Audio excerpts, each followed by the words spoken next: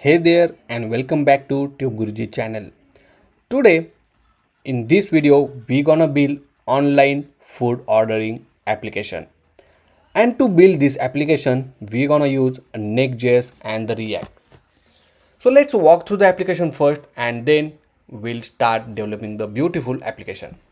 If you see on this home screen we have this beautiful header section with the logo and we have option to log in with the uh, Clerk social authentication, as well as you have option to sign up to our application. You're gonna learn how we can easily integrate this kind of beautiful social authentication into our application.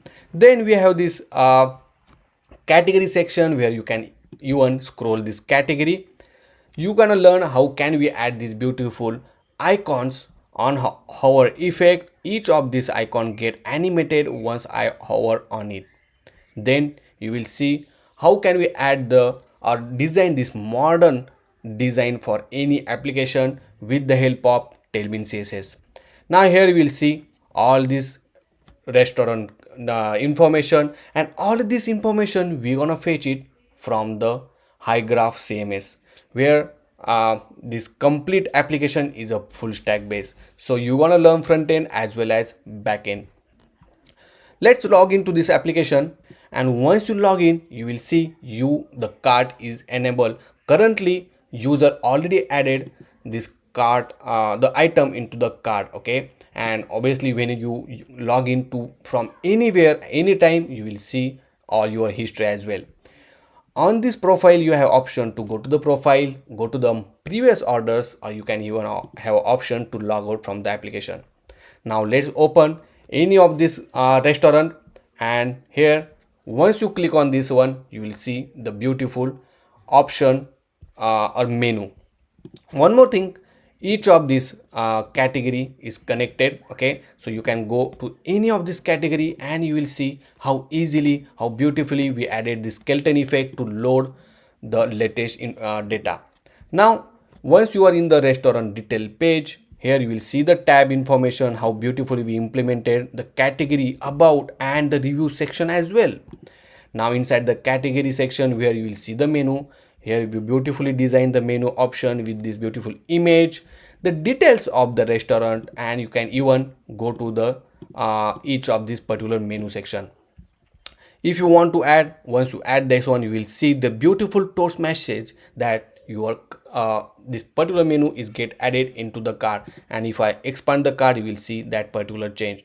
You have option to remove from any item from the cart, and immediately the cart number is, or the count get updated. Along with that one the checkout amount is get updated without refreshing the screen. That one also you gonna learn in this particular course. Now inside the review you have option to add a review as well, and as soon as you add the review it get updated immediately without refreshing screen, and boom, if you see the review get added, we got the beautiful toast message that you added successfully. Now let's go to the checkout page, and once you go to the checkout page you have option to add a billing information. Now let's fill the details. Here we'll add all the details, and everything once you fill it then only the button get enabled. Also we will learn how to calculate the total, how to add the delivery charge, how can we calculate the tax based on the subtotal, and then we'll get the total amount. Once you click on this payment with the help of PayPal, you're gonna learn how can we integrate the PayPal payment gateway in this application. Now you can add all the debit card details. Here you will see the same amount that we have inside our application. Then you can add all the billing details, and once you click on the pay now it will redirect you to the confirmation page. Not only that one, but it will also send an email. So this is how you will get an email with the order confirmation, then the number of item you ordered along with the price and the total amount. So this complete beautiful application we gonna build it from the scratch, and also with the help of HyGraph CMS we're gonna use HyGraph as our application backend to store all of our data. Now, without doing any further delay, let's begin to develop. And one more important thing, that this application is completely responsive. Even though you are running this application on mobile, tab or any device, this application is responsive, depends on the screen size. Guys, if you still did not subscribe to my channel, please do subscribe and let's begin to build this application. Now, in order to create a React application, we are going to use a Next.js. So Next.js is one of the best React framework for the web application. And if you never use the Next.js, don't worry, because in this particular course, we are gonna learn everything from the basic, even the Next.js as well. Now, if you go to this nextjs.org, this is the official website of the Next.js, where you can learn a different thing. You can check what are the different kind of services configuration that Next.js is providing. And in order to create an application, you will see this command line, or you can go to this get started and you will jump directly to the documentation, where it will help you to install the Next.js and to create a Next.js application. So first thing, let's copy this command. Go to your project where you want to create the Next.js project. Open a terminal, add that folder, and here simply paste that particular command. Now, if you see it mentioning the create next app at latest. At latest means it will install the latest version of the Next.js. That's what we wanted. So click enter. And here it will ask you, do you want to proceed? Say yes, and then you need to give a project name. So in this case, I'm gonna give the name of the project, which we can call it as a foodie cart online, or just we'll say foodie cart. Okay, then click enter. It will ask you, do you want to use TypeScript? Say no, because in this particular project we are going to use simply a JavaScript. Then would you like to use ESLint? Say no. The Tailwind CSS, say yes. So it will install the Tailwind CSS for us. So you don't need to need to install the Tailwind CSS manually. Okay, so this command is taking care of installing Tailwind CSS. Next thing, would you like to use source directory? Say no. And would you like to use app router? Say yes. And import allies? Say no. And now if you see, it installing some of the dependency like React, React DOM, Next, and some dev dependency which is required for the Tailwind CSS. And boom, if you see, our project is get created. Now open a VS Code, and if you don't have VS Code, make sure to install the VS Code. Open a folder and locate the project where you, or locate the folder where you created the project. Okay, so in this case, I will open this foodie cart. Say yes, I trust the author. And if you see on the left hand side in the file explorer, there are some folders and file are created, right? So let's see one by one. The first thing is app folder. It contains the layout file, the page.js file, and the global CSS. The global CSS file contains all the CSS styling, okay, which is obviously applied to the throughout the application. So whenever you apply something over here, and you can define it to the all the application. Then layout.js file, which is the we can say kind of starting point of our application. And if you see here, the children is provided, so all the pages, all the route, all the components will get rendered from this children tag. Okay, and this is the inside the body tag that we define the children tag.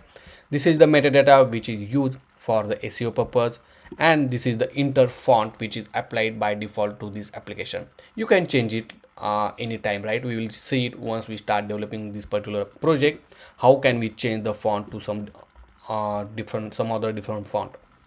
Then we have the page.js file, which is the default page for our application. Now once we run the application, you will get to know how this page is getting rendered on the screen and how you can update it immediately. Then we have this node module folder. Obviously we are not going to touch to this particular folder. So whenever we install a new library or new package, this the package is getting added inside this node module folder. Then we have the public folder where we can store all our images, assets, font, any files, right? And you can directly access through this public folder. Next, we have this next.config.mjs file, which help us to add a Next.js related configuration. Okay, so obviously we're gonna need this, or we are going to update this file according to our need once we start developing our project. Then we have package.json file, which contain the name of the application, the version, along with the script to run the application or to build the application, right? Dependency and their version you will see over here, and some dev dependency, right? And to maintain this dependency version, that's the reason we have this package log.json file. Then we have this post css.config.js file and tailwind.config.js file, which is used for the Tailwind CSS. Now, if you see inside the content, there are some lines used over there, right? So whatever the component folder is defined over here, only to that folder the Tailwind CSS get applied. If you are creating some other folder outside or inside the root directory and you want to apply Tailwind CSS classes to that particular folder, you have to make sure that particular path is added inside this content. Okay, now let's go to this terminal and then click new terminal, and let's run this application. So just type npm run dev, and once you type npm run dev, if you see, it opened the port 3000. Okay, so on the localhost, because we are running on the local machine, open this link inside the browser, and boom, so this is the default page you will see on this application. Okay, now let me bring this side by side, and now let's open the default page, which is this page.js inside the app folder. And if you see, if you want to edit something, right, for example, let's edit here. So here let me remove this code, and here I will just say subscribe to TubeGuruji and save it, and boom, if you see, as soon as I save this file, the changes are reflected on the browser and to this particular page, right? Obviously we are going to remove all of this code, so I will remove this one, and then I will keep simply a div tag, and inside that we'll add a h2 tag and just say subscribe to TubeGuruji, and then save it. And if you see, now it's changed the complete page. We obviously deleted all the code, only the text which we added, which is subscribe to TubeGuruji. So guys, if you still did not subscribe to my channel, please do subscribe, because in this particular course and in upcoming video you will learn a lot of different things.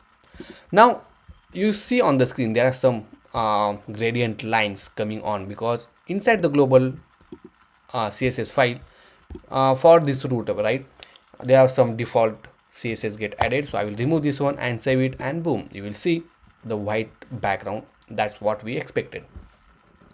So this is how the default project will look like once you create the Next.js application. Now one more thing we need to add is a shared CN library. So let's go to this open shared CN, just search on the Google.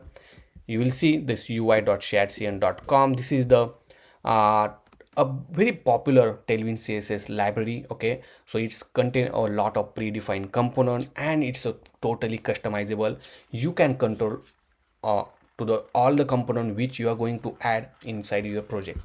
So in order to install the shared CN inside your application, go to this installation and click the framework. Obviously we are going to use we are using Next.js, so click on that one, and you have to follow a couple of steps. Okay, so obviously we already created the project and we already added the Tailwind CSS, so I will skip this part.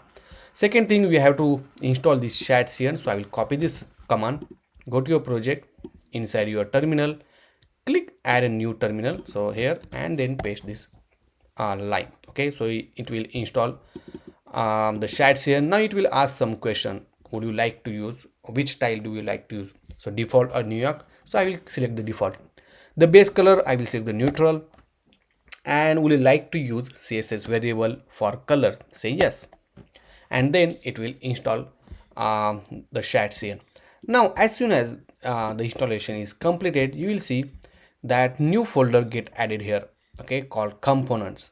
So inside the component, if you see right now, nothing is there, okay, because we did not install any component yet. Inside the lib folder, we have this utils.js file, which we are not gonna touch anyway. So this is again related to ShadCN. Then one more file is created called component.json, which is again connected to the ShadCN and to our Tailwind CSS, that is related to configuration kind of thing.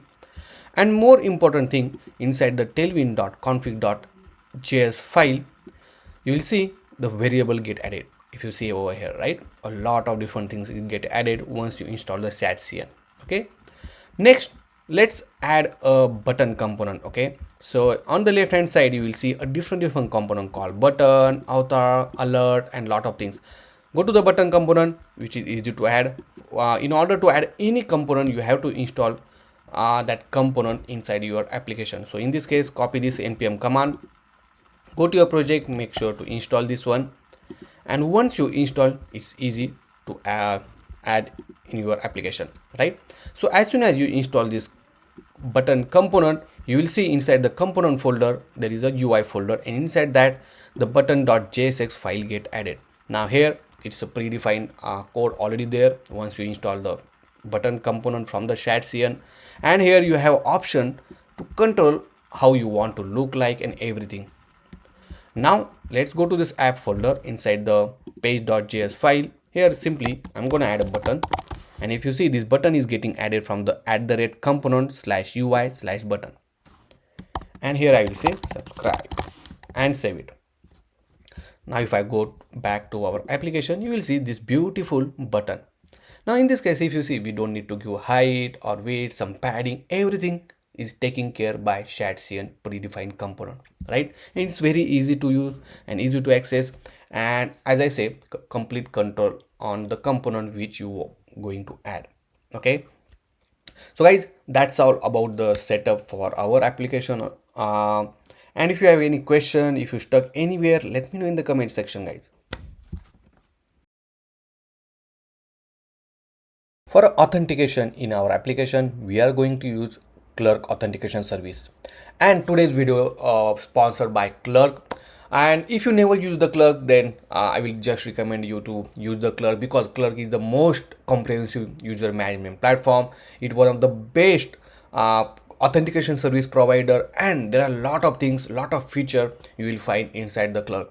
You have predefined UI for a sign in, sign up screen, even you can see the profile screen as well, and it's already there. You just need to configure depend on your requirements. You have fully control on your component. The most important part about the Clerk, that they give a free tier, and which include 10,000 monthly active user with no cost. Okay, so guys, go to the clerk.com and just sign up to this account. The link is in the description, so click on that one and you can just create a new account. Once you create a new account, go to the dashboard, and here you have option to create a new application. Now I already have bunch of application, because in many of my project I use the Clerk authentication. Click create new application, and here you can give the name of the application. So here I'm gonna give foodie cart as application name. Now you have option to enable a different sign in options like email, phone number, even you have Google, Facebook, and lot of different things. For example, I enable email and Google. You can enable Facebook as well. And on the right hand side you will see the UI, that how it look like. Then click on create application, and boom, you will jump on the get started page, where you will see the different framework for the Clerk. Okay, so you can select the any framework which you want to integrate. So in this case, we are selecting the Next.js, and these are the two key which we need to add inside our application. So copy these two keys, and let's go back to our application, as we don't have .env.local file. So create a one, and then paste it here, these two keys. And obviously you can just continue to documentation for the Next.js and the Clerk integration. But before that, let me show you some of the things related to the Clerk. So first thing, if you see, let's go to the user section where you will see whoever user is logged into the account. You will see the list of user with email address, and when they log into the application, you will see on this particular screen. They have a very new feature called organization, where you can enable organization feature to your application. If you are using the application inside your organization, then Clerk is providing that kind of feature. If you really want to know about the organization feature about the Clerk, let me know in the comment section, and I'm happy to integrate this feature into my next project video. Inside the user and authentication, you will see the option to enable for your authentication. For example, in this case, the email address we enable already, right? And there are more features that you can enable along with that one.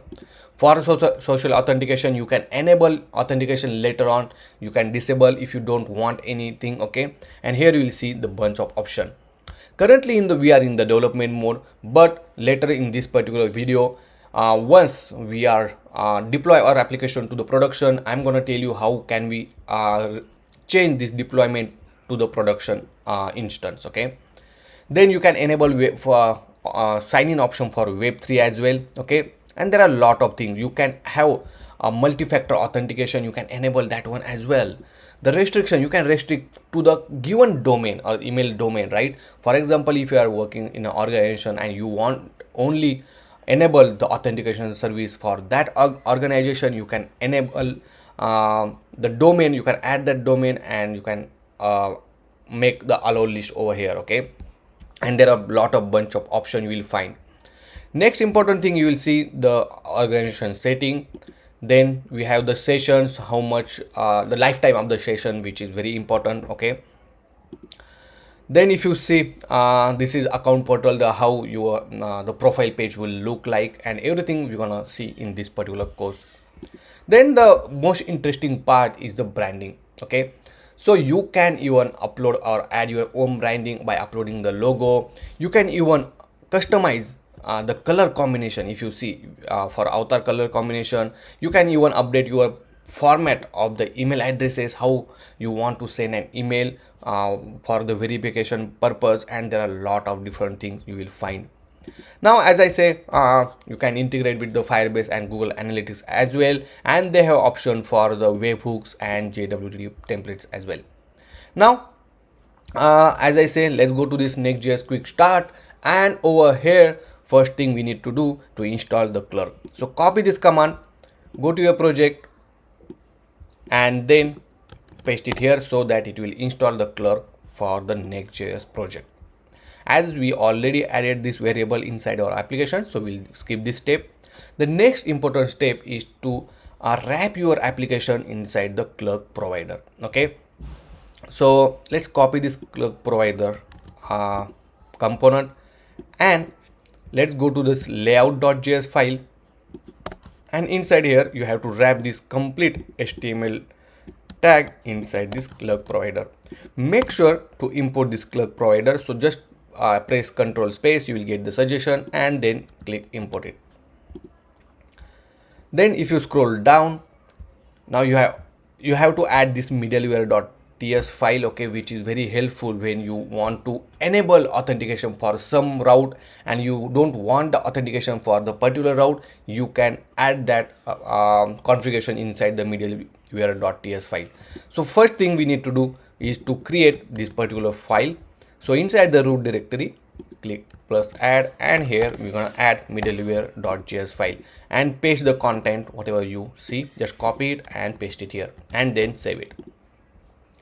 The next thing, you just try to access your application. So let's go back to your application, refresh the screen, and then you will see it redirect it to the login screen, because obviously we added the Clerk authentication, right?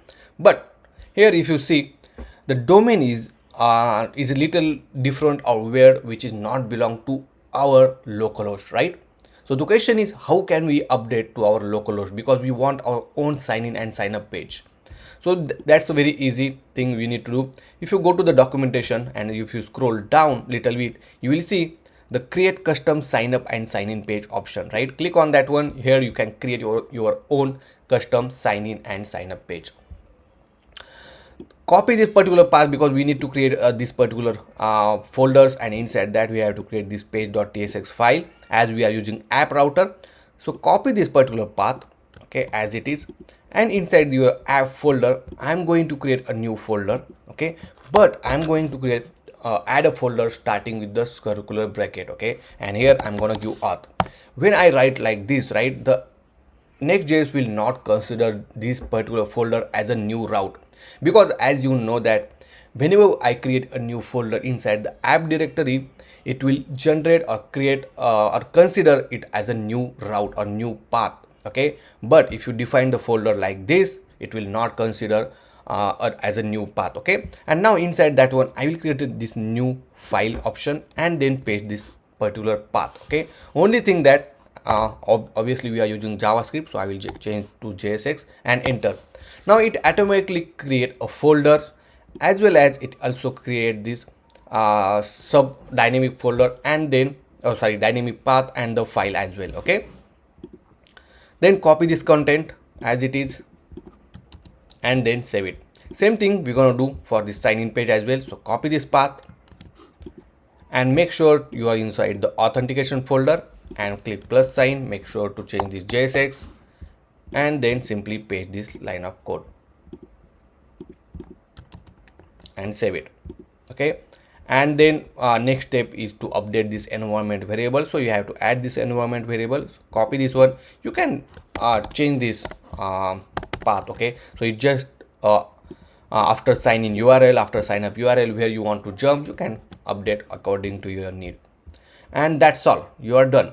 Now if I go to this localhost, okay, so if I go to this localhost 3000, now if you see our domain is still same, and now it's redirected to the sign in page, okay. And after completion of the authentication, it will redirect you to the localhost 3000, okay. So cool. Now this is the obviously just simple sign in page. It has a Clerk predefined UI. Now you can modify this particular sign up page according to your need, okay. But before that, let's log in with the Google account. You will see how beautifully we got all the Gmail account options to log in with, and then boom, if you see, it jump or is login to our application. Now let's go to the page.js file, okay, and here simply I'm gonna add one component from the Clerk. Here you will see user button, and if you see, it's importing from the Clerk/Next.js, right. There are a lot of different component feature Clerk will provide you, okay, and that's very easy to use. Now save this one, and you will see that new profile image will get added. That profile image is nothing but the login user, okay. If I click on this one, you will see this beautiful drop down options, and again it's provided by Clerk, okay. We did not implement anything. Now click on manage account, and here you will see all the account details, your email address. You have option to change this particular profile image, profile name, and lot of different things, okay. So guys, that's how about the Clerk, right. Everything they will provide you, and it's very easy to use, as I say. Now if I log out right from this one and sign out from this application, see, it's again going back to some domain, right, which we don't want. Now here you simply define the option called for this user button, for example after sign out URL, and give the path which you want to redirect it to after sign out, okay. The next important part here, if I go to this localhost 3000, it asking me the authentication, right.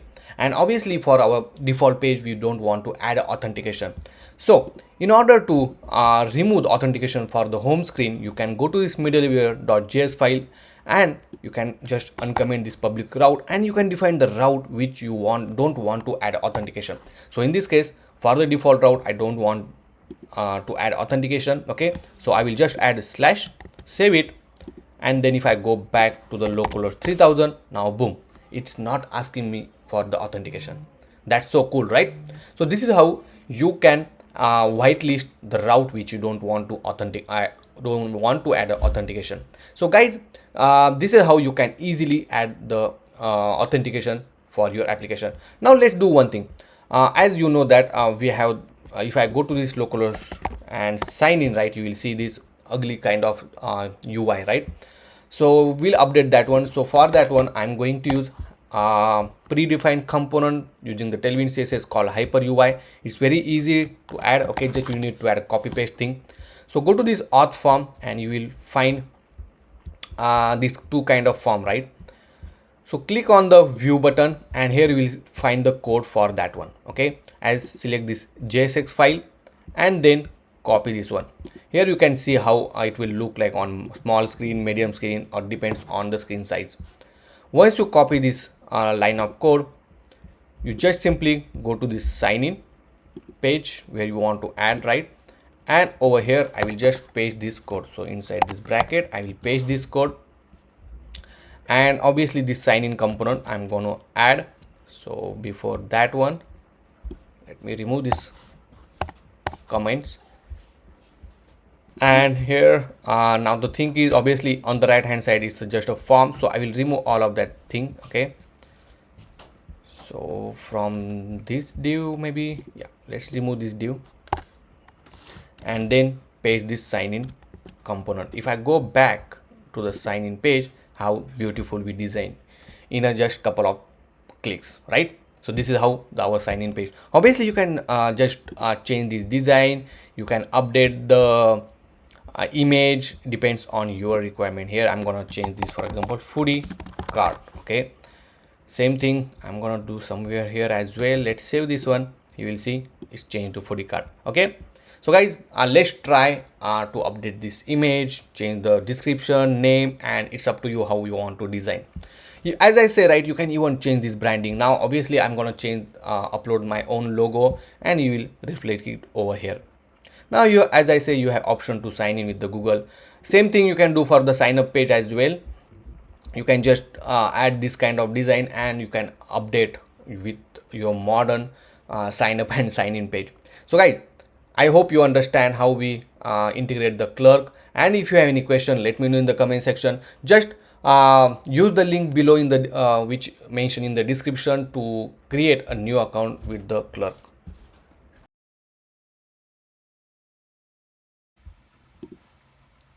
Now we are going to add header for our application. So this is the simple prototype, and that's how our header will look like. So on the top section to this particular header, we have the logo on the left hand side. Then we're gonna add a search bar at the center of the header, and on the right hand side we're gonna add a login and sign up button. Once user login and sign up to our account, obviously it will be gonna show the user profile icon. So let's go back to our application. So this is the current which is the current default page, right? And if you see for the button right now, it's showing like a blackish or neutral color, right? Now you can change the default primary color of your application. So go to the tailwind.config.js file, and if you scroll down, you will see that primary color is getting applied over here, right? So here I'm gonna change this primary color to F44322. Okay, and then save it. As soon as you save it, you will see this primary color will look like this. Okay, perfect. Now let's close all of these tabs, and inside this app folder I'm going to create a new folder, but in this case I'm gonna give the name start with the underscore. Okay, and I will add a component folder. As you are starting with the folder name with the underscore, this will not consider as a new route inside the Next.js. Okay, so you can create a new folder like this as well. And whatever component we're gonna build for the home screen or for a default screen, we're gonna keep all this component inside this component folder. Now all the application, obviously we're gonna divide into a smaller components, so that if we need it, we can use that component later on. So inside this underscore component folder, I'm going to create a new folder called header.jsx. Now you can add a default template. For that one, I'm just typing RFCE, and if I click enter, I'm getting this default template. Now if you have wonder how this particular template code is getting generated, right? So for that one, you need to install two important extension. One is VS Code ES7 plus React Redux extension. So this will help us to create and write our code much faster way. the same way that I created this template. Okay, and the another is the Tailwind CSS IntelliSense. Okay, this will help us when you're writing the Tailwind CSS classes. It will give you the suggestion when you type some classes. Okay, so these two extensions are important when you are developing any web application. Now once you add this header component, make sure to add that header component inside the layout.js file. Okay, so here you can add it. So just I will add a header, then save it. And if I go back to our application, you will see the header text. Now here gonna the small change I'm going to do. Instead of importing header and children over here, right, are displaying inside the layout.js file, I'm going to create a new file and I'm going to call it as a provider.jsx. Add the default template and save it. Now to this provider, I'm going to accept it a children, and these children I'm going to render over here like this. Okay, and save it. Now from the layout.js file, right, you can remove these children. Obviously we can remove this header and you can directly add inside the provider like this. Make sure to import it. Now to this provider, okay, so let's add a provider, and inside this provider you can pass the children, okay, like this. And if you see on the screen, nothing will get changed. The reason is we added the code in, or we are rendering the children inside the provider, because you can make this provider as a client side. Okay, and you don't need to make this layout from the server side to client side. Otherwise, if you make this layout.js file as a client side, you cannot able to add a metadata, and that is very important where you are implementing the SEO and all. Okay, so that's the reason we added this provider. And obviously you can add a condition to remove the header, to add the header, such kind of thing. Next, let's go to the header.js file and let's implement the code over here. So first thing I'm going to add is the image. Okay, so here, as I say, we want to show the logo. So inside the public folder, I added the logo.png file. Okay, and this is how our logo will look like with the name as a foodie cart. Now in order to use the logo, okay, or sorry, the assets from the public folder, you can directly access it using slash and the name of the file. So in this case, logo.png, and then obviously you can use the alt tag as a logo. You can mention the width 200, height I'll give 200, save it. If I go back to our application, this is how it looks. Next, you can add a div for the search bar. Okay, and inside the div I'm going to add an input of type text. Okay, so that user can enter the input. For this input I'm going to add a class name, and for now I will keep as it is. After this input I want to add a search icon, and if I type the search, you will see there is a one component getting imported from the Lucid React. If you don't know what is Lucid, so let me go to the lucid.dev, and this is a beautiful icons library. You will find a bunch of icon. So when you install the ShatCN, right, this Lucid icon also get installed, so that it's already inside our application. You can just use it. Okay, it's very easy and very convenient to use as well. Now once you add this search bar, let's save this one, and if I go back to our application, this is how it looks. Right here you will see the input and the search bar, search icon. Now let's bring everything together. So here I will make class name as a flex, then I'm gonna add a border. We'll give padding of 2. We'll make rounded large corner, and I will make the background gray to 200 and make sure to add a width. So I will make the width of 96. Let's save this one. Let's go back to our application, and this is how our search bar will look like.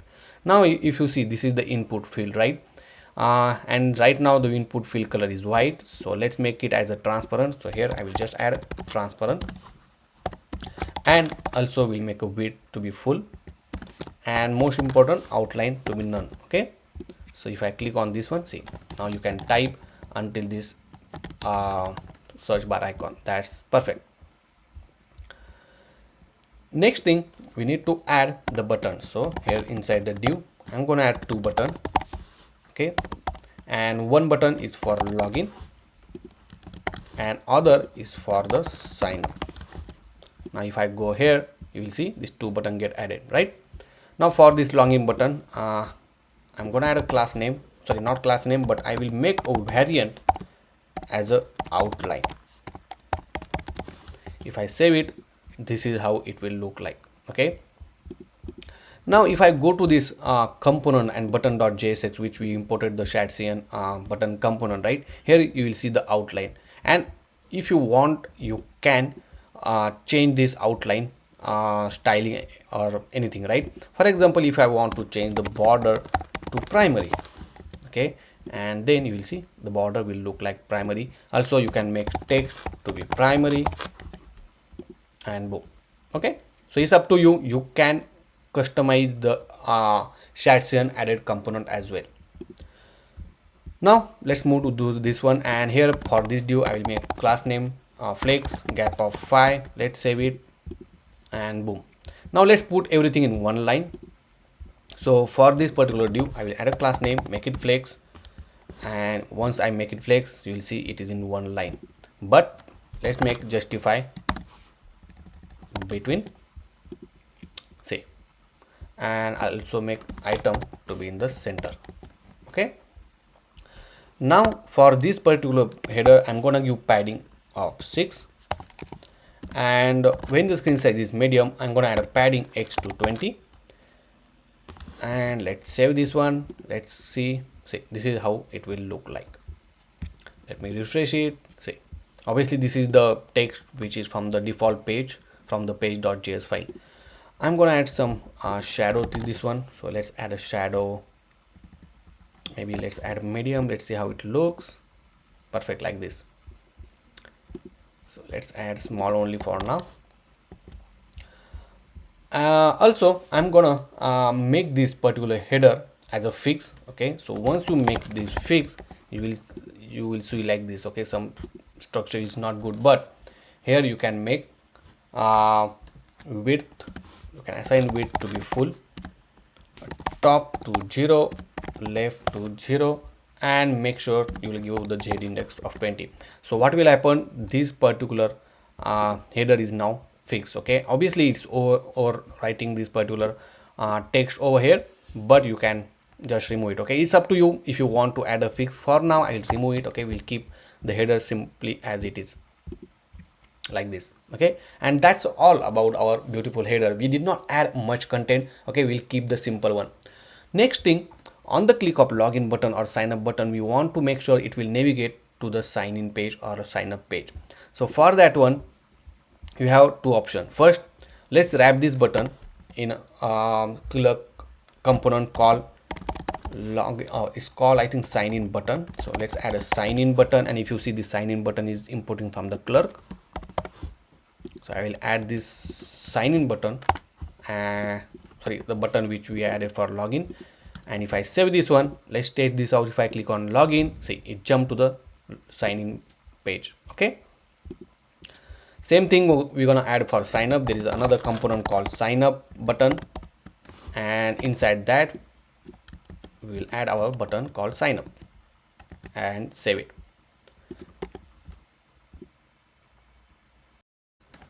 So as you see, if I click on login, right, it's redirect me to the new sign in page, right?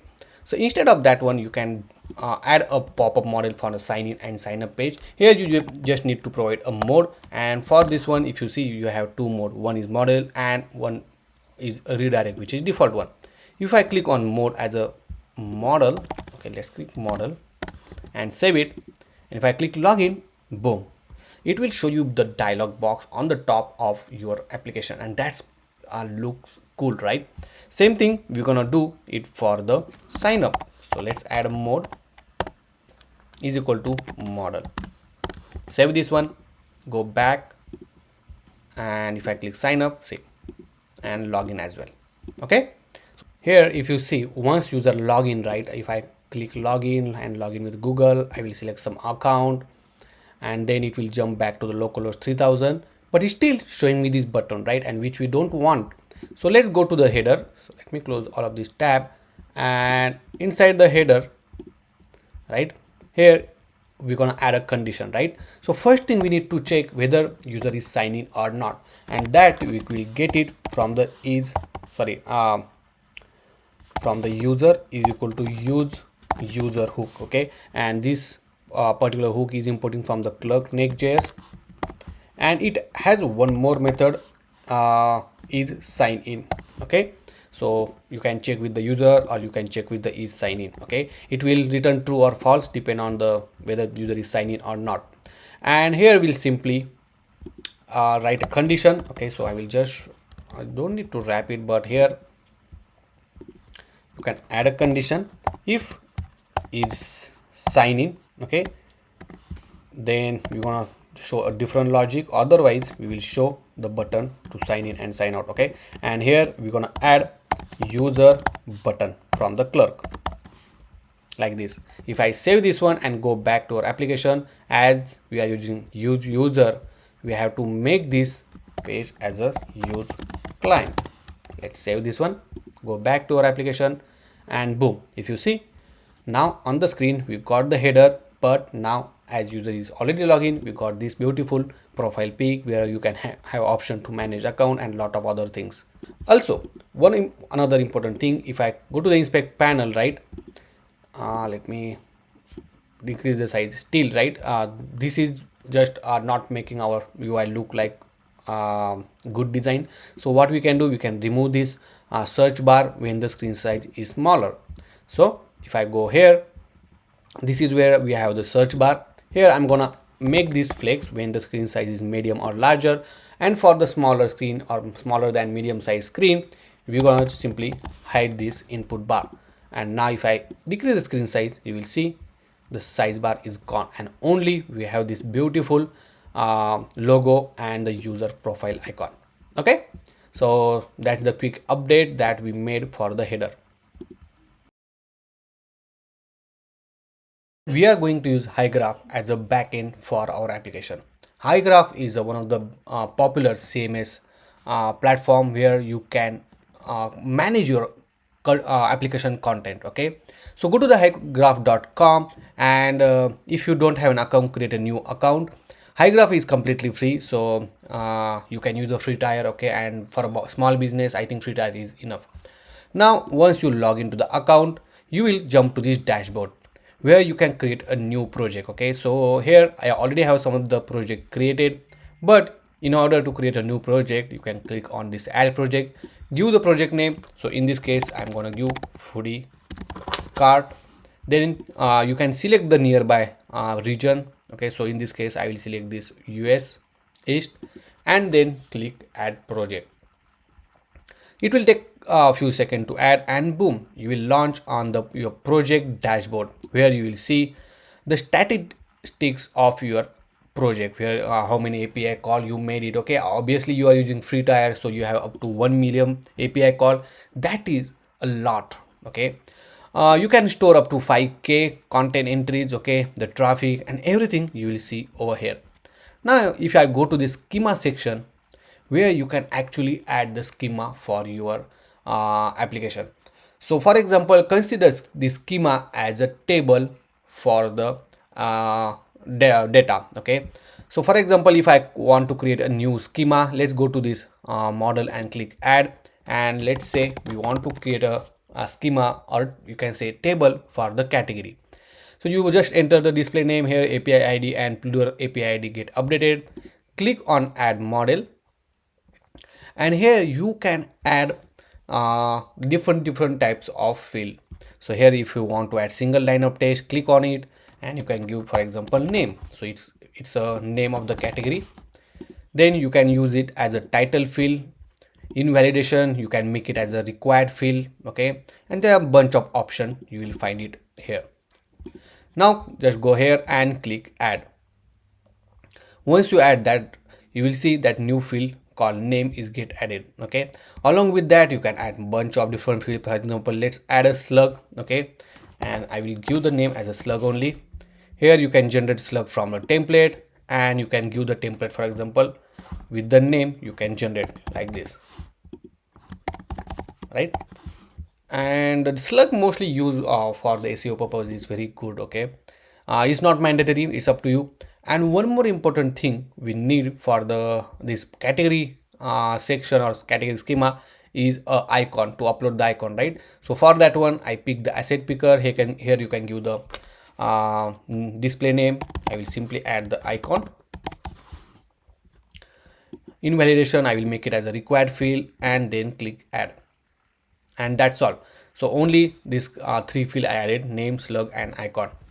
Now in order to use this category, right, you have to go to the content where you can actually add the entry or record to this particular schema.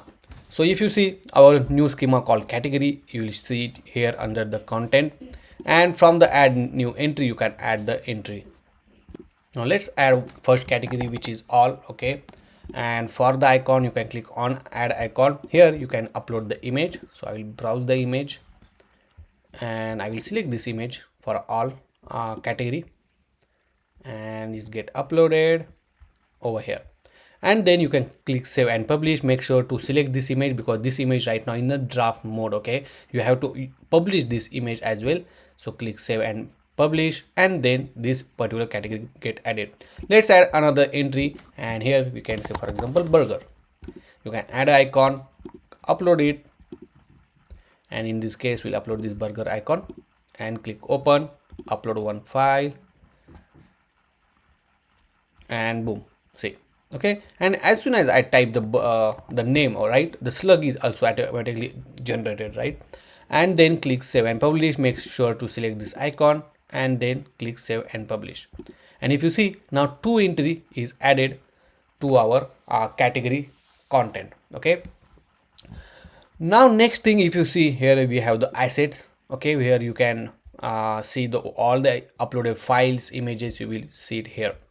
Inside the content, obviously you can add a more category. Obviously I'm gonna add later more category later on. Then inside the API playground section, this is the very important part, as HyGraph uses the GraphQL API, and you have fully control what you want to get from the API, right? So right now, in order to get the category list, right, let's take an example, and here you have option to add a query or mutation. Mutation is used to add a new entry or update new entry or delete new entry.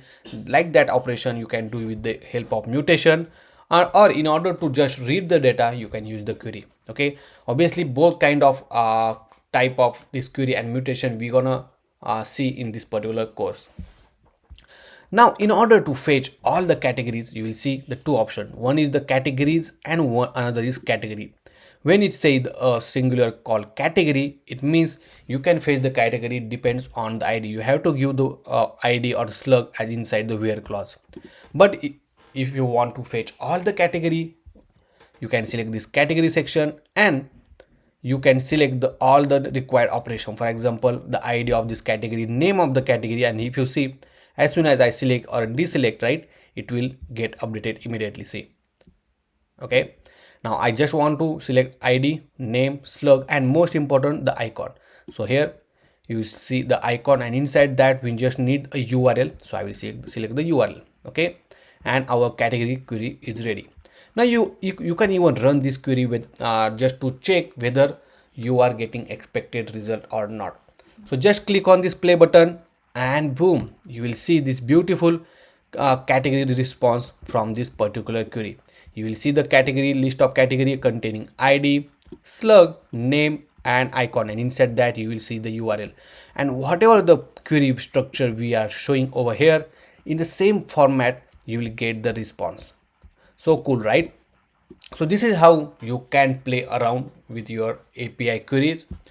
Then we have the app folder where you can connect the lot of app. Okay, the webhook, the project setting, right? You can change the upload your own picture.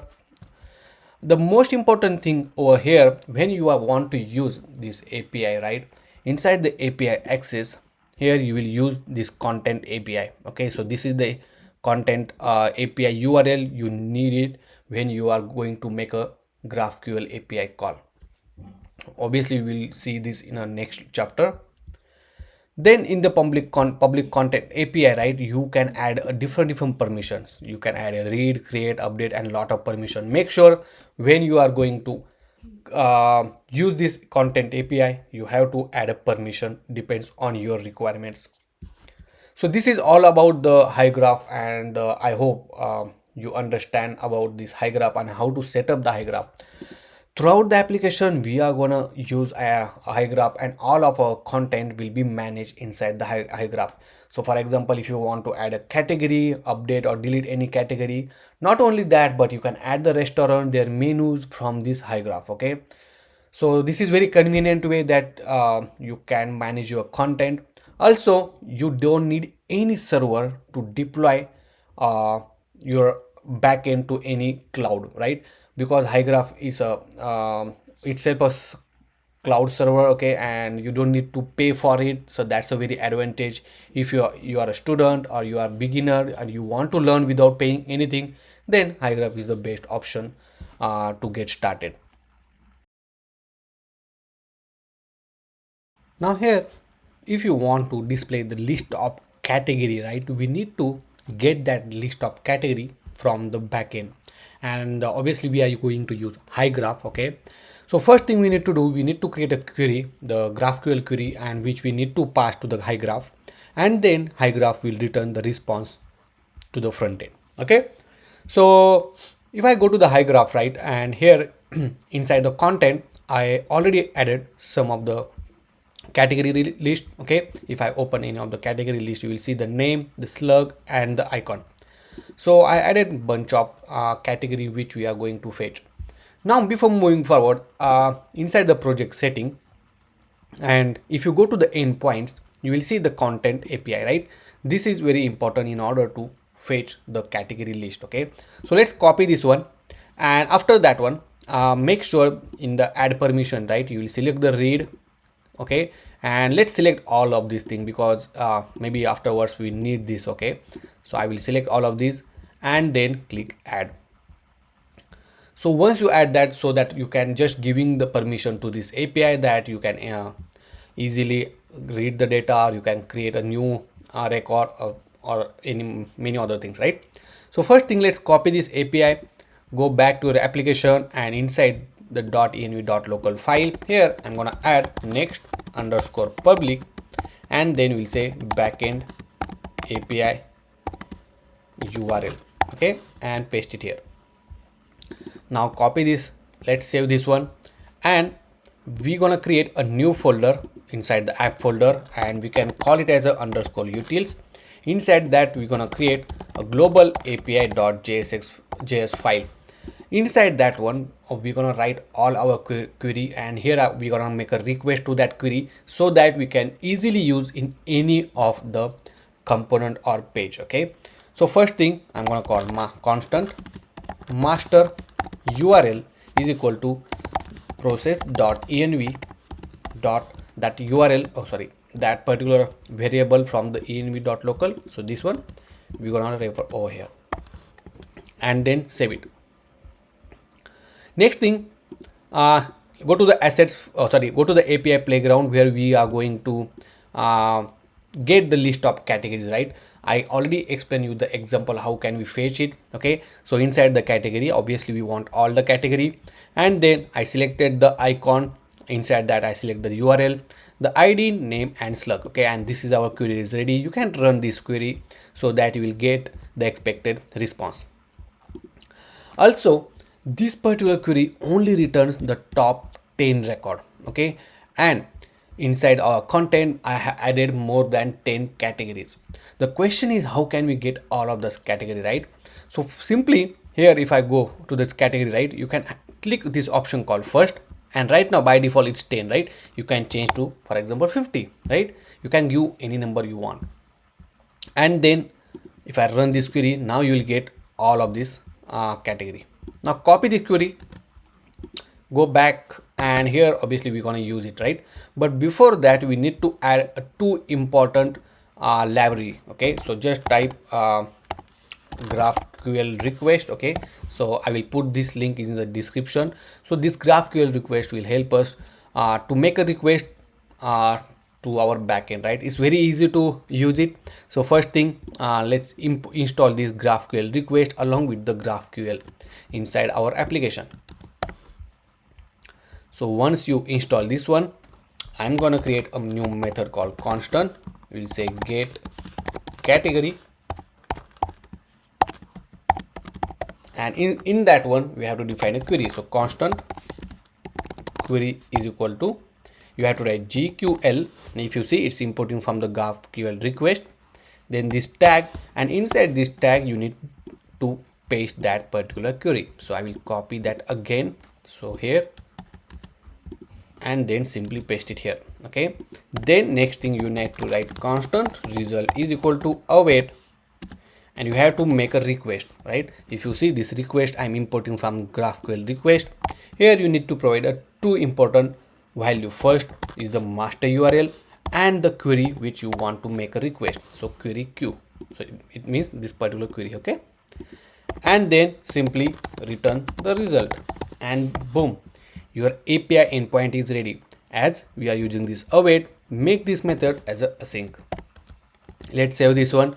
Here we'll just write use to not return, but here we'll say use to make get category API request. And now once you add this get category or create this endpoint, you have to make sure that you will export this one. So write export default, and just I will simply add into this particular export default so that you can use this particular method anywhere in the application. Let's save this one. And now in order to make a get request for this get category where we want to show the category, right? So let me show you. So here if you see, this is how we're going to show the category and the name of the category, and this particular category list will be a scrollable. So for that one, I'm going to create a new component, and here I'm going to call it as a category list.jsx. Add the default template by just typing RFC, click enter, and boom. Now obviously get category list we want to show on the home screen, which is our page.js, which is default screen, right? So here I will remove this particular line of code, and then I'm gonna add the category list component over here, and then save it. Now if I go back to our application, if you see, let me refresh this one. If you see, the category list is showing on the screen. Next thing we need to do is to call that get category list method. So I will write constant, we'll say get category list, and simply we'll call global API dot. If you see, we got the method called get category dot, as this is promise, so we'll make a then response, we'll make a promise, and then we'll just simply console the response. So here I'm going to console the response, and now obviously we want to call this get category list. So in order to call this method, once this component get load, we're gonna use effect, and we want to only execute once. So I will just pass the empty value, empty array, and then I'm gonna call this get category list method, and then save it. Here I'm gonna write, used to get category list. Now let's go back to our application. As we are using use effect, the React hook, we have to make this particular component as a client side, right? But wait, actually we want to move this code, so I will remove this code from here, okay, to the category list, because we want to implement into the category list. So I will just paste it here. Make sure to import use effect and then global API as well, okay, and then save it. Now if I go back, and obviously as we are using use effect hook, make sure you will make this as a use client. Okay, let's go back to our application, go to the inspect panel, go to the console, and if you see, we got the object. Inside that we have the categories, and here boom, you will see all the list of category with the icon, URL, ID, name, and slug. So whatever we requested for, all the details we got it here, right? And obviously the list is inside the categories, so you can just access it using response.categories. Now once we have the all data, we need to store in one state. So let's define the state. We'll say category list comma set category list is equal to use state. And over here I will simply add set category list will be response dot categories, and then save it, and boom, now you got the list of category over here. Okay, perfect. If you have any question, any doubt to know how to fetch data from the HyGraph by passing the GraphQL query, let me know in the comment section.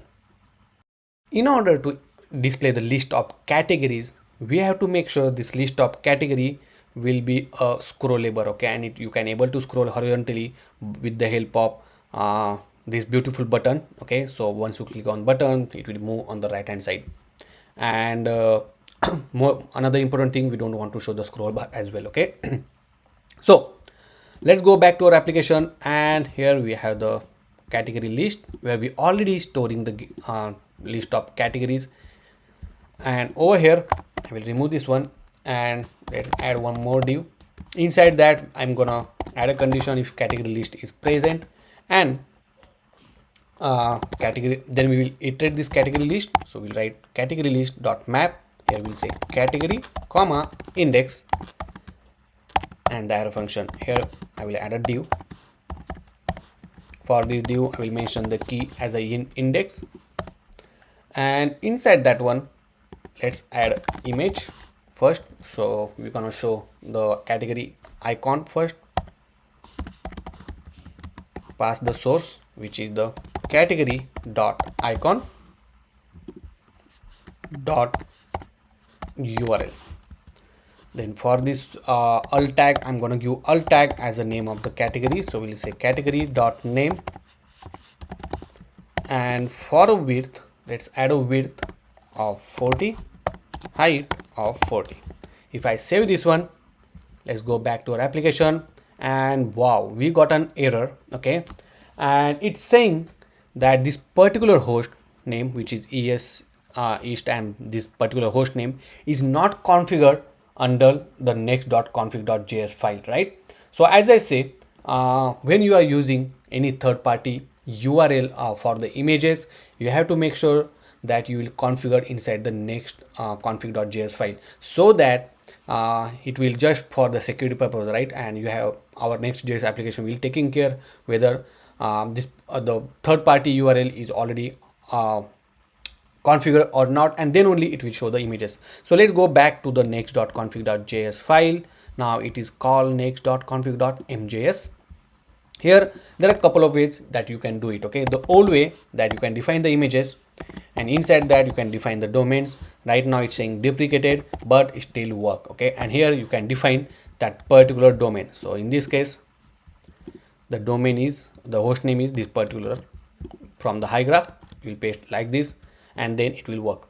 The another and updated method is inside the images. You have to define remote patterns, and inside that one you can define the protocol host name. Okay, so you can manage the host name even though for a particular screen as well. So for example, here if I define protocol as a HTTPS, then define the host name, which is the one which we copied. The port you can define, right now we'll keep empty because we don't have any port, and the path. Okay, you can define for a specific path as well. So right now the path I'm gonna want for all of these things, right? And then save it. As soon as you save this one, you have to make sure to restart your application. Okay, and then if I refresh the screen, you will see that you will all the category image, see, like this. Perfect.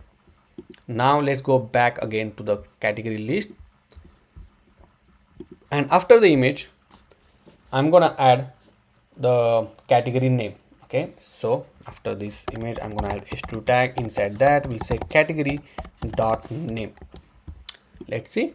Perfect. Now for this particular div I'm gonna add a class name, and we'll make it flex. Let me bring this down. Then we'll say flex column. Okay, we'll make item to be in the center. We'll also give gap of 2, and we'll make a border. Okay, add a padding of 3 as well. and let's see. So this is how it looks. Now let's bring everything in one line. So for this particular div, we'll add a class name, we'll make it as a flex and give gap of 4, and boom. Okay, next we're gonna add overflow auto. Okay, but we'll add it later on because we don't know whether we need that or not. Here we'll make a rounded corner to be large, and I will make the minimum width of 28. Let's see, perfect, like this. And now if you see, it's going out of screen, right? So that's where we need to make sure that we'll add overflow auto and save it. Let's see, and now you can scroll it, see, perfect. For this particular div, I'm going to add a class name. Okay, and if needed, we can give some padding as well. So let's see whether we need a padding. Yeah, we did need the padding actually.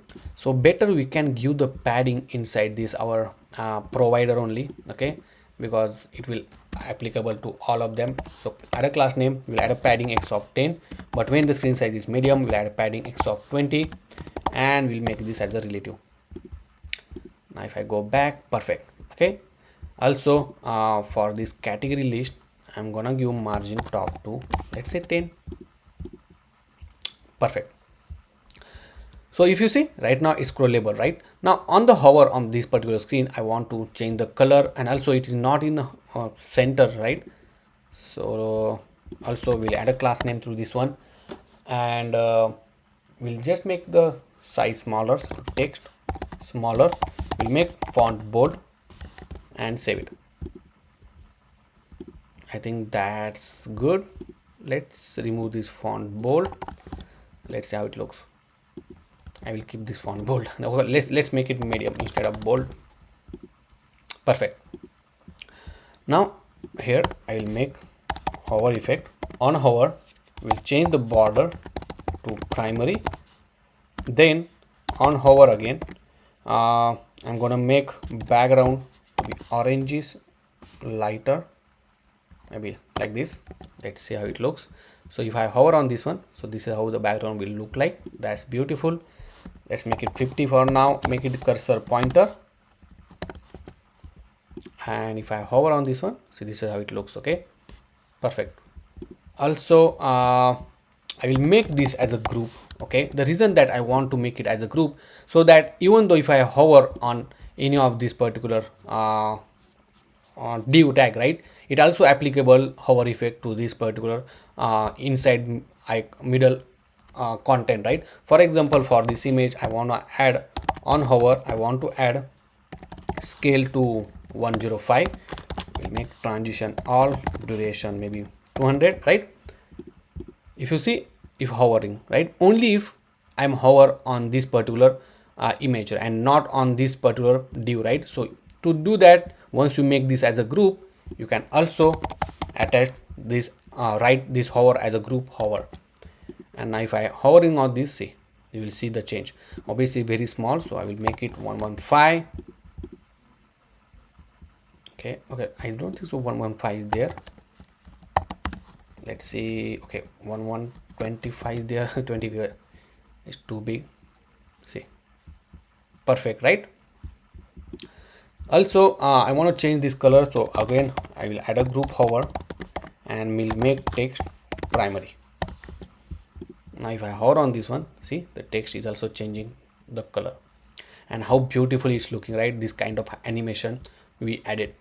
Next important thing, as I say, once user click on this right button, right click on that one, we want to move this to the right. Okay, so over here after this div, I'm gonna add arrow right. Okay, maybe add right circle. Let's see how it looks.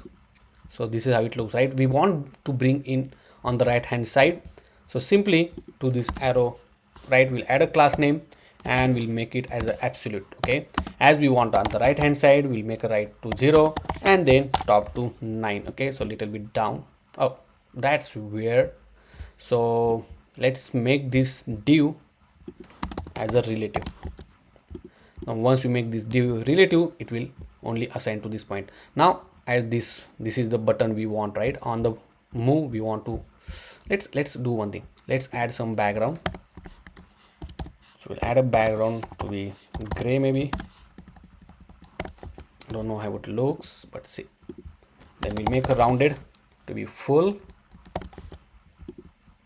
and then I will make text white, okay, like this. And let's increase the size. So height maybe 8, width to be 8, and then let's add here. I'm gonna add right to 10, but in the minus, okay, so it will go on the right hand side. So they like this, see. Okay, now let's here I'm gonna make cursor pointer. So once user hover the cursor on the particular icon, it will change the cursor. Okay, now obviously we want to attach this slider to on the button click of this one. Okay, so it's little bit different way. So first thing we need to do is to define a reference. So I will define a reference called constant. We'll say list reference is equal to use reference hook. Okay, and initially I will pass it as a null, and this reference hook we need to attach to the list of category. Okay, so if you see, this is the div, okay, and inside that we have the list of category. So here I'm gonna add reference and then the reference which we define, so list reference. Okay, and here we'll define on click method, on click, and here we'll simply say scroll right handler, and I will create a new method for that one, constant and scroll right handler. Now inside that one we'll check if list reference dot current is there, and then we'll do list reference dot current dot scroll. Okay, so let's say scroll by, and inside that we need to tell how much you want to scroll. So on the left we'll give positive 200, and then behavior we'll give as a smooth, something like this, and then save it. Now if I go back to our application and if I click on this one, see how it's scrolling, right? If I move back, see, now you can even move with the cursor pointer as well. Okay, like this, and this is how you can add the moment. Perfect. Now one last important thing, that if you see this scroll bar, right, this is looking ugly, right, and we can remove that scroll bar, but Tailwind CSS don't have option to remove the scroll bar. For that one you have to type just on the Google Tailwind CSS remove scroll bar. Oh, sorry, remove scroll bar npm package, and this is the popular package called Tailwind CSS scroll bar hide. Okay, it's very popular package in order to remove the scroll bar, and if you see, it has a more than 1000 of downloads, right? So first thing, copy this npm package, go to your application and install that one, and they also give the use case how to use it, right? Use it. Another thing we need to configure inside the tailwind.config.js, under the plugin you need to add this required Tailwind CSS plugin. So go here inside the tailwind.config.js, under the plugin, so I think it's on bottom, and over here I'm gonna add one more required called tailwind.scrollbar hide, like this. Okay, and then you can just mention the scroll bar hide if you don't want it. So if I go to the category list, over here if you see, here we have added the overflow auto. Here you can also add one property called scroll bar hide. Let's save this one, go back to our application, and now you don't see that scroll bar anymore. See, even I can scroll this one, and also this button right click also working.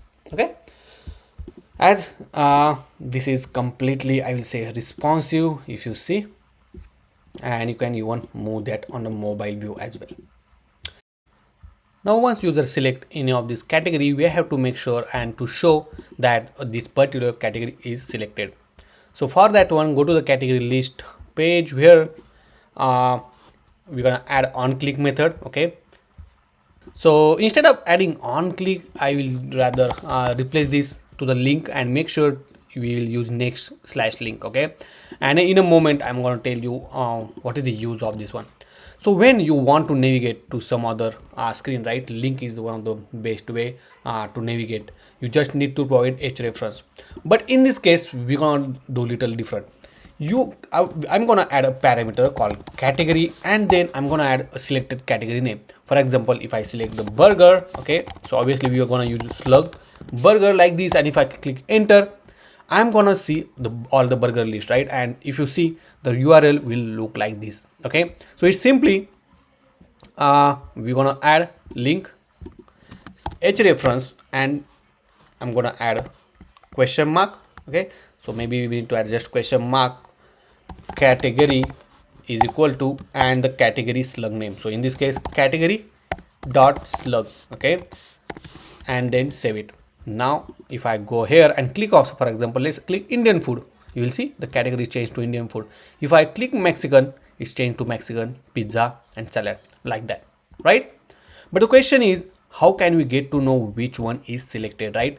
So from this particular category, right, we will fetch only this particular value. We can do that with the help of Next.js hook, which is constant. We'll say params is equal to use search params, and if you see, this is importing from the next/navigation. Okay, now this param has the we will need to destructure it. Okay, but let's do one thing for now. Okay, this is for the just example purpose.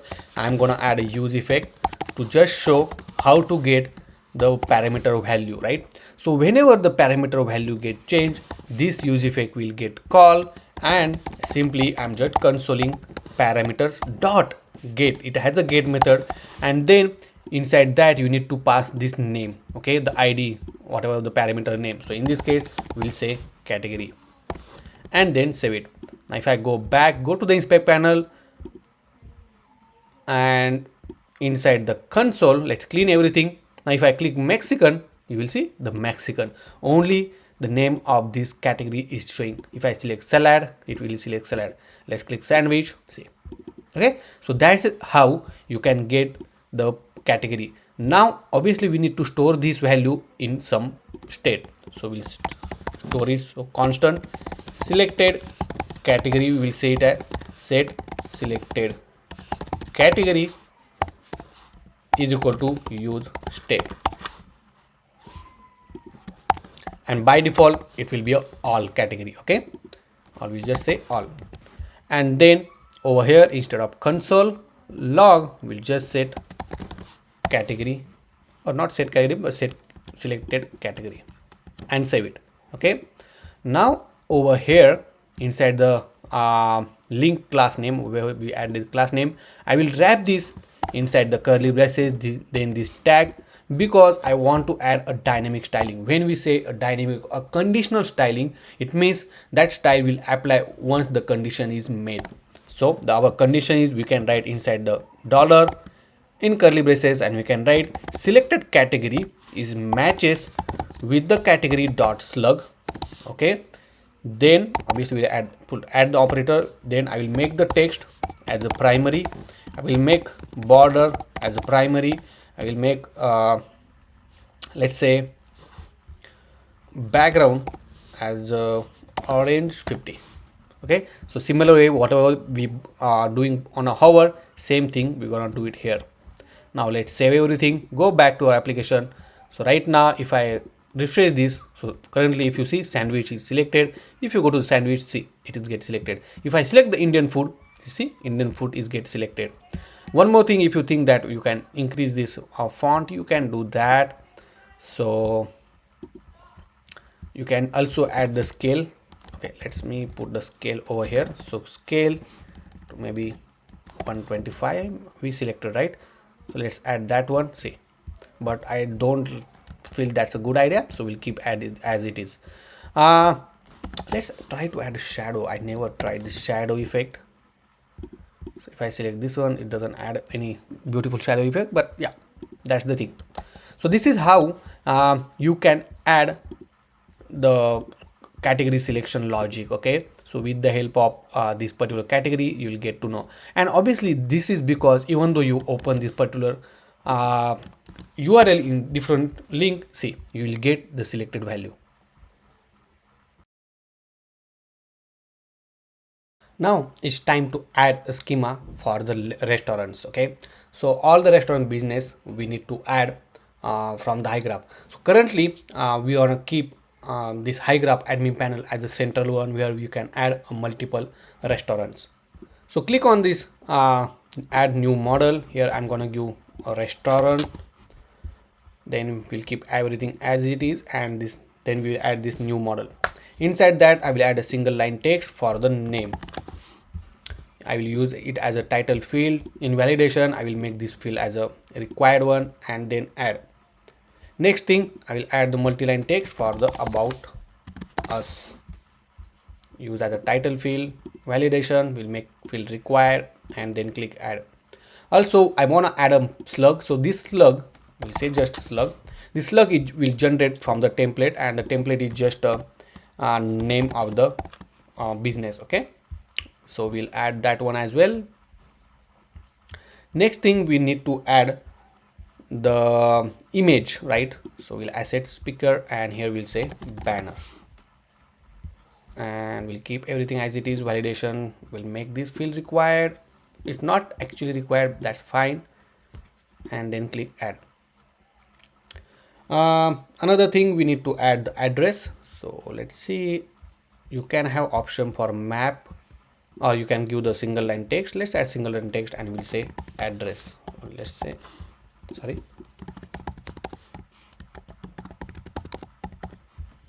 and click add.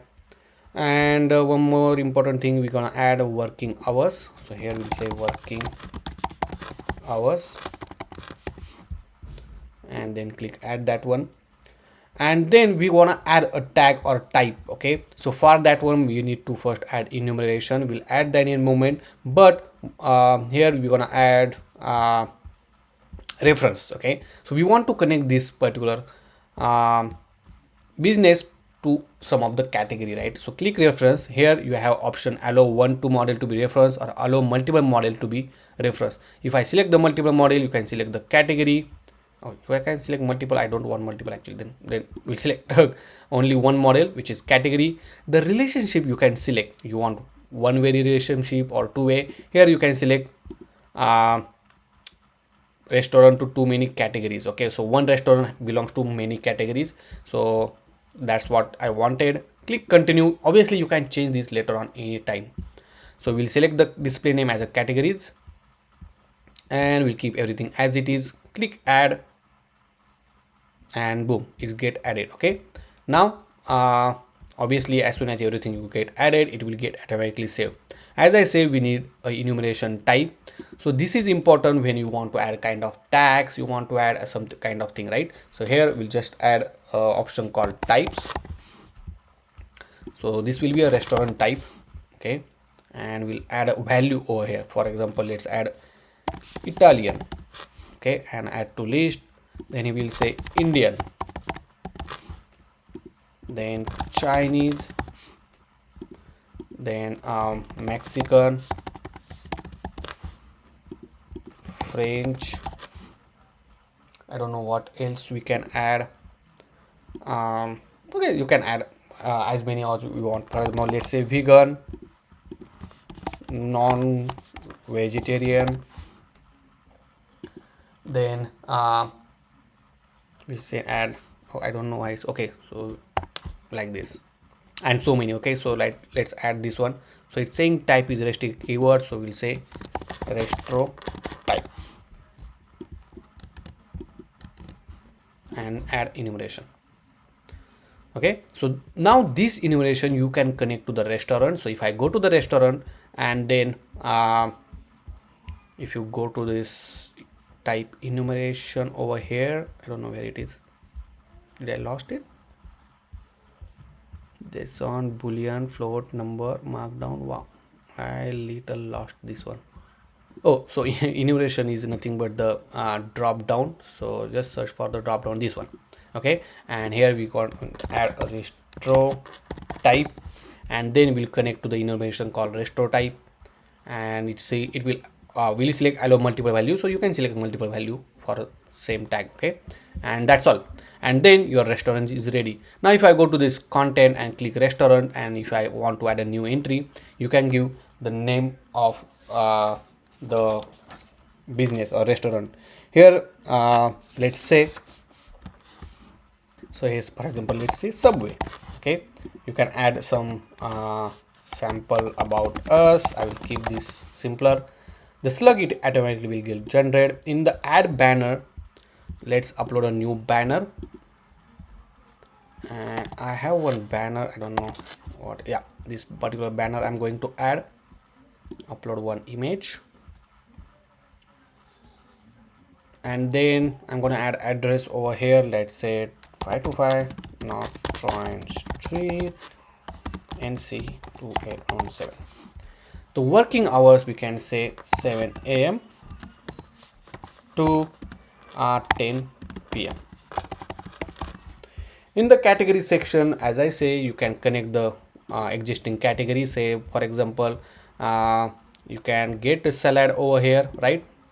I think you can get sandwich over here, and I think that's all. Okay, and let's add selected category.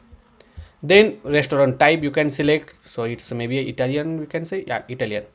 Then add to list. If you want to select more, let's say French, because you got the French burger, so let's say add to list, and if you see, you add multiple one, and then click save and publish. Make sure to select this banner because this is in the draft mode. Click save and publish, and boom, this particular category get added into your restaurant content or restaurant table.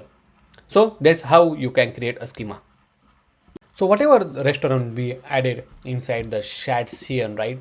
So that we need to bring depends on the selection of this category. Okay, and as you know that we are simply depends on the selection of this category, we are going to show the list of all the restaurants. And the same way we are going to we're going to pass the GraphQL request to the HyGraph, and then HyGraph will return the response for us. Okay, so let's go back to our application, and over here under this component folder, I'm going to create a new file, and we can call it as a business list.jsx. Then add a default template, and then this business list we are going to show on the home screen. So go to the home screen, which is page.js for JS only, and over here I'm gonna add a business list. Okay, so you can give a restaurant list or whatever you want to give. Next, over here, first thing we need to do is to get this list of category. Okay, so what are the category user selected, we need to get inside this business list component. It's simple, as you know, we have to add constant params is equal to use search params from the next/navigation, and we are using the hook, so we need to make this component as a use client. Now from the params.get, and by providing this parameter id, you will get the category. Okay, so let's store that one. So we'll say constant category comma set category is equal to use state, and then inside the use effect we're gonna execute this use effect whenever the parameter get changed. Okay, and we simply say if parameter is there, then set the category as a params.get, and then the id is category. Okay, initially the category will be set to all. Next, once we have the category id, right, it's time to get the data, right? So go to this HyGraph API playground, and here I'm going to click plus sign, where it will add a new query. We need a restaurant list, so select the restaurants. Okay, so first we will select all the restaurants. Here you can rename this one, we'll say get business. Okay, and inside that we have the restaurants. Now inside the restaurant, first let's select all the necessary information like about us, address. Obviously we need a banner URL, which is our image. Then I want to select the categories name. So I will select the list of categories name. Then the ID, the name of the restaurants. Then restaurant type, I will select the slug, which is important, and the working hours as well. Another thing we need to get the business right depends on the selection of the category, right? So over here under the category, we have option call where, select the where, and over here you have condition. You need to add a condition on the selector of category. You can select, but not here actually. Let me bring this up a little bit. So for the restaurant, you need to select where, right? So you have to select this where, and if you bring down, because we are passing the where condition on the category, so you have to select the category sum. Okay, in any of the category is present, then you can bring the data, and in that one you have to, instead of name, you will pass the slug. Okay, so slug, see, and this is our query. Okay, so for example, if I pass it as a pizza, okay, category selection is a pizza, and obviously we are passing slug. If I run this query, and boom, you got the data. See, and each of this particular business contain the category as a pizza. See here as well. Okay, so this is how beautiful it is to create the query, to manage the field which you want to bring on the UI side, and that's how beautiful is when you start you work with the GraphQL. Now let's copy this GraphQL query, go back to your application. Inside the global API, let's create a new method, constant. We'll say get business. I will make this async, and then first thing we need to add a query is equal to GQL, this tag, paste a query, and here we'll simply make this request. So I will just copy paste it, but here, as you know, that we need to pass some value, so we need to pass category.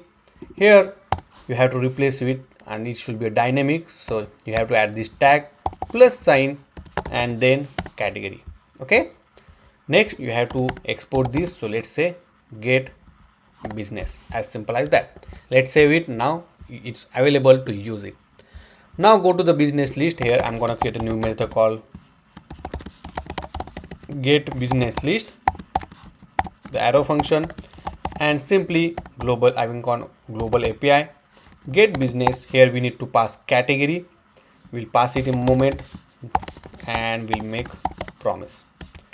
We'll just response console the response for now, and here we need to pass the category ID. So over here, whenever the parameter is available, I'm gonna call get business list, but immediately I'm gonna pass param dot get category. So whatever the category is, we are passing this to get business list, and here I'm gonna accept it here like this. Okay, we'll say category underscore, because otherwise this name and this name will be same. I don't want that one, and then this category name will pass it here.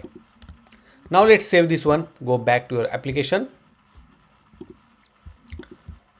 go to the inspect panel, and inside the console right now, if you see, we got the 12. Okay, if I select the burger, so okay, so for the burger we got the error. It's saying cannot read property of undefined. So just refresh once, because I don't know what's the issue. So now if you see, the error is gone. Now click, for example, let's click burger, and if you see, for the burger we have one restaurant. If I select the salad, we have 4 restaurant. Okay, let's select the pizza, and for pizza as well we have the 4 restaurant. Okay, and each of these restaurants contain the category which we selected called pizza. Okay, it means we are getting the correct result. Now go to the let's save that data. So we'll define a state, we'll call business list comma set business list is equal to use state. You can call it as a restaurant list, but as the restaurant is a business, that's the reason I'm using business list. Is easy to understand and write. Here I'm gonna call set the business list, so response dot, and the only thing that I need this field name, which is the restaurants. So let me bring this and I will remove this response. We don't need this anymore. Now once we have the get business list, let's display it on the screen. So first thing, I'm gonna add h2 tag. Over here I will say popular, then I'm gonna add a category which is the selected category, and we'll say restaurants, like this. Okay, and then save it. Now what will happen, if you see, if I select the salad, this value will change once we select whatever we select, right? See. Okay, so that's the reason. Also let me bring back, and here I'm gonna add some styling. So class name will say font bold text to Excel. After this I'm gonna add another h2 tag to show how many results we found, right? So simple, we're gonna add business list dot length. Okay, and we'll say results. For this one I'm gonna add a class name, I'm gonna add font bold, and we'll make text primary. Okay, and here class name margin top to 5. Let's save this one, and if I select salad, see Indian food to 1, BBQ 0 kind of thing. After this let's add one div. Inside this div I'm gonna add business list dot map. Here we'll say restaurants comma index, and we'll iterate each of this restaurant and we'll display it on the screen. So let's add a div. Okay, and instead of displaying the result here, I'm gonna create a component for that one.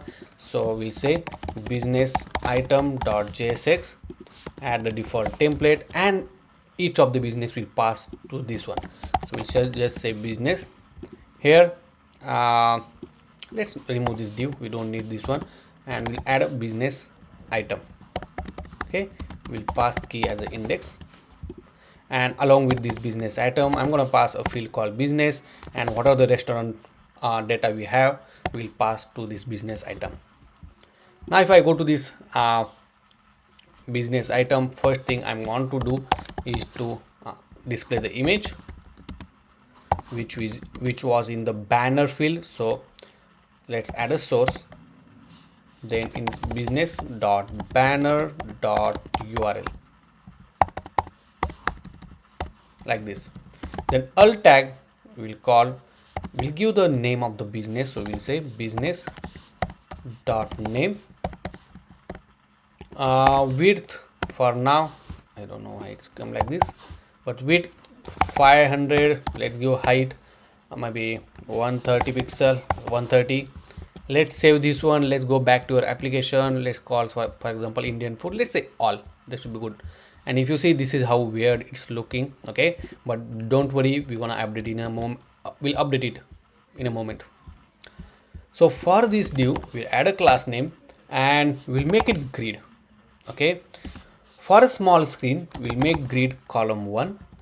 Okay, for a small means extra small screen we'll make grid column 1. For a small screen we'll make grid column 2. For medium we'll make grid column 3. For large we'll make grid column 4. Okay, if there is an extra large we'll make grid, we don't want to that so we'll keep on at this point only. Along with that we're gonna give gap of 3 and margin top to 3. Let's give some more gap, so we'll say gap of 7, and this is how it looks, much better, right? Now we'll give height, some specific height to these images. So in the business item I'm gonna add a class name, height will add 130 pixel. Now if you see, I'm giving this height inside the square bracket. It means I'm giving a dynamic height or own custom height, not dynamic but custom height. Okay, so it's a custom value. Then for this one I'm gonna make rounded XL and make sure to make object cover so it will not stretch, and boom, now it look beautiful, right? Next thing, after this image I'm gonna add h2 tag. First thing we'll add a h2 and we'll add name of the business. So sorry, the business dot name, for this h2 tag, I'm gonna add a class name. We'll add a font bold and text large. Let's save this one. This is how it looks. For this div, I'm gonna add margin top to 2. Next thing, on the next line, we want to show the rating along with the restaurant type and the category. So inside the div, I'm gonna add one more div.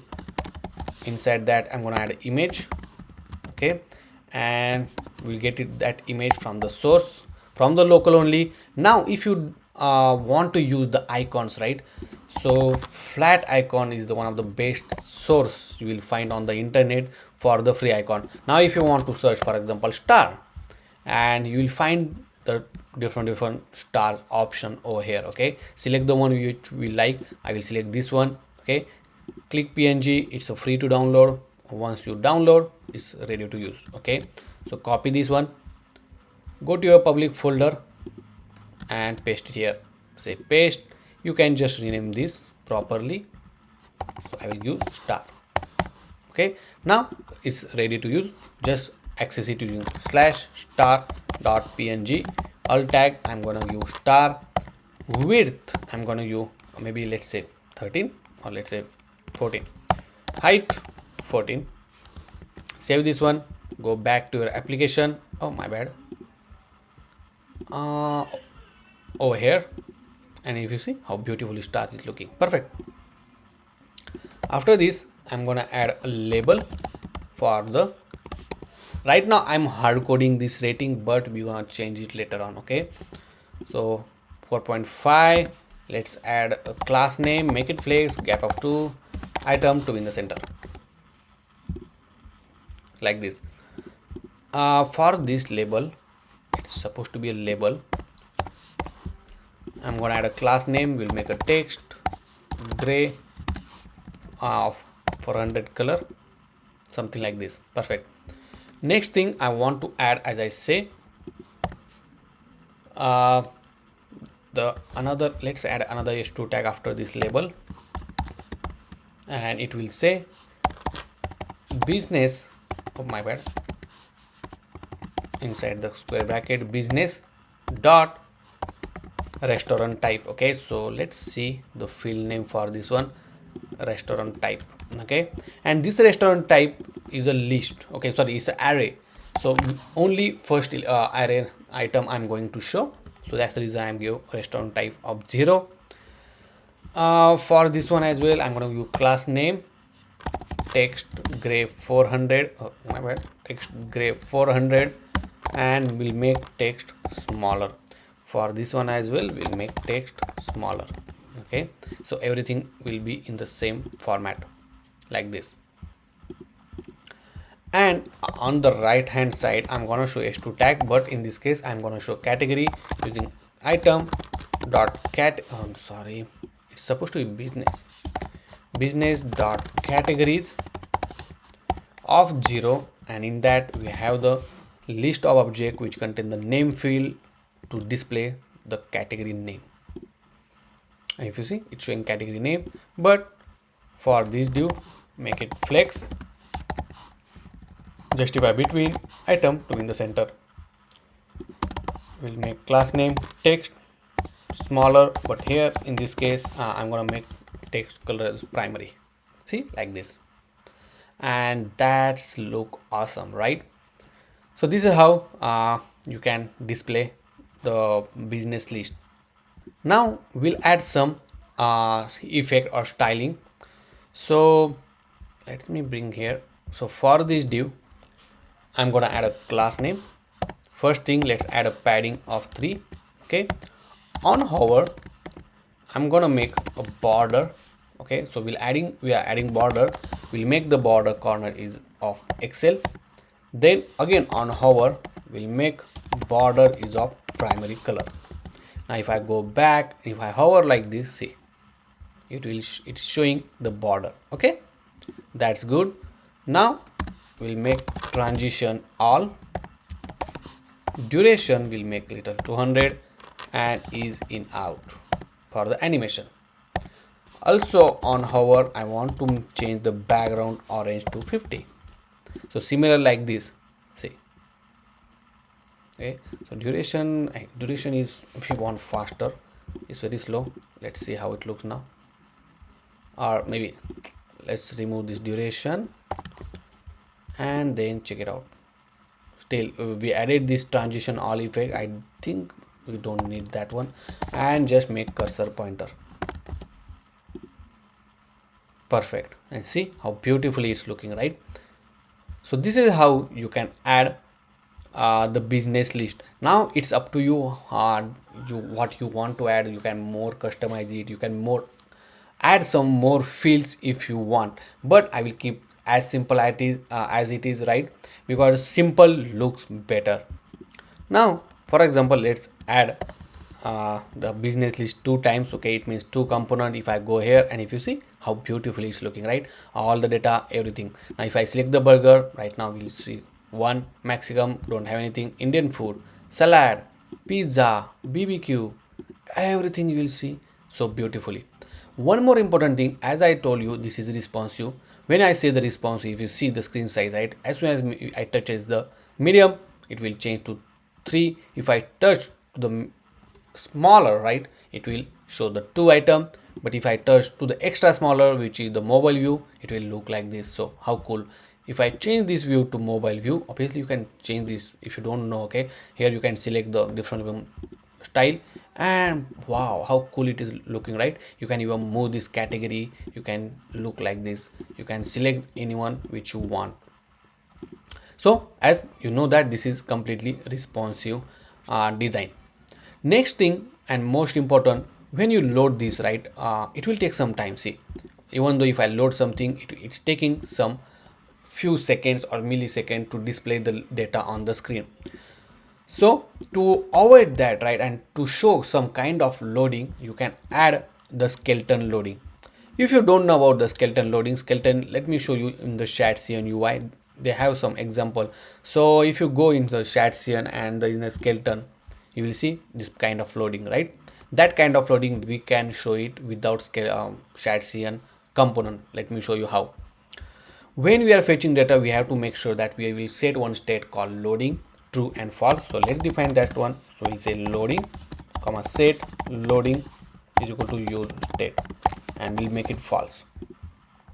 When data is fetching, we'll set the loading as a true, and once we have the data, we'll set the loading as false.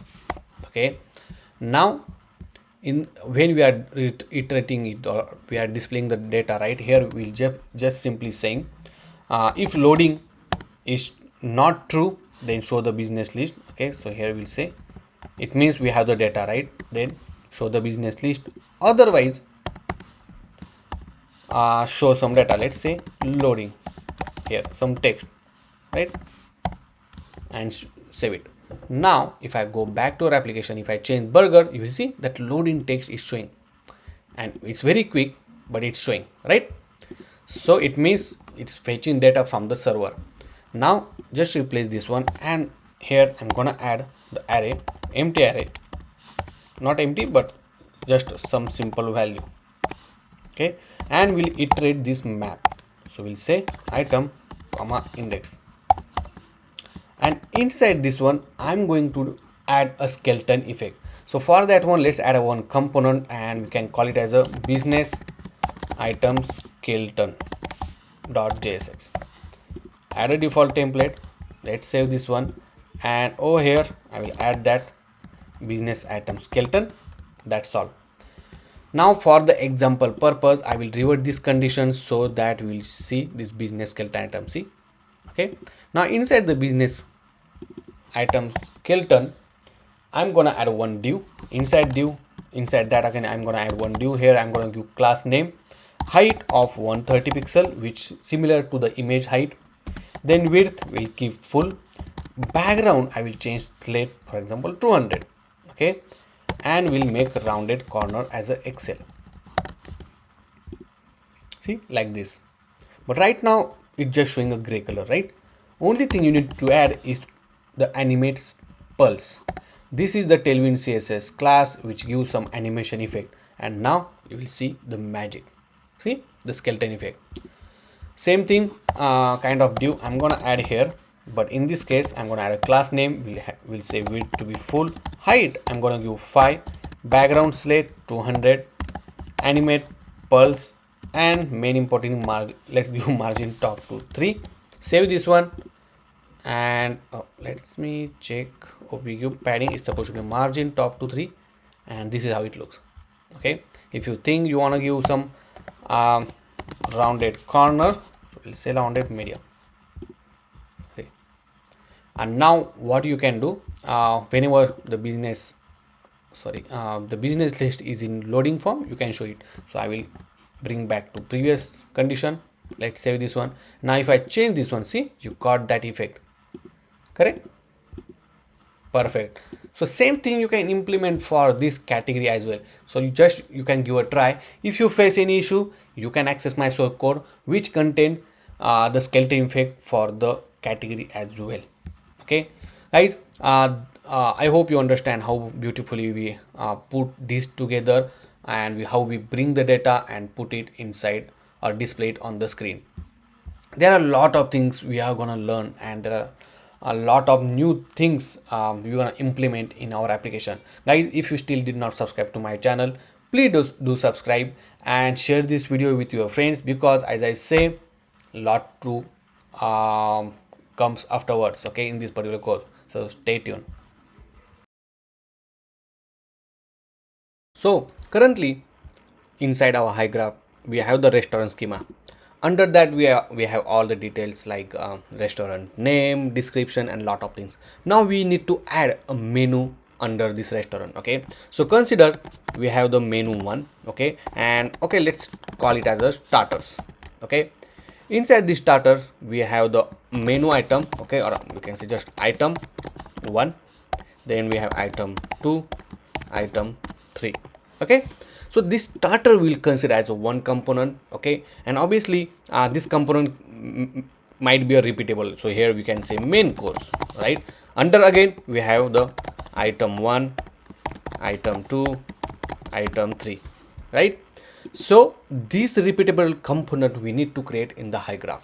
Okay, so let's go back to the restaurants, and inside here I already created a schema. Inside the schema we have these two components. One is menu, which contain the category and the menu item. Now inside the menu item I just have the name, then price, the description of the menu, and the product image. Okay, so name can be anything. For example, if you have making a McDonald's burger, right, you can say cheeseburger. Then we are giving price $2 or $3, the description what that burger includes, and the product image. Now inside the menu, which contains the burgers is a one category, or drinks is another category, like that, and under that one we're gonna add a list of repeatable menu. Let me show you the actual example. So inside the restaurant I already connected this menu as a repeatable components. So if I go here, you will see the multiple components. You can select this one and you can add it. All this schema screenshot I will put it in a zip folder so that you can access it. The link is in the description. Now go to the content, and for the restaurant, right? So for this restaurant I added let's see, open this particular restaurant, and for this Olive Garden I added the menu, right? And if you see, let me show you. Right now I added 3 menu items, which is the classic entry, appetizers, and the family style meals. Okay, for example, in classic entry, if I expand this one, you will see the category name, and under that I added 3 different dishes. One is chicken alfredo, chicken marsala, or fettuccine alfredo, right? Again, in that one you will see the name, price, description, product image, correct? Same thing for appetizers as well. I added 3 menu items, which is the fried mozzarella, stuffed GT fritta, or spinach artichoke dip. So this kind of way you can add the components in your schema, so that everything will be under one hood. Okay, so for the restaurant, if you go to any restaurant, you will find all the menu belong to that restaurant only in that same schema. Okay, we are not creating a multiple schema, and I don't want to confuse. Now in API playground as well, right, if you want to fetch data, it's very quite easy. Okay, so So if I click new query, and here we will get only business name which user selected. So for example, let's go to this restaurant. Okay, in this case we'll go to the restaurant because we only want to fetch one record, and depends on the where condition. Either we can pass the restaurant ID or we can pass slug. If you pass the slug, right, it's very good for the SEO purpose, and when you share the link, that will be a good. So I will select the slug as inside the where condition. Then couple of things, obviously I want about us, address, the banner means the image. Okay, so I will select that URL. Then category list, I will select it, so list of category.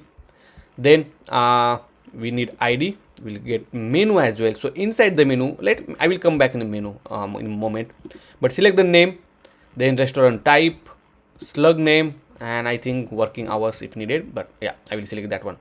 And inside the menu you will see you have again one menu, select that one. Inside that you need a category, we are going to select category. Inside the menu we have the menu items, so let's go to the select the menu item as well. Inside that we select description, ID, name, price, and the product image. Okay, and the way that GraphQL is works, right, you can select the only field which you want. Now if I run this one, so right now if you see the restaurant is null because we don't have any slug name which we pass, let's say Subway, and I will run this one, and boom, you saw here that each of the restaurant have all these detail, but along with that it has a menu item with the category which category it's belong, and then we have the list of menu item under that one. So for example, in this one we have this particular menu, the veggie delight, and so on. Okay, so that's how that's about our complete just a single business or restaurant's details along with the menu. So this query obviously we're going to use it to fetch it. Okay, so here I will just reply here that we'll say business or restaurant details, or let's say restaurant detail. So I'll copy this one. Okay, copy this query, and let's go back to the application. So inside the global API over here, we'll take constant get business, let's say get business detail. We'll add a sync over here, and then constant query is equal to GQL this tag, and paste the result. Here I will copy the existing request code, so I will just paste it here. And here if you see we will need to pass a slug, so here I will accept the business ID, or as I say, right, you can pass the ID or slug. I will pass the slug, and here we'll just add slug name for the business. Now make sure to export this one and save it. Now so that you can use this get business details in any component. Now before moving forward, right, let's go back to our application, and over here, as once you click on this particular or any of this restaurant, right, we need to go to the new URL, and it will be like restaurant slash and the name of the particular restaurant, right, for example Subway. And if I click enter, it should go to that particular page, will open details along with the business information, the menu item, and all of these things, right? So this particular URL we need to create. Obviously restaurant will be constant, but this value is going to change. Okay, so let's take an example. So once user click on the let's say he is on the home screen, or we'll say localhost. Okay, let me bring this down, and then user want to go to the new one. Okay, so simply I will create localhost slash restaurants slash, let's say restaurant 1.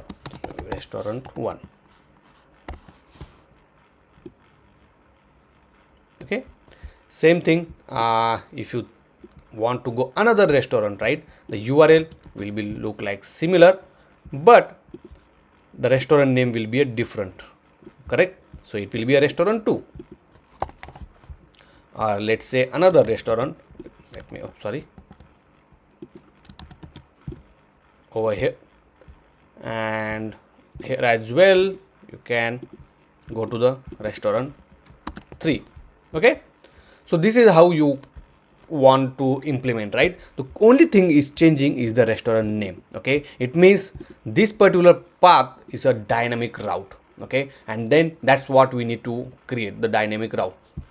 So let's go back to our application, and inside the app folder I'm going to create a new folder called routes. Okay, and I'm starting with the circular bracket because I'm just grouping all the routes together, and this kind of folder does not consider as a new route. Okay, but inside the route I'm going to create a folder called restaurant. Okay, and after this one, right, and obviously we want the business name to be dynamic. So inside that again I'm going to create a new folder, but I'm going to start with the square bracket, and then I will put dot dot dot, sorry, not dot dot, but you can just give the name of the folder. For example, we'll say name, okay, which is the business name. That's all. And inside that we'll create page.jsx file. Now add the default template, and here we'll say restaurant details. Okay, and then save it, and that's all. Now if I go to our application and go to the Subway, let's refresh it. Okay, still okay, so this spelling is maybe incorrect. Let me, restaurant, that is correct. Okay, okay, it's a restaurant. Okay, and now if I go to this restaurant/Subway, you will see now we don't get any 404 error, but we're getting the restaurant detail screen. Okay, so this kind of routing called dynamic or a nested dynamic routing. Okay, and this is very important concept in the Next.js. And obviously if you say you don't need to configure anything, right? Next.js is already taking care of everything. It's a folder based routing. Okay, Next.js considered as a folder based routing. Now inside the restaurant detail, obviously here we need to get the value from this particular URL, right? Whether user select Subway, or if I go to this any other, let me go back, and if I go to this Domino's, right? So right now obviously we don't have an on click method. Let's add that on click method, and let's navigate it to the new URL which we just created, right? So let's go to the component where we have the business item, and for this div I will wrap inside the link from the next/link, and over here as well. And here I will just add hrefs slash we'll say restaurant. I think I already have. Okay, restaurant slash and the name business name slug. So here we'll say business dot slug. Okay, and then save it. Now if I go back here and click on any of this category, boom, if you see it's went to that particular business. Okay, now there is one more file you can add inside this restaurant called loading. Okay, so loading.jsx. So whenever the new screen is open from the Next.js application, right, first if it's taking some time, then it will show the loading page, otherwise then it will jump to the page.jsx. Let me show you how. So for once you click this loading page, I'm gonna add some just loading, save this one. Okay, I'm not gonna add anything else here, but if I refresh it, okay, let's open something new. I don't know. Okay, but it's very fast, so it's coming immediately, but this loading will show at that place. So now let's go back to our restaurant page.jsx, where we are going to start implementing the restaurant details screen. In order to display the restaurant detail, this is how the UI will be look like. So once user click on any of this restaurant, right, we are going to navigate to the restaurant detail page, where for the very first thing we're gonna show the banner image, then the details of the business like the name, the rating, and the address. Okay, After that, we have this tab section where user can select any tab from the category, about and review, and depends on this tab selection, we're gonna show this all the contents. Now on the left hand side for the category, okay, we are dividing the screen into two parts, one for this category and other for the menu. Okay, so on the smaller screen we're gonna hide this one. Okay, on the bigger screen we will keep on both the things. So let's go back to our application, and very first thing we need to do is, depends on the restaurant selection, we need to fetch the business or restaurant information. So first thing, as I say, let's go back to our application. Over here I'm going to create a new method. We'll call constant get restaurant detail, and inside that I'm going to call global API dot get business detail, which we already have, and here we need to pass the business slug. Okay, as this is promise, so we'll make a promise and then we'll just console the response. Now as you see here, right over here, we are fetching, we need to pass the business slug name, right, or restaurant slug name, so that we can get it from the param is equal to use path name. Okay, so this will return the whatever the path you see in the URL, right, this path, this much information it will return. So it will check the current path name and it will return back to us. Now in order to get only the parameter, let me show you first inside the use effect what we are actually getting inside this param, right. So I will just console this param and then I will pass this empty array to execute only once. So as we are using use effect, make this component as a use client, and if I go to the inspect panel, go to the console, here you will see this is the result what we are getting. Okay, now obviously we just need this second part, right, to get the business information. So it's very easy, you just need to split the given string by slash, and then you need to get a second list of array. Okay, second element of that from that array. So if I refresh now, you will see we just got the Olive Garden. Perfect. Now let's call this method and then we'll pass this information. I am going to say it as a business slug. I will say restro slug, and whatever the slug which we are getting from here, we'll pass it to this particular method, and then we'll pass this to the get business detail API. Let's save this one, go back to our application, just refresh the screen, and boom, we got the restaurant, whatever the restaurant we selected, which is, if you see, it's Olive Garden, and we got the Olive Garden only. And these are all the details, including the menu as well, and inside each of menu we have the category and the menu item. Perfect. Now first thing, let's display the banner. So we have to save this information in one state, so we call it as a restaurant comma set restaurant is equal to use state, and then here we'll say set restaurant response dot and the field name, which is this restaurant, like this.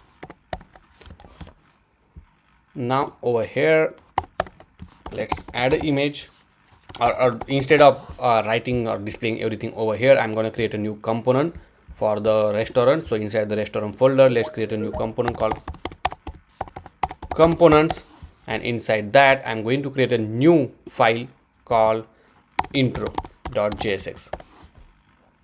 Add the default template, and to this intro component we're gonna pass this restaurant information. So let's import this intro first and then just pass the restaurant as the restaurant, and make sure to accept it here as a prop. So we'll call it as a, let's copy this one so we'll not do any spelling mistake, and save it. Now inside this restaurant, first thing we need to display the image. So here I'm going to add a div, and inside that let's add an image source and from the restaurant dot banner dot URL, because inside the banner we have the URL to display the feature image, we can say. Here width, I'm gonna give larger, height let's give 300. Anyway, we are going to give height and width over here, so let's add a width of full. Height I'm gonna give 220 pixel. Object will make cover, and then we'll also make rounded Excel corner.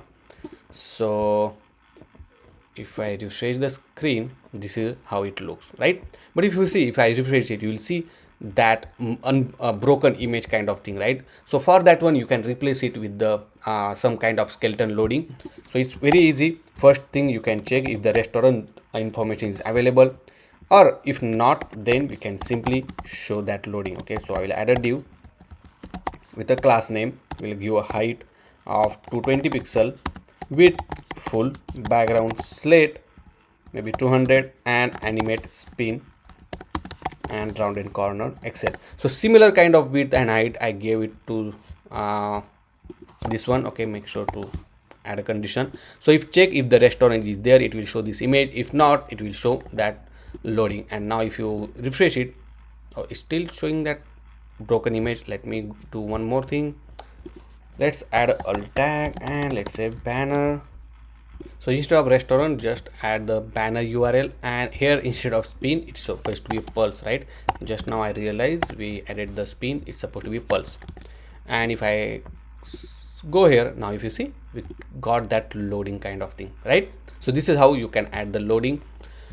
Next thing, we need to show the s2 tag. In that we're gonna show the restaurant name. So here restaurant dot name. Oh, sorry, name. I'm gonna give a class name, text of 3XL, font bold, margin top to 2, like this. Perfect. Next thing, I'm gonna add the rating, right? So for that rating, the similar way which we added, so inside the div, let's add an image source, and we have to access the local image, which is stars.png. So it need to be a slash star.png. Alt will say star. Width I'm going to give a 20, and height 20. Okay, after this we'll add a label, and inside that we can just, for now I will just hard code the value 4.5 out of 56 user. So this is how it looks. Let's bring everything in one line. So for this div, let's add a class name, make it flex, item to be in the center, do gap of 2, like this. Also for this label, I'm going to change the color. So text to be let's say small, yeah, and the text gray. Let's make 500, and this is how it looks. I think we can keep as it is, the default one. After this, I'm gonna add one more h2 tag for the address. So here we'll add restaurant address. So restaurant dot address, class name, here we'll say let's add, for example, text of gray color, gray 500, margin top to 2, and in that one I want to add icon, which is map pin icon, and we'll make flex gap of 2. If I go back, so this is how it look. Make item to be in the center, so it will be in the center, like this. Perfect, it's look good to me. Only thing for this div, I'm going to give some margin top to 2, so that's just little bit spacing. And now if you see our structure, which is quite similar, right? Now if I go back to any other one, right, let's go to this Olive Garden. So see how beautiful it's looking, right? And one more important thing, as this is completely responsive. If I go to this inspect panel, change this size, you will see that it's a completely responsive. Next, we need to add a tab, right? And the simple way that we need to add a tab from this shared CN tabs component. It's very easy to add. Okay, so first thing, let's go to this tab and then import this statement. So copy this command in order to install it, and once it installed, inside the component folder I'm going to create a new component called tabs.jsx, add a default template, and these tabs I'm going to add after this intro. So let's add a tabs from the component /tabs, and let's go to the tabs now, and over here whatever the component we imported, I will copy this import statement and also copy this one as well. Let's import these components, and then I will copy this use case. Okay, it's very simple. If I save this one and if I show it to you, this is so right now if you see, we got error that tab redefined. Oh wow, so I think we need to change this restaurant tab, retro tabs, we can call it as a retro tabs. So yes, retro tab over here, because the tabs name is similar, that's the reason. Perfect, and I will remove this one now. Now if I save this one, see, we have now these two tabs, correct? Obviously we will change this one, so let's go to this restore tab. Here I'm going to change this to category. Then second, I will add about, I will add third one as well, and we can call it as a reviews. Now you can give the value, each of this tab trigger need a value. Okay, so review, and if I go here, you will see this three tab name, but it will not work because we did not attach this tab trigger to any of this content, right? So for example, for category we'll need to add the category, for about we need to add for about, and then another one we'll add it here for the reviews. Okay, so here I will say about, this is the content, you can change this later on, and then reviews. Okay, and this is simple, our category. Okay, and also we need to set the default one. If you see default value, previously it was account, you can set the default value to category. Now if I save this one and go back to application, you will see the default one is selected as a category. You can check each of them. Now let's give some margin from the top. So for this one I'm going to give margin top to 10, and perfect. Now in order to display the list of category, right, we need to add a new component, but before that, for this restore tab we need to pass this restaurant information. So whatever the restaurant information we pass to this intro, similar kind of way we will gonna pass to the restore tab, and inside here make sure to accept it. Okay, so let's come, we'll just copy this one, okay, and save it. Next we'll create a new component inside the component folder, and we can call it as a let's say menu section. Okay, or you can say menu tab. We call it as a category, but it's better to little bit define way. So menu tab, let's add RFCE. I think it's little bit weird, menu, I will just add menu section. Okay, and now it came to menu section. Now inside the restore tab where we added this category, right, I will just replace this with the menu section, and to this menu section I'm going to pass a restaurant information. So whatever the restaurant information we get it from here, we'll pass it to the menu section, accept it here as a restaurant, and then save it. Now if I go back for the category, you will see the text menu section. Now let's implement the menu section first. So inside this menu section, as I say earlier, we need to divide the screen into two parts. Okay, so let's add a div. Inside that I'm going to add a class name. We'll add a grid column 4. Okay, and then give some margin top to 2. Now out of this 4 column, 3 column we will assign to the menu section. So one column is for the category one. Okay, so here will be the category, and another div for the list of menus. So here I will add a class name, but here in order to assign 3 column out of 4 column, and here we will say menu list. If I go back to our application, this is how it looks. Okay, let me refresh it once. Something is not correct, I feel it. So here inside the restro bar, right, the width of the tab is defined as a 400. Here I will make it full, and now if you see, now it's working perfectly fine. Okay, so for this category, this much in space we are assigning, and for the menu list, this much space. Okay, now on the smaller screen, I'm gonna hide this category. So simply I'm gonna say hidden when the screen size is smaller, and when the screen size is, maybe we can say medium, we can just show it as a flex. Okay, let me show you. So in the spec panel, once we touches the smaller screen, you'll see it hide. Okay, next thing, we need to display the list of category. Okay, so that we need to iterate the restaurant category, restaurant menu category. Okay, so simply over here I will add a restaurant dot menu dot map.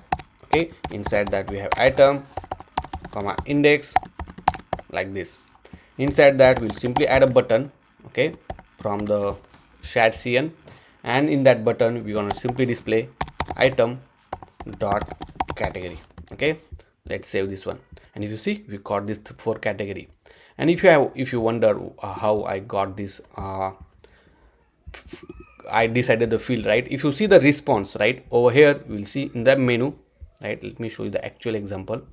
So inside the menu we have this category name, right, and that's category name we are displaying over here. Now we make it flex. Let's make it as a flex column, so it will be in the one line like this. Also for a button, I will change this variant to ghost. Okay, there is one variant called ghost, and this is how it looks. It only appear a background on hover on this menu item. I will add a class name to this one. Okay, and one here will make it flex and justify start, so the text will start from the left. Also for this div, I'm going to give margin right to 10 maybe. Okay, like this, and let's give gap to maybe, let's say 2 for now. Yeah, that's perfect. So our menu section is ready. Okay, so this is how we just iterate this menu list. Next thing, only thing we need to add on the click of this menu list, we need to call one method which will filter the all our menus. Okay, so we define one constant, and here we'll say filter menu.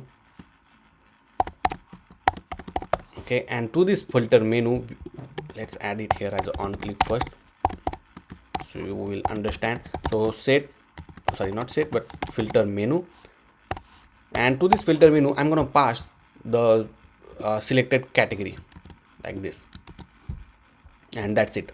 Okay, now here I will accept it as a category and save it. Now let's add a constant result, and here we'll just filter it out. So restaurant, in the restaurant we have the menu. Okay, so restaurant dot menu, and inside that we just filter. Here we'll say item, and then item dot category. Okay, is matches with the user selected category. Oh, this needs to be a simple one. Okay, matches with the category, then we'll get the only that result. Okay, let me print this out. So console console dot log, and we'll display the result. If I go back to our application and go to the console just to check, so console. Okay, so this warning we are getting because we did not add the key props. Here I'm going to add a key props as an index. And now if I refresh it, let's close this one. If I click on classic entry and anthrax, so we got this only classic anthrax. If you see the category, if I click on family style meals, see, we got the family style meals. Okay, because we filter it on the selection of the category.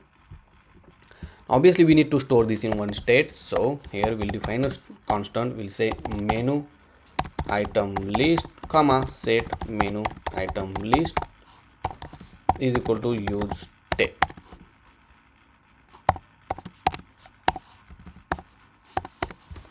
and then over here we'll just iterate that one. Okay, so first thing I'm gonna add a h2 tag, and here we'll say only menu list item list dot category. So I'm displaying category name, so whatever the user select the category, for example appetizers, something like that. Okay, so wait,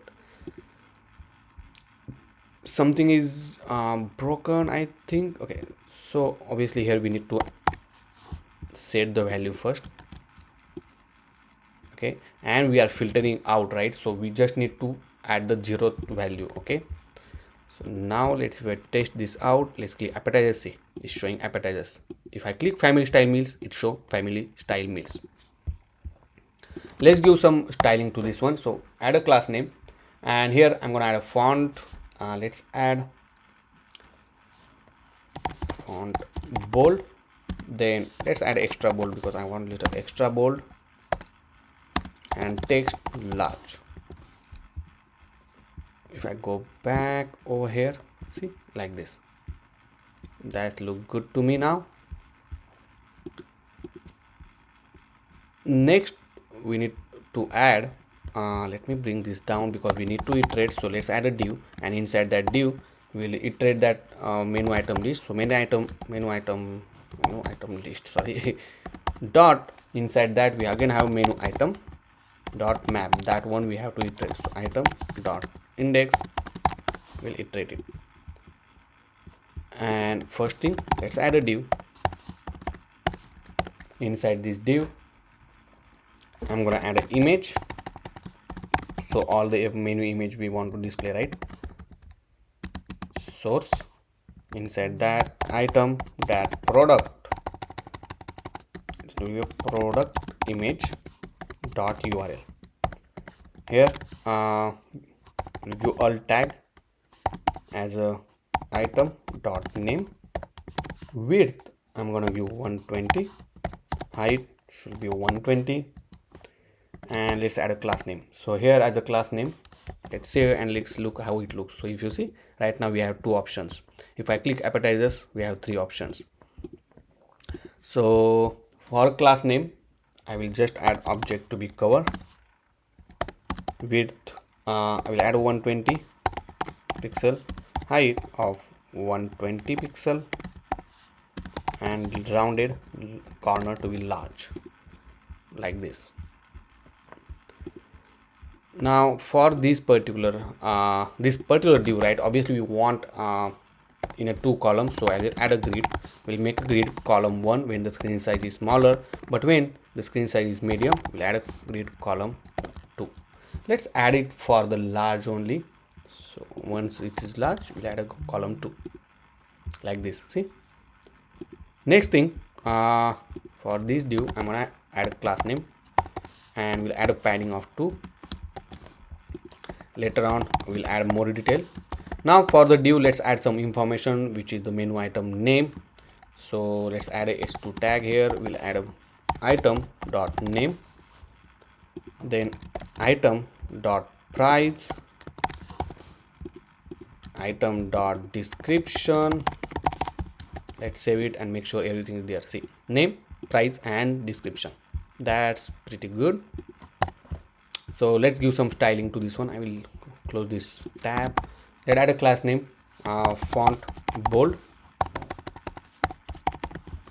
Then for price I will keep as it is. For a description, we'll add a text is of smaller column, text gray 400, and I want to display only first 2 lines. So I'll just clamp that line. Okay, means I will cut the remaining lines and only show the first 2 lines, and then save it. If I go back, this is how it looks. Now let's bring everything in one line. For this div, I will make it class flex, gap of 2, maybe add a gap of maybe more, gap of 3, and this is how it looks. See, let's add a border. So let's add a border rounded to be XL. Let's add large because that's what we had it here. I will make this XL and this one as XL, so it looks same. Also we'll give some gap. So let's gap of 5. Oh, I think we need to give gap over here. Perfect, like this. Also will give margin top to 5. Okay, so if I select the family style, we got these two result. Appetizers, we have these 3. Classic entree, we have 3. Next thing, I'm gonna add a button. Okay, so this button will be a square plus, maybe, yeah, square plus from the lucid icon. And I don't think so we need to add anything. So once user click on this button, we're gonna add in item into our cart. Okay, as simple as that. So only thing that I'm gonna give here, make this div as a class name flex column and gap of 2. Okay, let's say gap of 1. Now how beautifully it's looking, right? Here we'll make item to be in the center, so maybe that's look good to me. Yeah, I think so, that's look good. Oh no, I will keep as it is. Next thing we need to do is we will add hover effect. So on hover, okay, let me bring this. On hover, I'm gonna add a border color. We'll change the border color to primary. That's the only thing I will feel we can change this, see. And also make this as a cursor pointer. So once user hover on this one, it will see the cursor pointer is changed and this border also get changed, and it is completely responsive. If I go to inspect and change the size, you will see the size.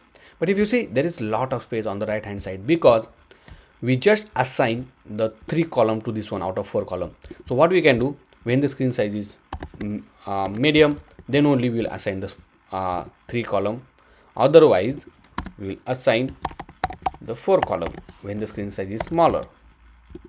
See, now that's fixed our issue. And as I say, it's completely responsive. And here you will see the tab for about, review. Obviously we don't have anything, but once we add it, we'll import it. If you see, we got error because it's saying that menu item list dot menu item dot map having some error, because when you open that one menu section, right, we have to make sure that it has some data already present over there, right? So there are a couple of ways that you can do. As I say, you can add the loading, or you can check before it's rendered. You can add the condition over here as well. Okay, so if I add the restaurant and an operator, maybe this will not help. Let me go here, and you can add a optional field kind of thing, right? That also help us. So if I click on classic entree, see, we got the classic appetizers like this. Now by default, if I refresh it, right, by default it's showing empty. So by default you can show the first category. So that's easy. You just need to let's, if I go here, right, you need to add a use effect, and inside that use effect we'll call this filter menu option, okay, by providing the first category as a default one.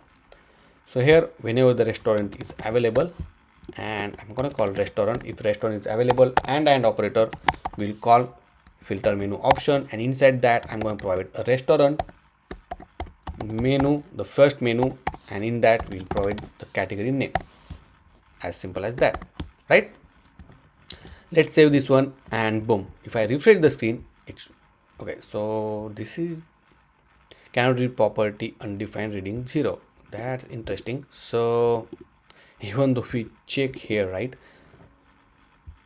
instead of restaurant, let's also check whether we have the menu, because sometimes we might check, we'll get the restaurant information and it will take some time to get the menu, so maybe that's the reason. But if I refresh it now, you will see the default one as a classic entry, but now you can change it from here. Okay, so guys, that's how you can implement the menu section. If you have any question, any doubt, let me know in the comment section. Obviously we want to implement the about section and review section as well. In this chapter, we are going to focus on how to add the given or a menu into the cart, right? So when user click on any of this particular menu item, right, and wanted to add into the order cart, we should do that.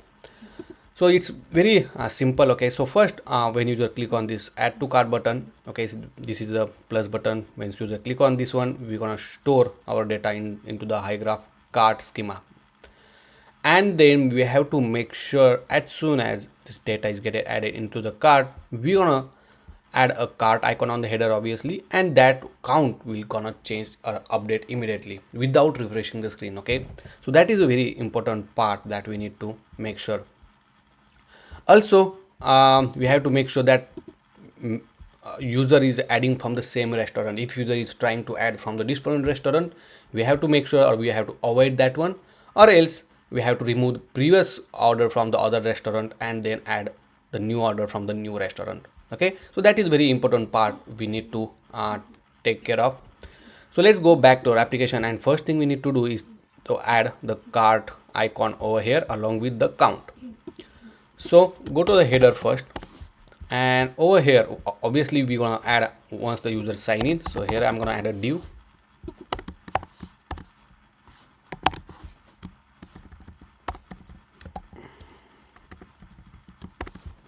and here before that only I'm gonna add a cart.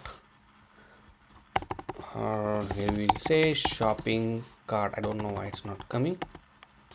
Shopping cart, yeah, this one. Let's save this one and let's see how it looks. So this is how it looks. That's good. Then along with that one we need to show the number. So let me put inside one div again, and here I'm gonna add a number. We'll say label, for example, let's say 0 initially, and we'll add a class name. We'll add a padding of 1. We'll make full rounded, and let's see how it looks. Obviously we need to give some background. We'll give slate 200, something like this. See,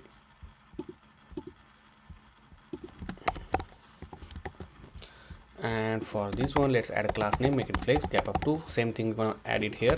So class name flex gap of 3, and this is how it looks. Make sure we'll do item to be in the center, and over here as well. Perfect. Now you will get the count as well. Okay, here. So as soon as user add any of this menu right into the order, we should update this count as well. But before that, let's go to our HyGraph, and here I created already one new schema which is called user card. In that user card I have the email.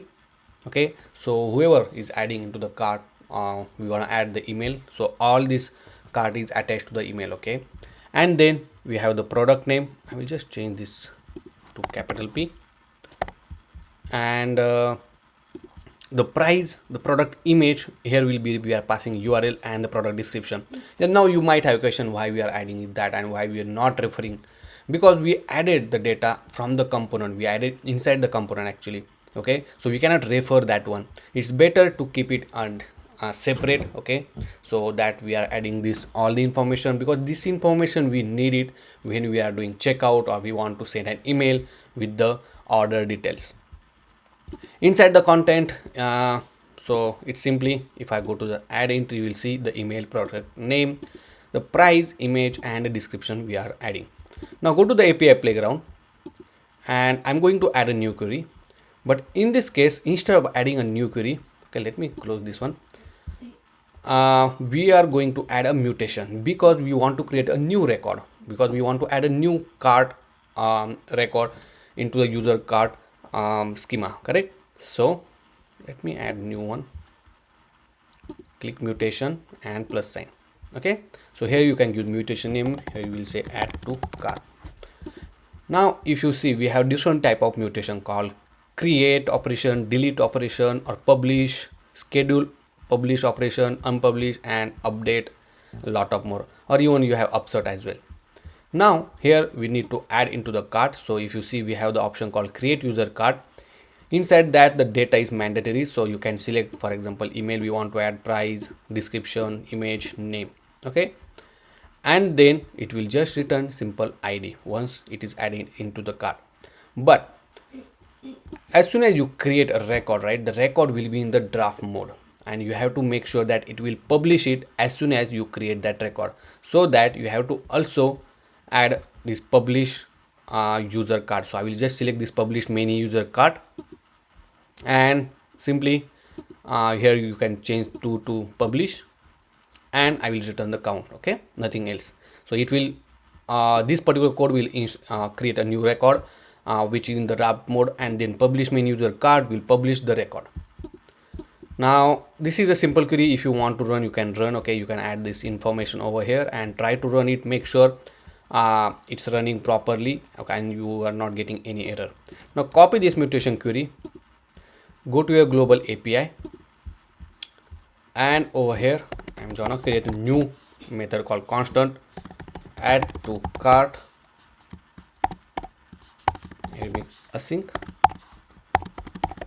and constant query is equal to GQL this tag, and paste the query, and then simply we have to make the similar request. Nothing will gonna change. Only thing that you have to replace this value with your actual information. So I'm gonna pass the data object, and in that we have the different form field.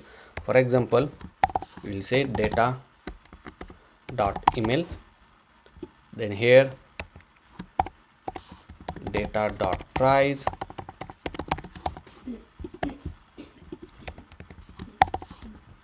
data dot description,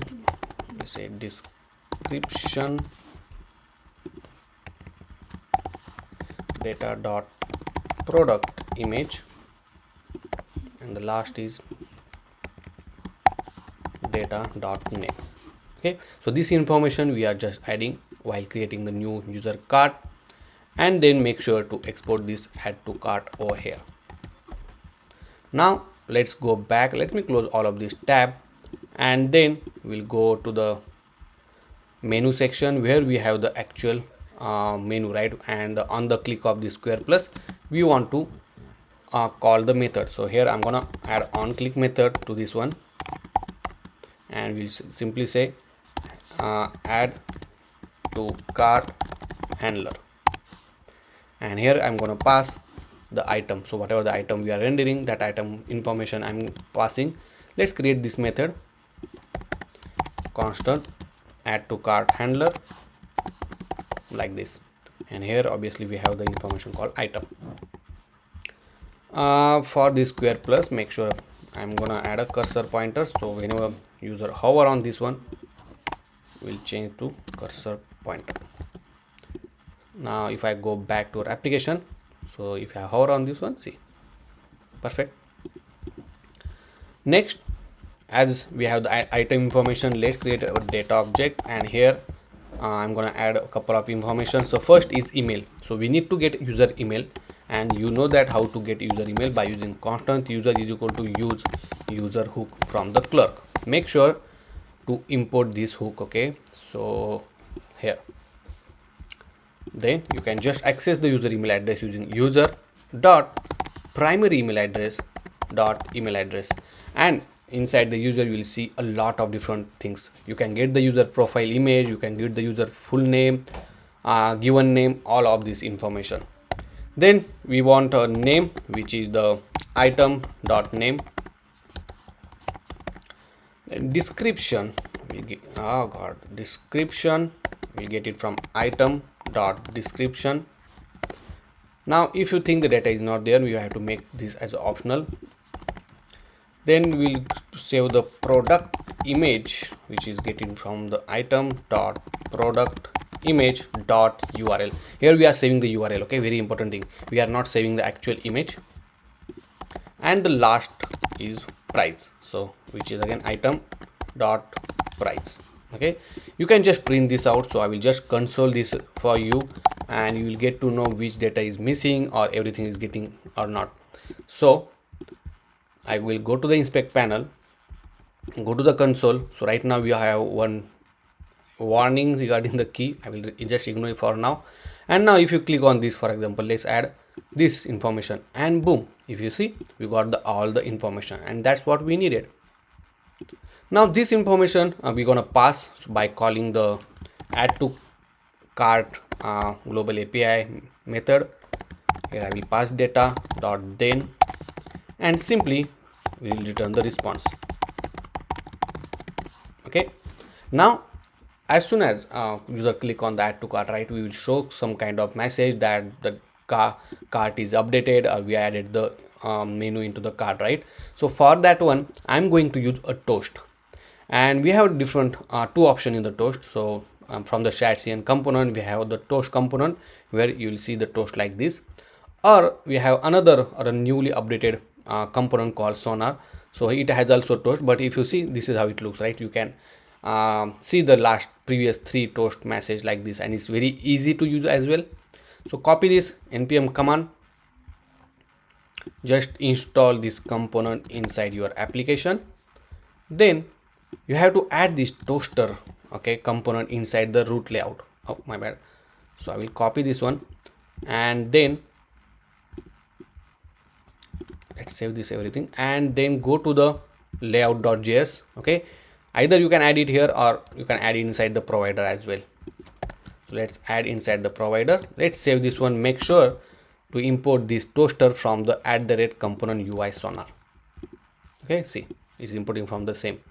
And now in order to use this toast, let's go to our application, and whenever you want to use, you can use it. For example, if you want to use it here, you just need to write toast, which is importing from the sonar, and then the message which you want to write. So in this case, I will say added to cart.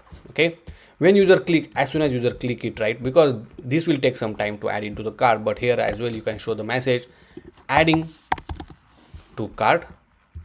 And then if you face any error, you can say the toast message that error while adding into the cart, error while adding into the cart. Okay, now let's test this out. So let's refresh everything, make sure everything is good, and let's add this chicken marsala fatty. See what, I don't know what it's called. So click on this one, and boom, if you see, it's saying add into cart, and then another one is added to cart. Okay, let's see in our database. So go to the content, because I already have some of the content, but this is the latest one. And if I open this one, I got the email address, product image, the price, the product image URL, sorry, this is the product name, and the description as well. And that's what we all needed. Obviously, if you think, okay, something is missing, you want to add later on, you can add that one, not a big deal.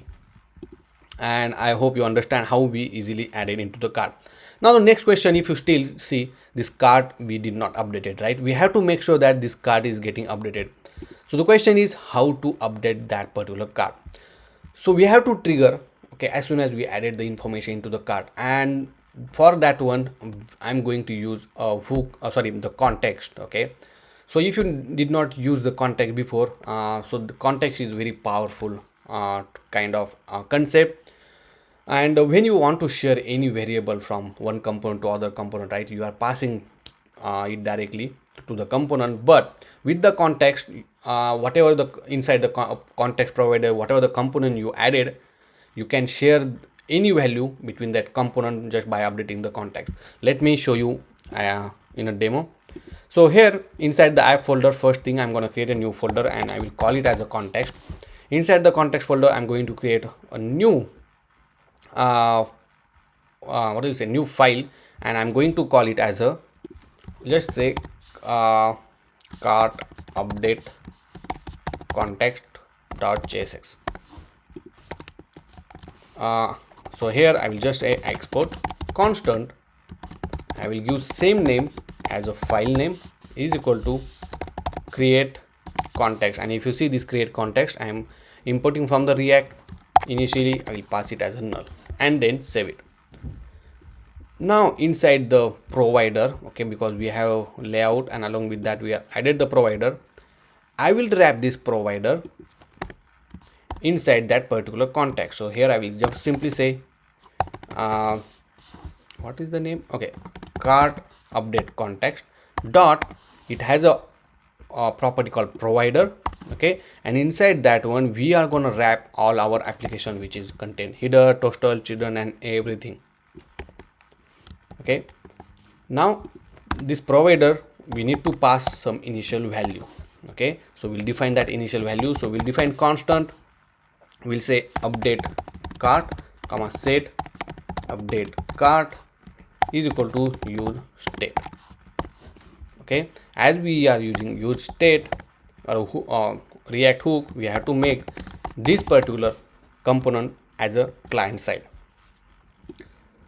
Initially I will pass the value as a false, and here I will pass that two value, update cart and set update cart. Now this particular context is used in any component inside our application. You can update this context anywhere. Okay, now what you need to do, go to the cart, go to the method where we added the use add to cart functionality, right? So over here I want to use that particular context, right? Because I want to update that context.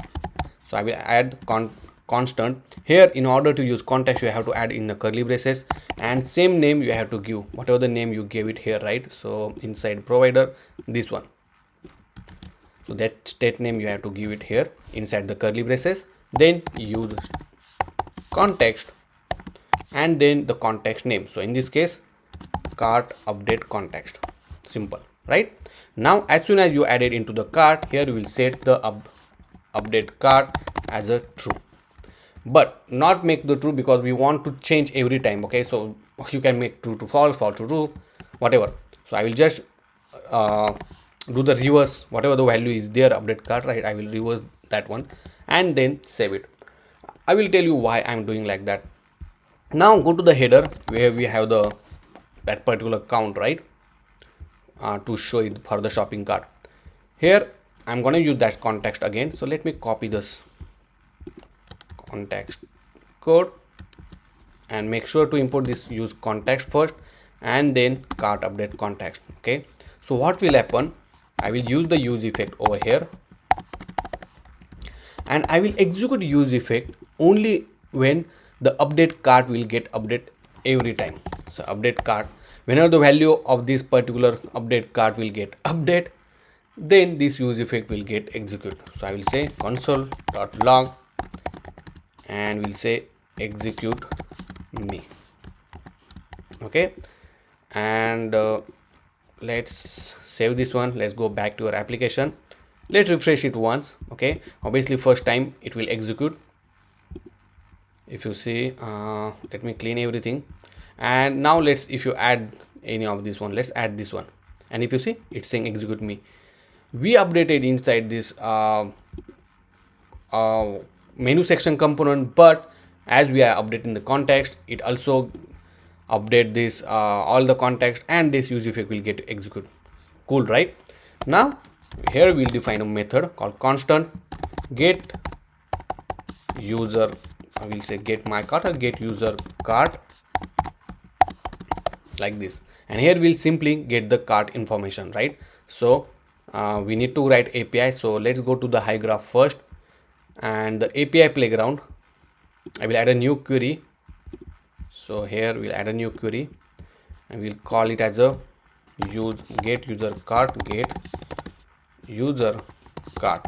Okay, and here we'll simply get the user cart information. So if I go back to the user, go here into the user cart here, so we want carts and we need to pass where condition on the email address. Okay, so we will pass the user email address and only that cart will get all the information, and then we'll get all the necessary required value. For example, we'll get ID, the price, the product description, image, name, and I think that's all. Okay, if I pass the email which I added, okay, and run this one, you will see, because I added 2 times, here we got the 2. I think I added 3-4 times maybe, I don't know, but we got this all the information. Okay, it matches with the email. If the email address is matches, then only it will get that information. Let's go to user cart, and if you see, oh, we got a lot of different things. Okay, 1 2 3 4 5, so we added 5 times and we got total 1 2 3 4 and 5. Perfect, that's correct. Okay, so now from this API playground, copy this particular query, go to your global API, and we need to add this new query. So constant get user cart, constant query is equal to GQL stack, my bad, and then paste this query. Obviously here you need to pass user email, so I will remove this one and we'll add user email. User email, we need to get it from this method, and we'll make this as a async and then simply make the request.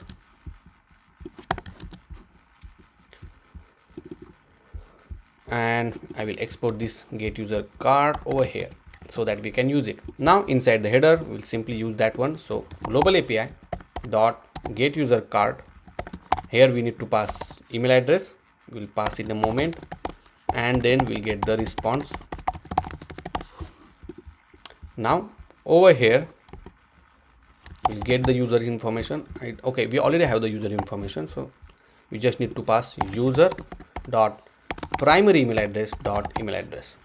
Now here is one more important thing, we need to call this method. Okay, so we'll call it here,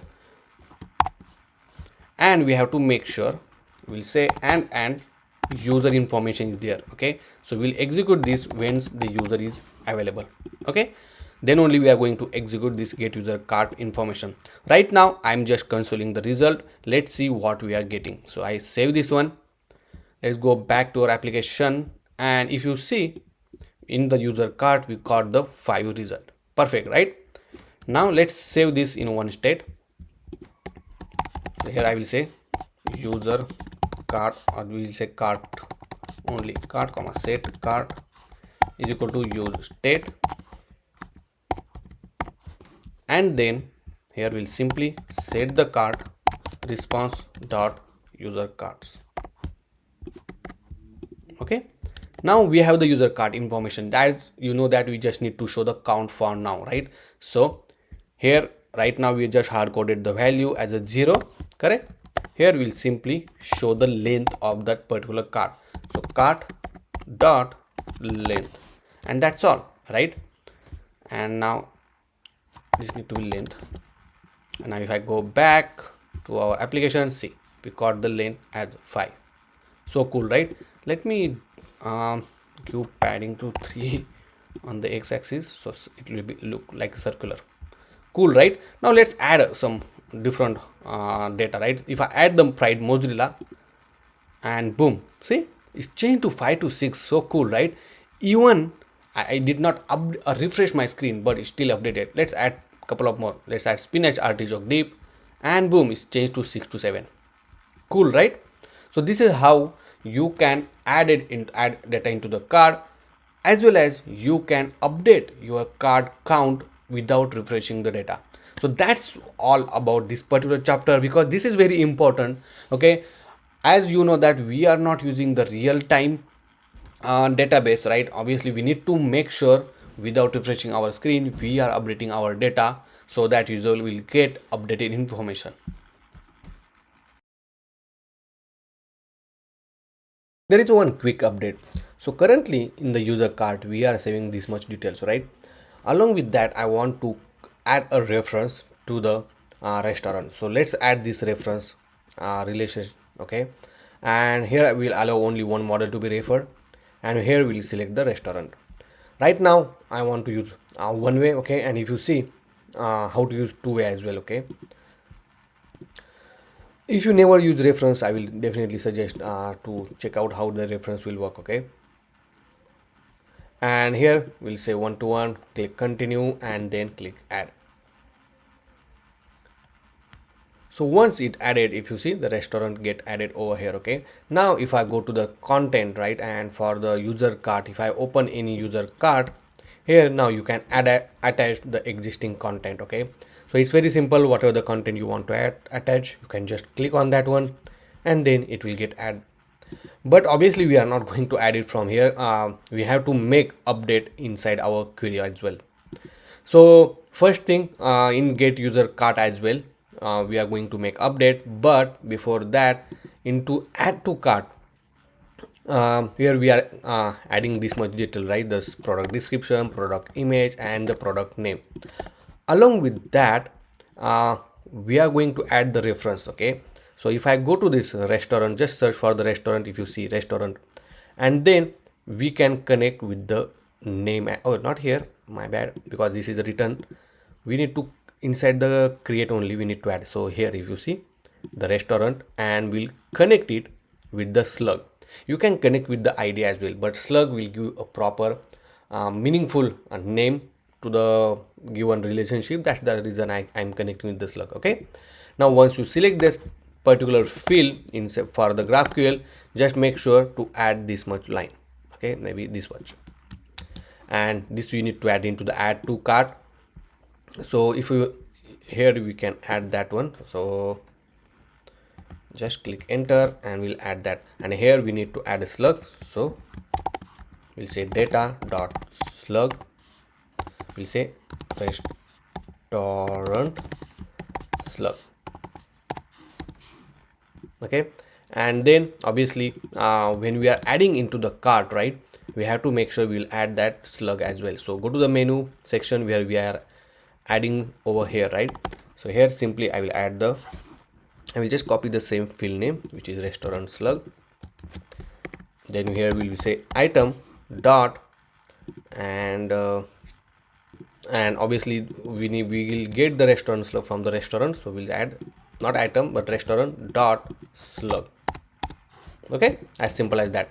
Now let's save this one and let's test this out. So right now what I'm going to do, I'm going to delete all of this content for now. So from the user cart, let's delete everything.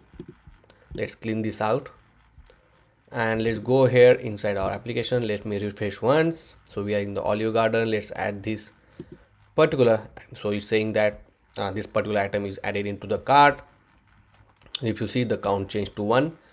Now let's go to the user cart section, and here if you see, the card is get added, and boom, if you see, the restaurant is also get attached.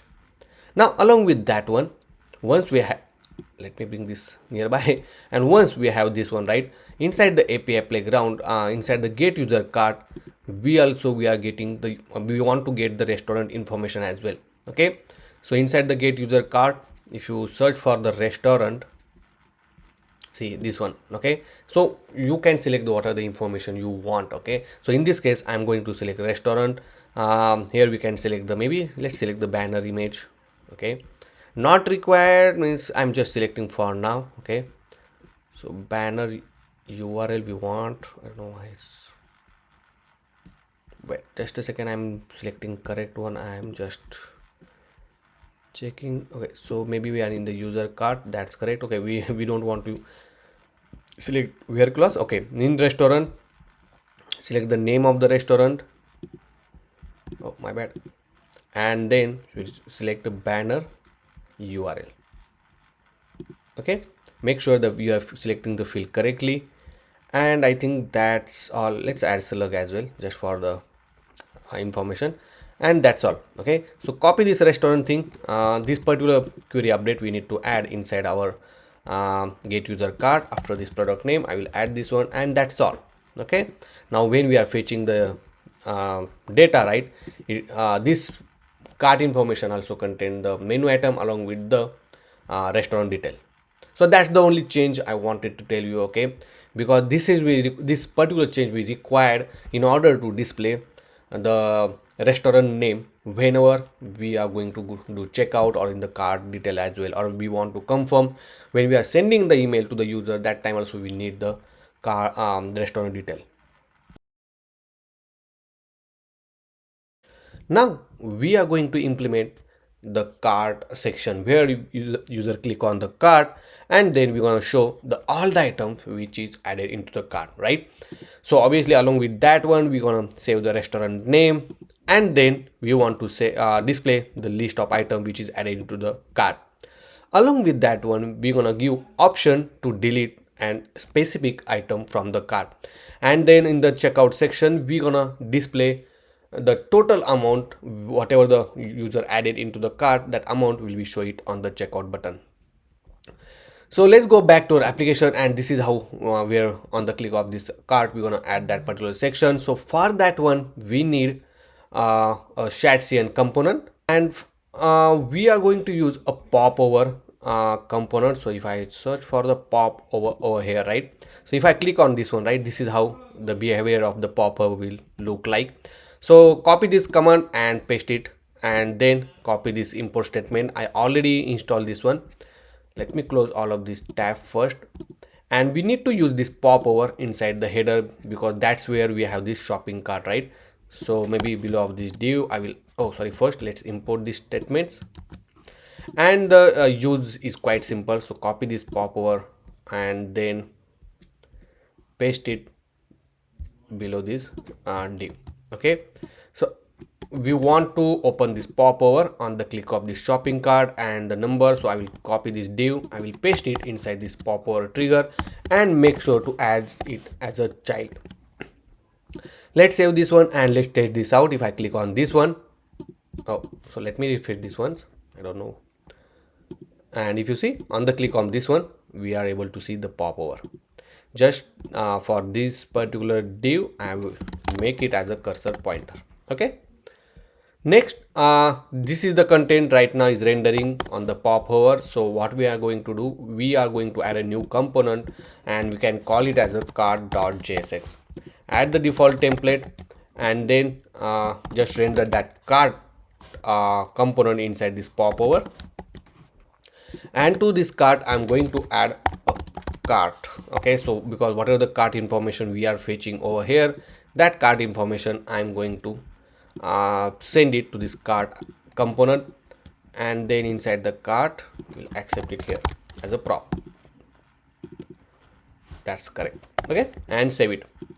Now first thing we need to display is the restaurant name. So I will add a h2 tag and simply I will add a cart dot let's see the item. So in the cart, if you see, this is the restaurant detail we are getting, right? So we have the restaurant, but only thing that we'll fetch the first cart item, then the restaurant dot name,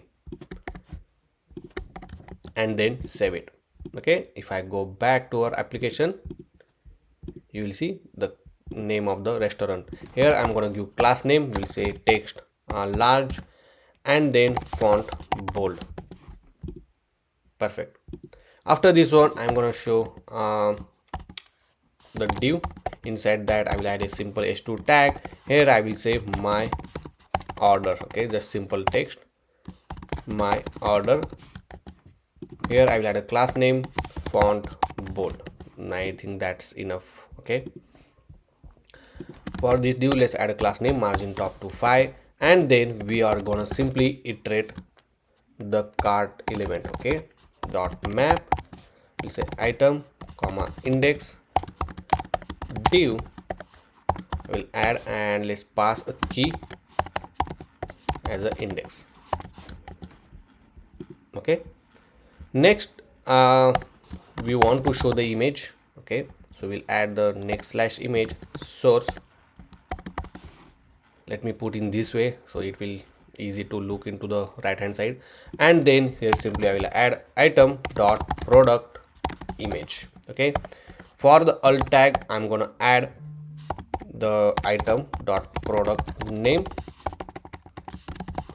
then width will say 30, height let's say, oh let's add 40 instead of 30. Class name I'm gonna add, so we'll add a round we'll add a height again over here because we are using Tailwind CSS, then rounded corner, and we'll make object cover. Okay, and this is how it will look like. For this leave, let me make it flex, let's say flex column, and let's do gap of 3. Okay, then I want to display the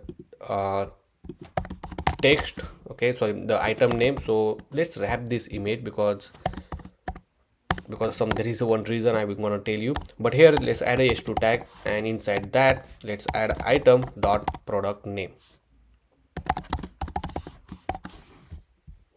Let's save this one and you will see the product name. Let's bring everything in one line. So class name, make it flex, gap of 2. Let's make item to be in the center, and also here I will add a class name, we'll make a text little small.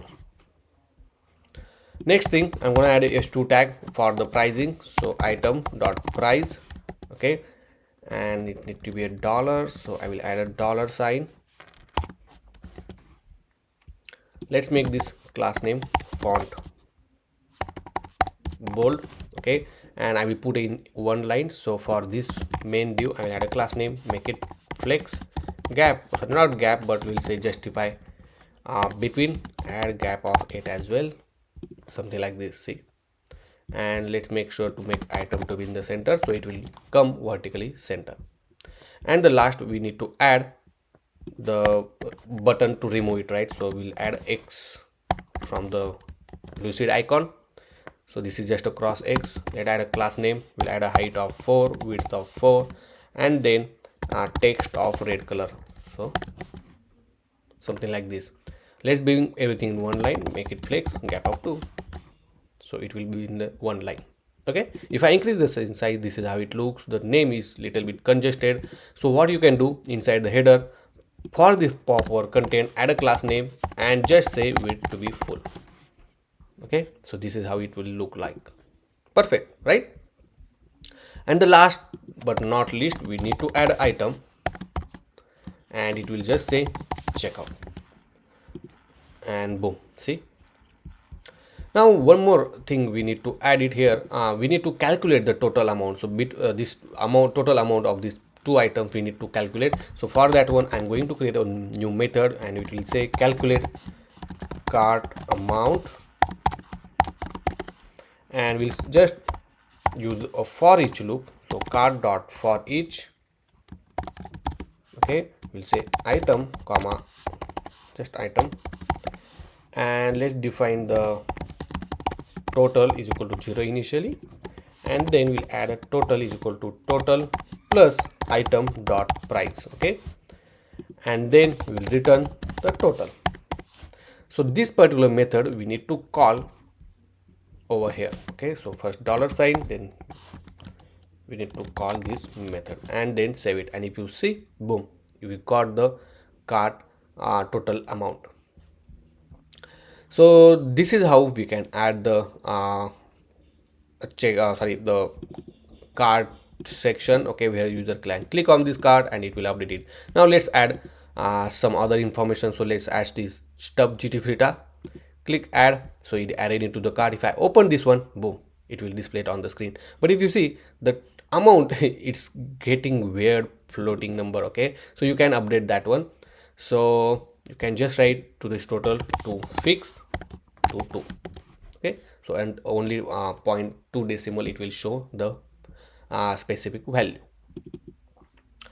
and you saw that, right?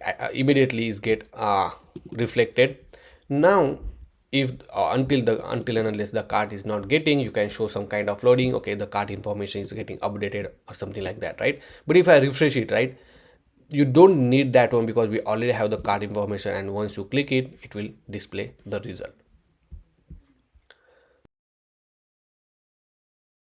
So when we want to click on this particular order in order to delete it or remove it from the cart, there are a couple of things we need to take care of.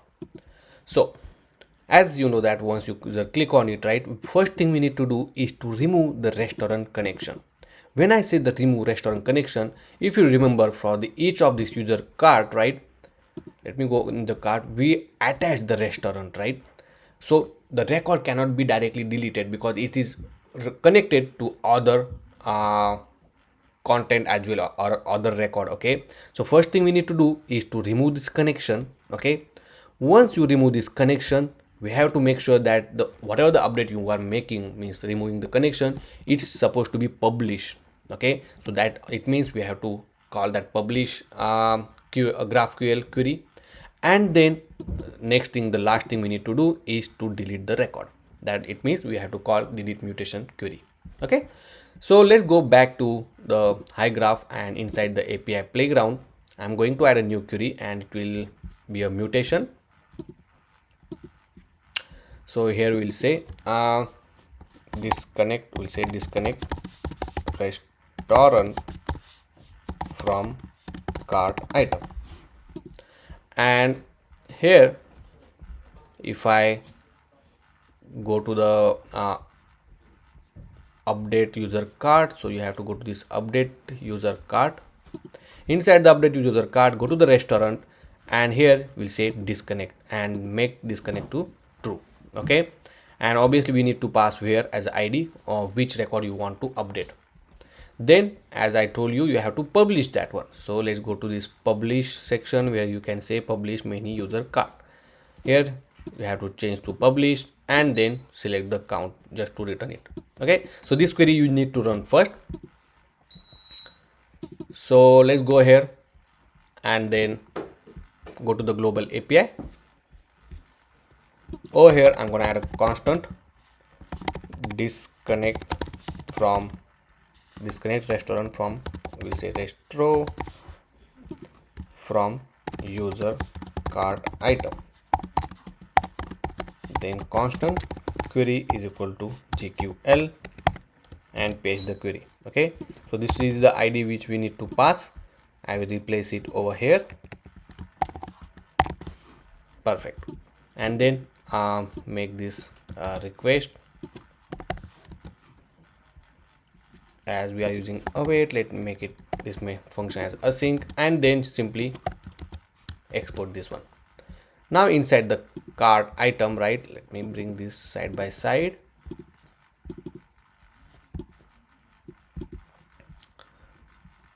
So here we need to add on click method. So on click, we'll simply say remove item from cart, and then to this one we need to pass the ID, so record ID, which is the item.id, and then here we'll write that method. So we'll call first global API dot disconnect restaurant from user card item. Here we need to pass ID, then response. Okay, for now we'll just simply write the response just to show that we are disconnecting the restaurant from the particular record. So save this one and then let's go back to our application. So over here, open the inspect panel, go to the console, and here for example let's remove this record. Okay, so I don't know anything is happened or not. Let's see in the database. So for the first record, okay, let me refresh the screen. I don't know whether the changes are applied or not. So let me remove this one. And okay, so we got error that the user card have selection of subfield. Did you mean update user card? Okay, so the thing is, let me go to this API playground. So to this update user card, we need to write return something, right? Just we can write ID, something like this. So let's update that. We have to write return some, we need to some return, right? So we'll just return this ID and then let's test this out. So clean everything, refresh the screen once and remove it. Okay, so it's saying the card is updated. I just want to make sure in the content the card is updated, and if you see, the restaurant is now removed. Okay, now you can write a delete query. Okay, so let me add one mutation and it will say delete card item, and then you can go to the delete card user card. Here we need to pass ID and we'll return the ID. That's all. Copy this query and inside the global API we want to write it constant delete card from item, then here we'll say constant query is equal to GQL and this request. Make this as async. Here we need to add ID and we'll pass to this query as well, and make sure to export it. Okay, now as soon as this query get execute, right, we have to call this query. So inside the card, here we'll say if the response is there, then simply we can call that global API dot delete from delete cart from, okay, so name will be we can change this name, delete item from cart,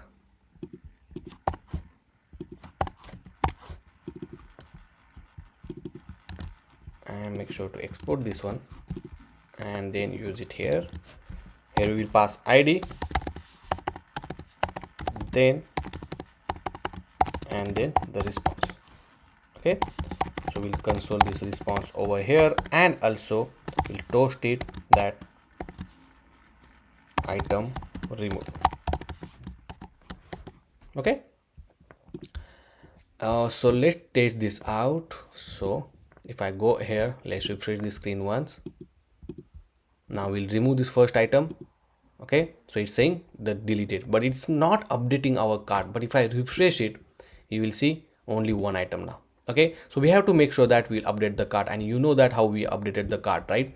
So same thing we're gonna do it here. So first thing, we need to tell this context that okay, you need to update the cart, right? So that's the reason we use this context. So use it, import this context import statement, and simply over here we'll set update cart as opposite of the update carts. So now let's test this out. So we'll say we'll add some item. Let's add this item. Let's add appetizers. So a couple of items get added. Now if I remove this item, okay, so if you see, it's updated the cart, it updated the count and everything, and it's saying this toast message that item removed. So cool, right? If I want to remove this Alfredo, let's remove this one, and boom, it's get removed. Okay, so this is how you can remove the item from the cart, and you are also updating the cart item immediately without refreshing the screen as well. Now in this particular chapter, we are going to store the user's review and the rating. So whenever user add any review or rating, we're gonna store in the HyGraph. Okay, but we have to make sure that we will connect this review and rating to the restaurant, because whenever we load the restaurant on the home page, or when we see the details on there as well, we need to calculate the rating, okay, the average of the rating. So that's the reason we need to make sure that we will connect this review and rating to the user. Along with that one, we need to store username, user email address, and the user profile image. Okay, so these things are important in order to display the review under the review tab. So let's go back to our application, and inside the review tab we are gonna implement the review section. So let me close all of this tab and then go to this restore tab where we have this review tab content, right? So in the underscore component folder, I'm going to create a new file called review section.jsx, add the default template, and then this component we're gonna render inside this tab content for the review. So we'll add review section, and then we'll pass the restaurant information as well. Now let's go to this review section and make sure to accept this restaurant over here. Now this review section page we're gonna divide into two parts. So let's add that one. So for in the first part, we're gonna give option to user to add the comment and give the rating, and in other part we're gonna display the all the users review. So first let's divide this screen into two parts. So let's add a class name. Let's add a grid column 1 when the screen is extra smaller, but when the screen size is medium, we're gonna give grid column 3. Okay, we'll give margin top to 10, and then first div for the user input, and other div for the list of review. Now for this list of review, I'm gonna assign 2 columns out of this 3 column. So just we need to say column span 2. Now if I go to this particular section, let's refresh it once, go to the review, and you will see for the user input this much section is this much column is assigned, and for the list of review the remaining one. Now for the user input, if I go to this chat CN component, I'm going to add the text area component. Okay, this will look like this. So easy to install. Copy this npm command, then import it. After this one, we'll add this import statement,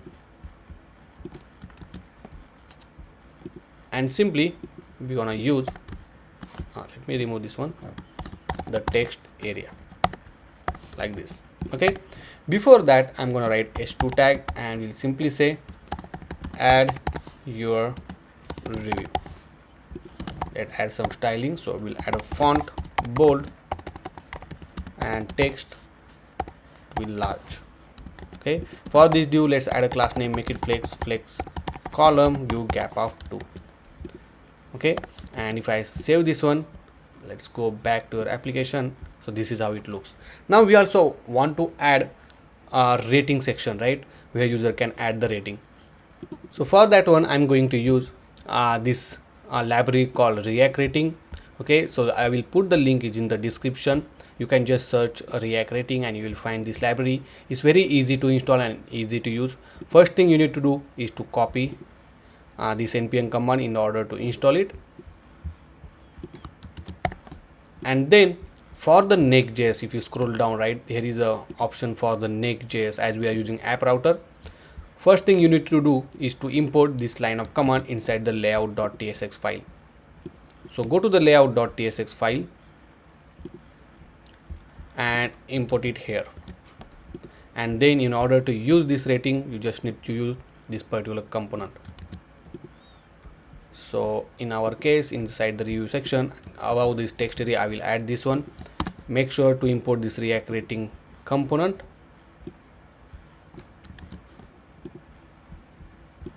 And then we'll define the state called rating. Okay, so I will just copy existing one from this example and I will paste it here. Okay, and then save it. Now if I go back to our application inside the review section, so right now it's saying view state is not defined. Let's import the view state, and in review you will see the review section. Now if I click on this 4-star, you will see the 4-star. You can change this review to 2, 1 like this. Okay, perfect. So this is how simply you can add the rating section. After this one, I'm going to add one button for submit. Button will say, and we'll say submit. Okay, and this is how it looks. Perfect.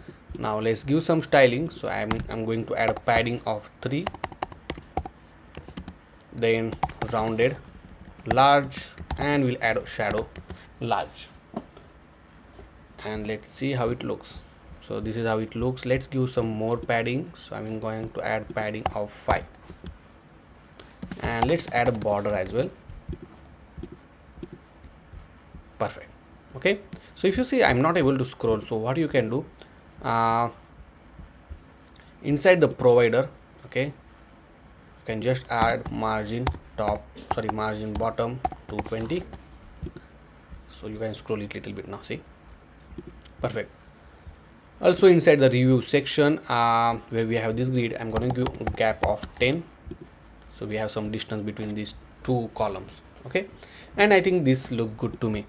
Now when you user enter anything, right, we need to make sure that we'll store this particular user input inside one state. Also we have to make sure that users add some rating as well as some comment, then only we need to enable this submit button. So first thing, let's save the user input. So we'll say review text comma set review text is equal to use state,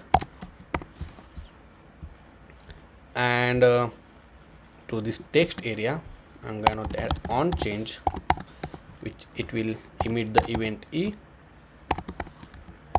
and set review text as a e dot target dot value. Then for this button I'm going to disable this button until we have the rating rating is equal to 0, or review text is not there. Okay, so review text. Now right now if you see it's disabled. If I put some review, still it disabled. If you add something, some review, then only it will enable this button. Okay, that's good. Next thing, we need to add on click method to this submit. So we'll add on click and we'll just say handle submit.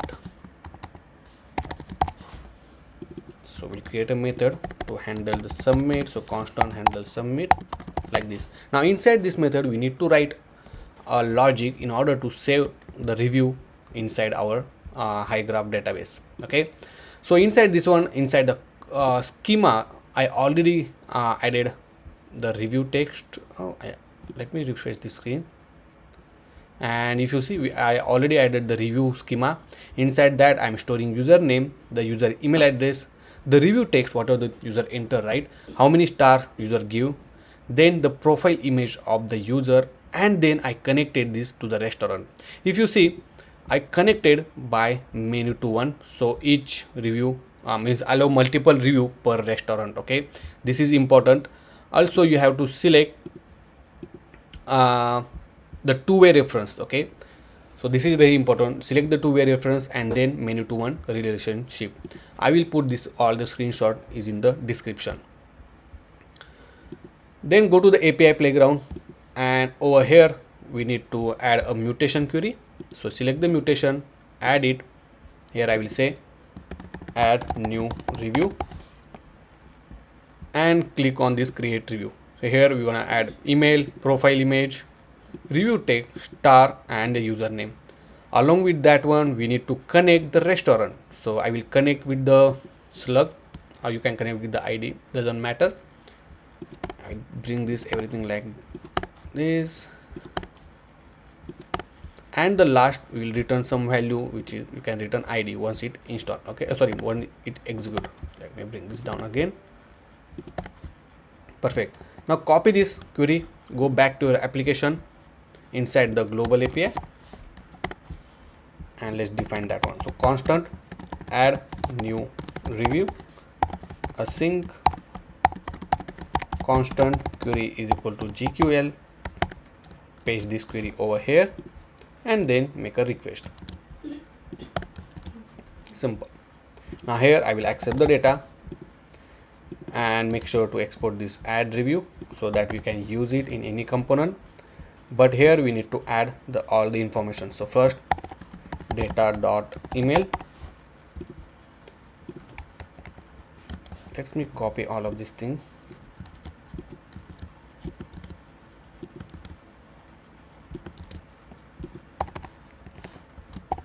Data.star, then profile image.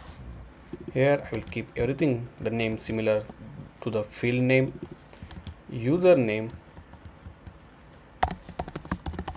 and here I will put slug as it is. Only here I will say rest or slug. Okay, just not to make any confusion, so I gave the specific name.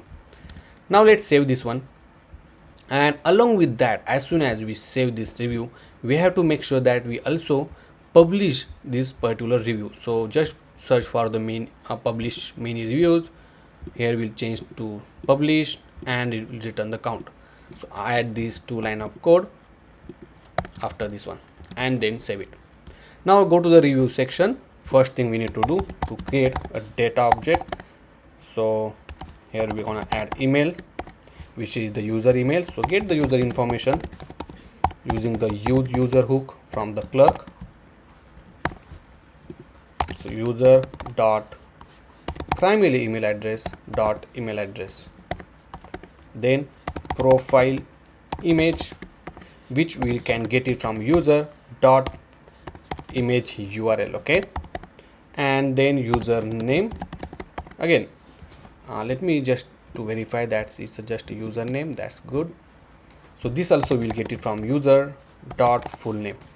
Okay, next thing, the star, which is the rating, and then review text, which is we'll get it from the review text state.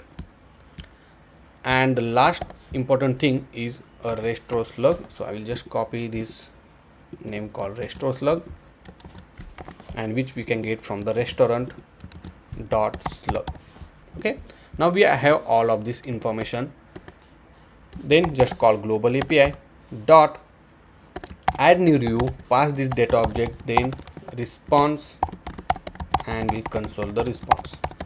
Okay, here we'll show the toast message that new, we'll say just review added. Perfect, and then save it. Now let's test this out. Go back to our application, let's add a 5-star good dishes and click submit, and if you see, it's saying the review added. Now let's go back to the review, and over here if you see, the new review get added with all the user information, and it also attached to this restaurant. Let's add one more review. So nice ambience, I'll give 4-star and click submit, and boom, it's the new review added again. Let's check it out, and if you see, the second review also get added.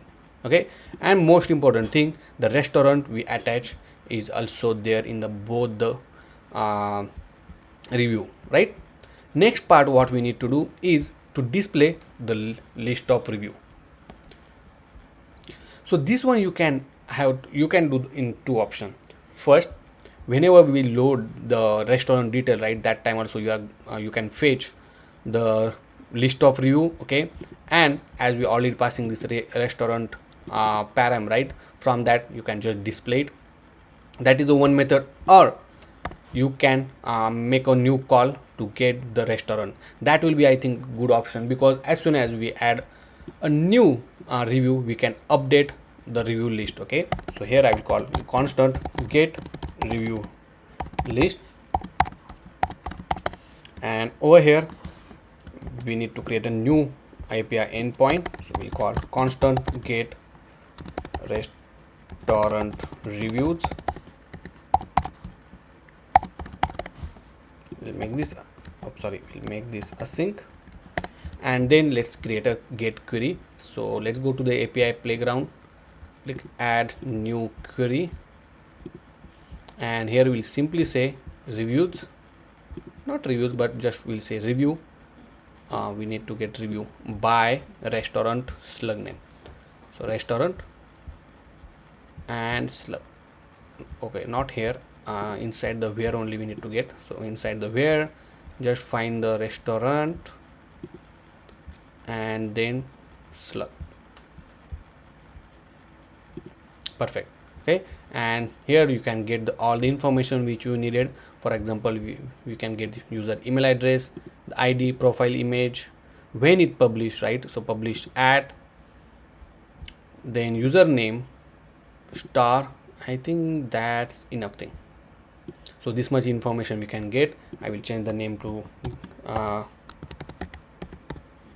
restaurant reviews. Copy this query, go back to our application, and inside this get restaurant review, I will add constant query is equal to GQL, paste the query. Here we need to pass slug. I'll add this slug over here, and then we'll make the API call. We'll make a request. Make sure to export this method and save it. Now go to the review section, just make a call global API dot get restaurant review. Here we need to pass slug, so restaurant dot slug dot then, and we'll make a response. We make a promise, just console for now, just to verify that we are getting this information. Now this get review list we need to call inside the use effect whenever the restaurant information is available. So here we'll say restaurant, and when the restaurant is available, then we'll call this get review list. Now save everything, go back to our application, and just to check inside the console that we are getting data. So this is the review section, and if you see right now we have the 2 review by the same user. Okay, Perfect, that works good. Now let's save in one state. So constant, we'll say review list comma set review list is equal to use state, and simply set review list response dot, and the field name is restaurant review, only reviews I think, yeah. Okay, now here we need to iterate the restaurant review. So let's create a new component over here. Instead of adding the code in the same component, here we'll say review list.jsx, add the default template, and then add reviews list. Here we'll pass the review list equal to review list.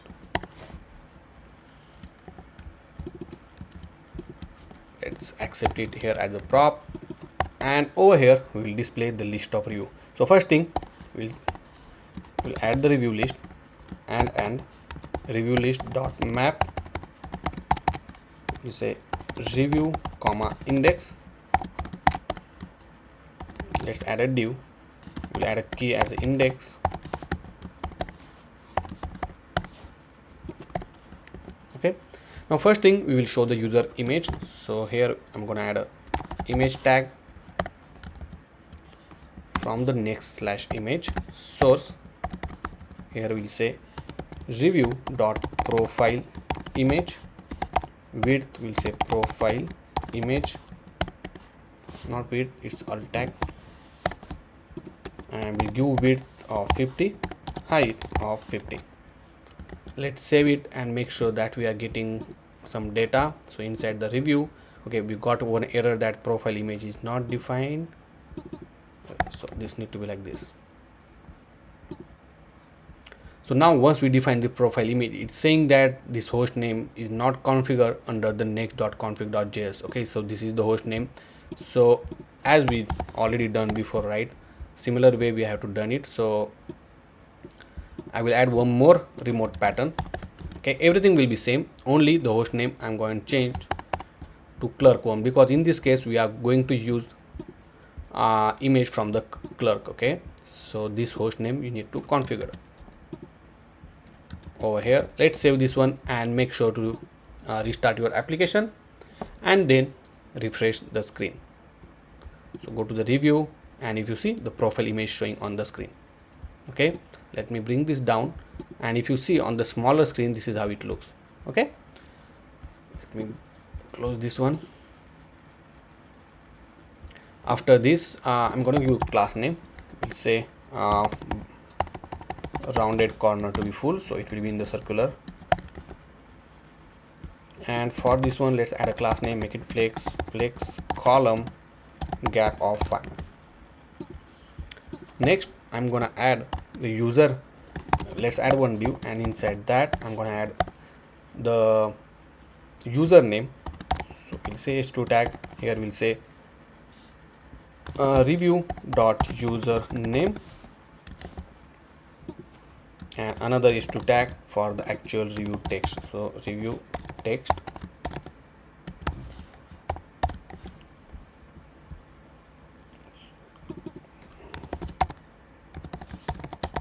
review text, that should be correct. I don't know why it's not coming. So here we did not get the review text. Make sure to add this review text inside the query. So that's the reason it was not showing. Okay, and then if I check now, let's refresh this reviews, and now it's showing. Perfect. And another thing, we need to show the star. Okay, so how many star we assign. So here we can use the similar rating thing. Okay, so only thing that I'm going to do, let's go to the review section and copy this React rating, paste it here, make sure to import this React rating. Okay, so let's add the import statement. I don't know where it is. Yeah, this one. Okay, only thing that we need to do is pass the value. Okay, so in this case is review dot star and no on change, so I will remove this one and we'll make just is disabled to be true. Let's save this one, and if you see, it's perfectly showing, right? They give 5 star, this one gives 3 star. After this one, we need to bring we need to add a class to this one, so make it flex. We give gap of 10, item to be in the center, we'll give gap of 5 only, and we'll decrease the size of this text. So class name, say text smaller,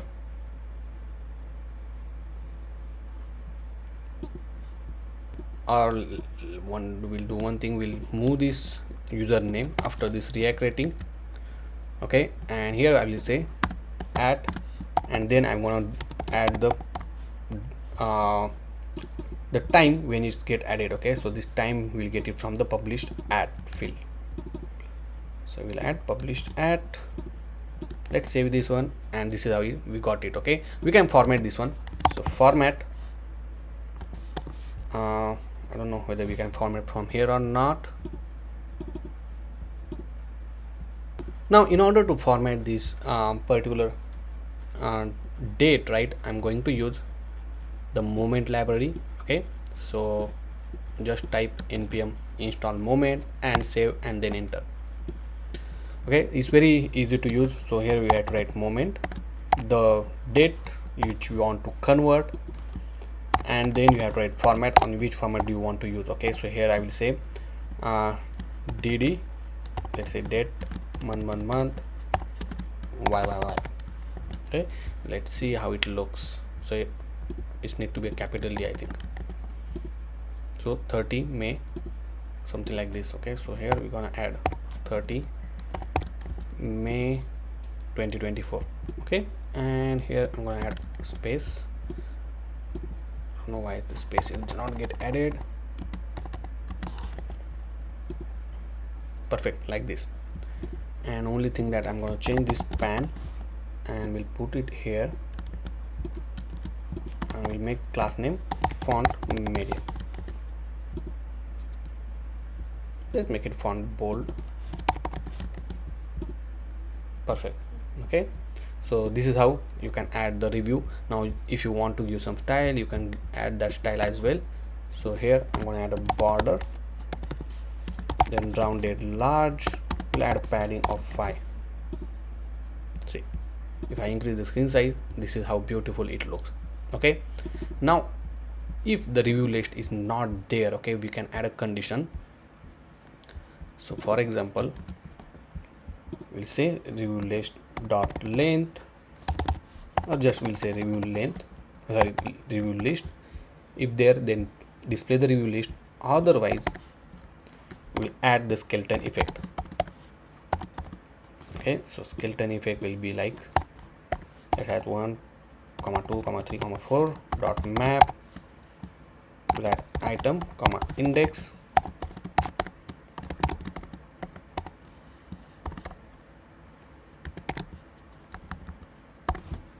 something like this.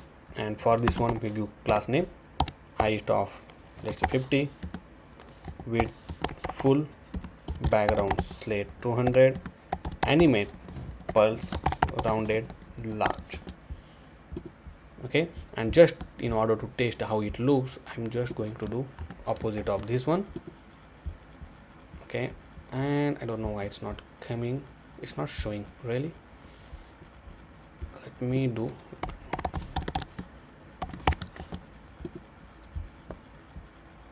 so here height need to be in the pixel, so 50 pixel, yeah, something like this. See, let's add 100, little bigger. If I increase the screen size, so this is how it looks, but once you have the data, it will go back. So here I'm going to add review list only.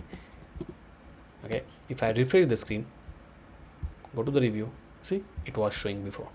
Now obviously once you add the review, right, we have to make sure this will get update immediately. So inside the review section, you have to call this get review list once the data get added and once the response is there.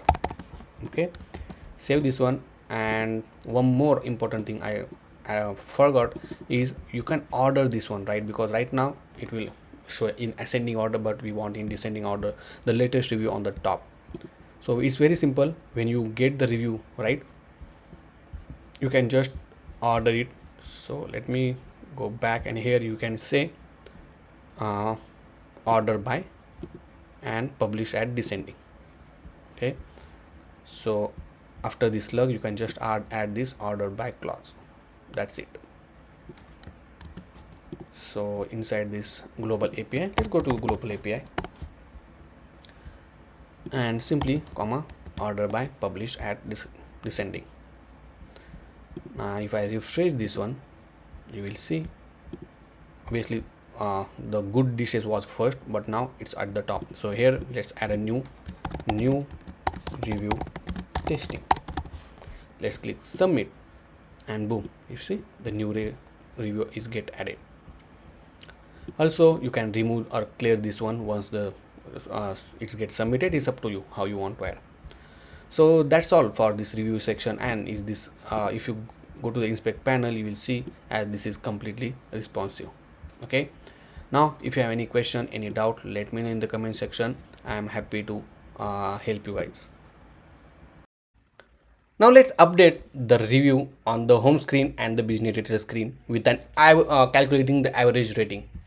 So for that one, when we are fetching the get business, right, the list of all the restaurant, here now we have option to get the review, and inside that from the review we can select the star. Okay, means we will get the list of star. If I run this one, right, you will get, if you see the review with the star, how much star we are that particular a list of star, not only one, but if you have 10 star 10 by given by the 10 user, then you will get that particular list, right? Let's update these small things or inside the query. So for the get business, right, so over here I will add it and save it.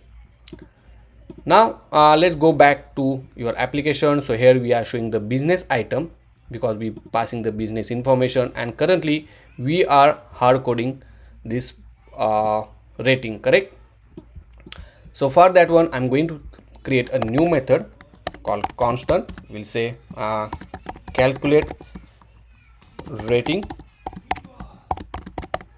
and then for this calculate rating we need to call this calculate rating over here. So we'll just add calculate rating, and here I'm gonna pass that particular business. I think we don't need to pass because we already have this business information, right?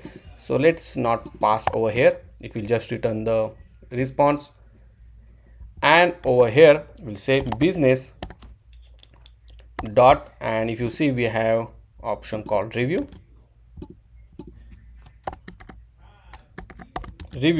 and then dot for each item like this. Okay, and let's define constant called total is equal to 0, and also we'll add constant count is equal to 0. Now here we'll say total is equal to total plus item dot star. Okay, so it will calculate the total. Also along with that one, I'm gonna increase the count by 1. Now we'll define we'll calculate the rating. So we'll say constant result is equal to the total by count, and then we'll return the result. Let's save this one and let's go back to our application. So right now we have one error. What is this? Oh, it cannot be assigned. Okay, because we defined the constant. Let's define the let over here as well. And right now if you see we have the, here we have 5, here we have 4.6, and for other we have NaN. Okay, so whenever we have NaN means for that one, right, no one gave the rating, right? So we have to handle that particular situation as well. So if the result is there,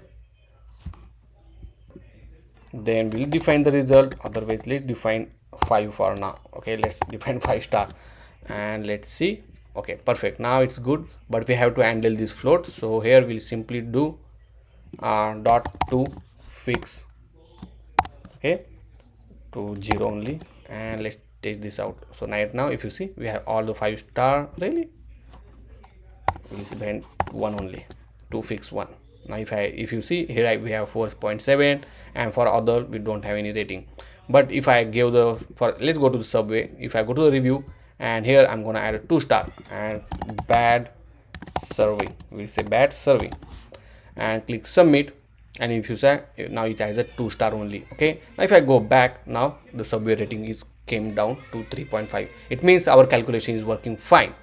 Now same logic we're gonna implement. Okay, so I will copy this calculate rating to the business detail page. So let's go to these routes where we have the restaurant, where we have this component called intro, and here as well we are hard coding this value, right? So here I'm calculating this rating, but now here we also need to show the total rating, right? Total count as well. So let's define that one. So we'll say constant total rating comma set total review, you can say actually instead of rating, is equal to use state. And then here we'll just define set total review with the count. And obviously this method will not work because we need to update get business detail. So if I go here inside the API playground where we have restaurant detail, right? Inside this restaurant detail, let's go to the restaurant detail and make sure to add the review over here. So if you see, we have a review, and inside that we need a star only. So make sure to update your query at the, I don't know where to update now. So let me update, yeah, we'll update after menu item, maybe after leaving 2 over here. Let's save this one. Now we have the review. So instead of business, we'll replace with the restaurant, and I think everything will be as it is. Now this calculate rating we're gonna call over here, and then total review we're gonna update it over here. Let's save this one. Let's go back to our application. Okay, and let's, if I click on this one right now, if you see, we have the error that is cannot be property of undefined. Okay, that's where I hope we have the restaurant review over here. Let's see. So this is happening because we directly use it here. Okay, we'll do one thing. This need to be a total review, but here I'm gonna remove this one, okay, for now, and we call this calculate rating inside the use effect. Okay, and whenever the restaurant value is available, then we call this calculate and calculate rating simply. Okay, and I will define one state called constant. We'll say average rating comma set average rating is equal to use state, and then instead of returning, we'll set average rating over here.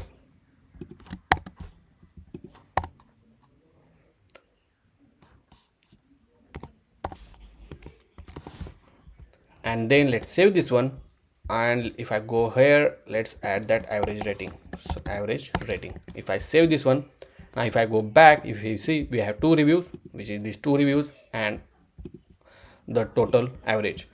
Same here, if I go to the review right now, if you see, we have 3 review and average is 4.7. that's perfectly working fine. Okay, so this is how you can add or update the review as well. So in this section, we are going to implement the checkout page. Once user click on this checkout button, we're gonna navigate to the new screen where user have option to enter their personal details, and they have option to make a payment as well. So the simple way, once user click on this checkout, right, this kind of form we're gonna show. So on the left hand side, we're gonna implement the billing details where user can enter all these details, and on the right hand side, we're gonna show the subtotal, the delivery charges, along with we can calculate the tax depends on the total amount of the cart, and then we'll show the total amount to pay. Okay, and for this particular application, we're gonna implement the PayPal payment gateway. So first thing, we need to implement a new screen, a new route called checkout, and on the click of that one, this button, we want to navigate it. So let's go to this routes folder. Okay, and inside this routes folder, I'm gonna create a new folder and we can call it as a checkout. Inside this folder, I'm gonna add a page.jsx, add default template, and over here I will add checkout and save it. Let me close all of this tab. Now let's go to the header component, not header, but let's go to this cart component where we have the button called checkout. Okay, so I will wrap this button inside the link, okay, which is from the next/link. Here I'm gonna add a href and we'll do checkout, and then let me close this over here. Link like this, and then save this one. Now if I go back to our application and if I click on this, let me refresh this once, and if I click on this checkout button, if you see, it's navigate to the checkout screen. Right now if you see, the button is smaller. Let's go class name, we'll add width to be full. I don't know why it's not get added. Okay, let's mention the class name over here as well and then save it. Okay, next, once you click on this checkout button, it's navigating to this checkout page, right? Also, along with this checkout, right, we want to send the restaurant name, okay, to this parameter. So it will look like this. So comma restaurant is equal to and name of the restaurant which we want to pass. So simply to this checkout, right, we can add a question mark. We'll say restaurant is equal to, and then we need to pass the value. Okay, so over here let's see whether we have the restaurant information already. So if you see, from here we can take the restaurant name. So I will pass it here and then save it. Let's go and test this out. So right now we are in Olive Garden restaurant. If I click on this one and click checkout, you will see it's showing now Olive Garden. Perfect. So this means it works. Now inside the checkout screen, let's go to the checkout page, and here we need to accept it that particular parameter. So as you know that we can write constant params is equal to use search params. Okay, as we are using the hook, we have to make this page as a use client on the client side. Now inside the use effect, let me get the restaurant name. So here we'll simply add, we'll console it actually params dot get and the name of that particular parameter, which is the restaurant, and then save it. Now if I go to the inspect panel, go to the console, and you will see we got the restaurant name as a Olive Garden. That's perfect. Next thing, we need to add a form. Okay, so here I'm gonna add h2 tag first. We'll say checkout. I'm gonna add a class name, make it font bold. Text, we'll add 2XL. Let's save it. We'll add margin y to 5, and this is how it looks. Then we need to divide the screen into two parts. Okay, so I already have the code ready for this one because this is simple one, so I will just paste that one. So let's go back here and I will add this line of code. Okay, so it's just simply checkout, and it divided the screen into two parts, and we added some input. Okay, now go to the chat scene because I don't think so we have the input component in added. So go to the input and make sure to import this input component, and once it installed, let's add this input. Okay, and everything will be same. Let's save this one and let me show you how it will look like. So this is simple. checkout page which has the billing details, and here on the right hand side we're gonna add this information as well. Okay, so first thing, we need to get a cart information on this screen, okay, in order to calculate the total number of amount, the delivery address, and all of these things. So we already have the code for that one. So from the header, we already know how we fetch this user cart information, right? So just copy this one and then paste it here. We'll call this method get user cart once we have the user information. So here we'll say user, and once we have the user information, we'll call this get user cart. Now make sure that we have the user information from the user hook, and then we will get the result over here. Now let's define the state call set cart, and this much information only. Let's update it here and save it. Now even though we need to use this particular method as well here, okay, I will tell you why. So let's import this context as well, and whenever the context is there, so I will add or update cart. So whenever the update cart will get changed, it will again execute the get user cart. Okay, the reason that we use this context, right? Okay, let's import the use state also. So okay, let's add global API here as well, and make sure we don't have any error. Now even though you are on this particular checkout page, but if user remove any of the item from here, we have to make sure that we are going to update this total cost and all. That's the reason we use the context, and we are notifying to this particular page as well that okay, there is some change in the cart. Now you have to get a latest information. Okay, now we have this update cart information where it will help us to execute this get user cart information. Now let's add a couple of things. So we have to add total cart details. So here I'm gonna add cart dot length. Let's save this one, and you will see the length of the cart. Okay, so right now we have 2 items. You can just wrap it here like this. Perfect. Then we have to calculate the total subtotal. Okay, so here I'm gonna call new method called calculate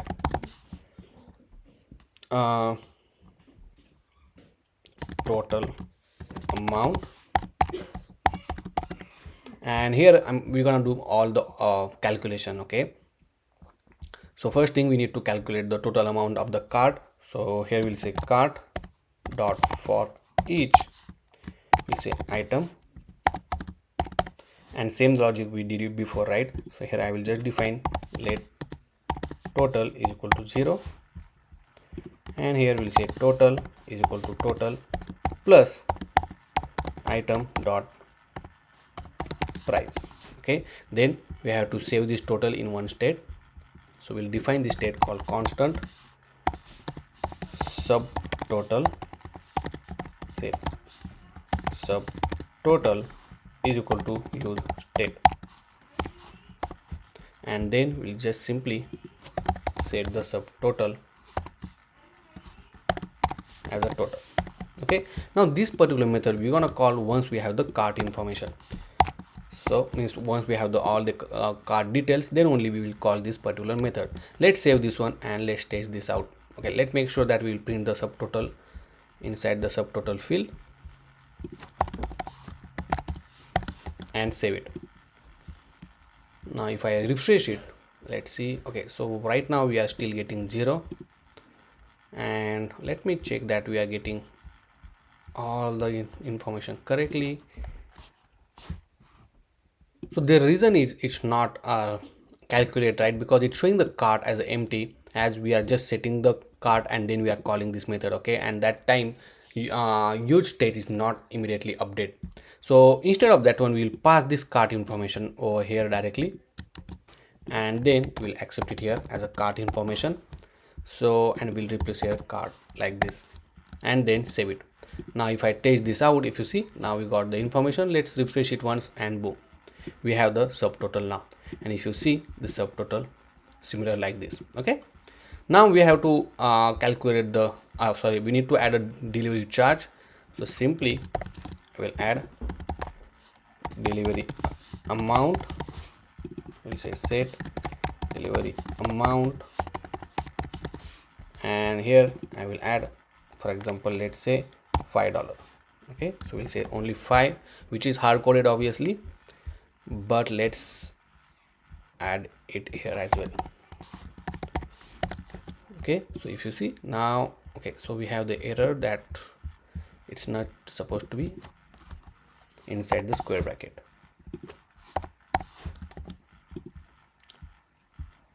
And this need to be used state. So now we have the delivery charge. Make sure it's in dollar. So subtotal also will add a dollar sign. Here as well we add dollar sign, and then we need to calculate the tax as well. Okay, so in order to calculate the tax, we'll say constant tax. We'll say calculated tax is equal to, then in order to calculate the tax we need to simply so simply here we need to give the total amount, which is our subtotal. So this total we have to write over here. So this total into we're gonna add a 0.7% of the tax. Okay, we just write, yeah, that's will be good actually, the 7% of the tax, oh sorry, total amount, right? And then it will calculate the total tax for us. Okay, now here we're gonna add one more state to hold the taxable amount. So here we'll say tax amount, set tax amount, it will be 0 initially, and then we'll simply, instead of writing this one, we'll set tax amount. Okay, and just display it over here. So it's showing 9%. Let's do 9%. So 0.9, it means 9%. And then over here we say tax amount, okay, in dollar. And if I go here, this is how it will show. Make sure you will change this to fix to 2. Same thing I'm gonna do it over here as well. So dot to fix 2. Okay, now we have to calculate all the subtotal, which include the subtotal, the delivery, and tax, which will calculate the total amount to pay. So I will hold new state with constant total comma set total is equal to use state, initially 0, and then we'll set the total, which is container total amount, plus which will also contain the taxable amount, this one, plus delivery amount, and let's say the total over here. So dollar total. Let's save this one and let's see that we are getting the expected result. Just to make sure, we'll do to fix to 2. Okay, and now we have the subtotal, which include this subtotal, the delivery, and the tax. I think the tax this is incorrect. It's supposed to be I think 0.09, and let me refresh these ones. Yeah, that's I think correct. So 9% of this one will be 1.76. That's I think correct. Here as well we'll update it.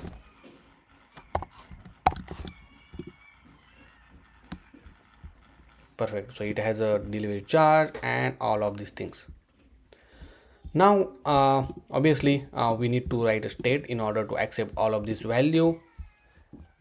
So if you see, we just use the state to fetch all of this value. Okay, so same thing I'm going to do it here.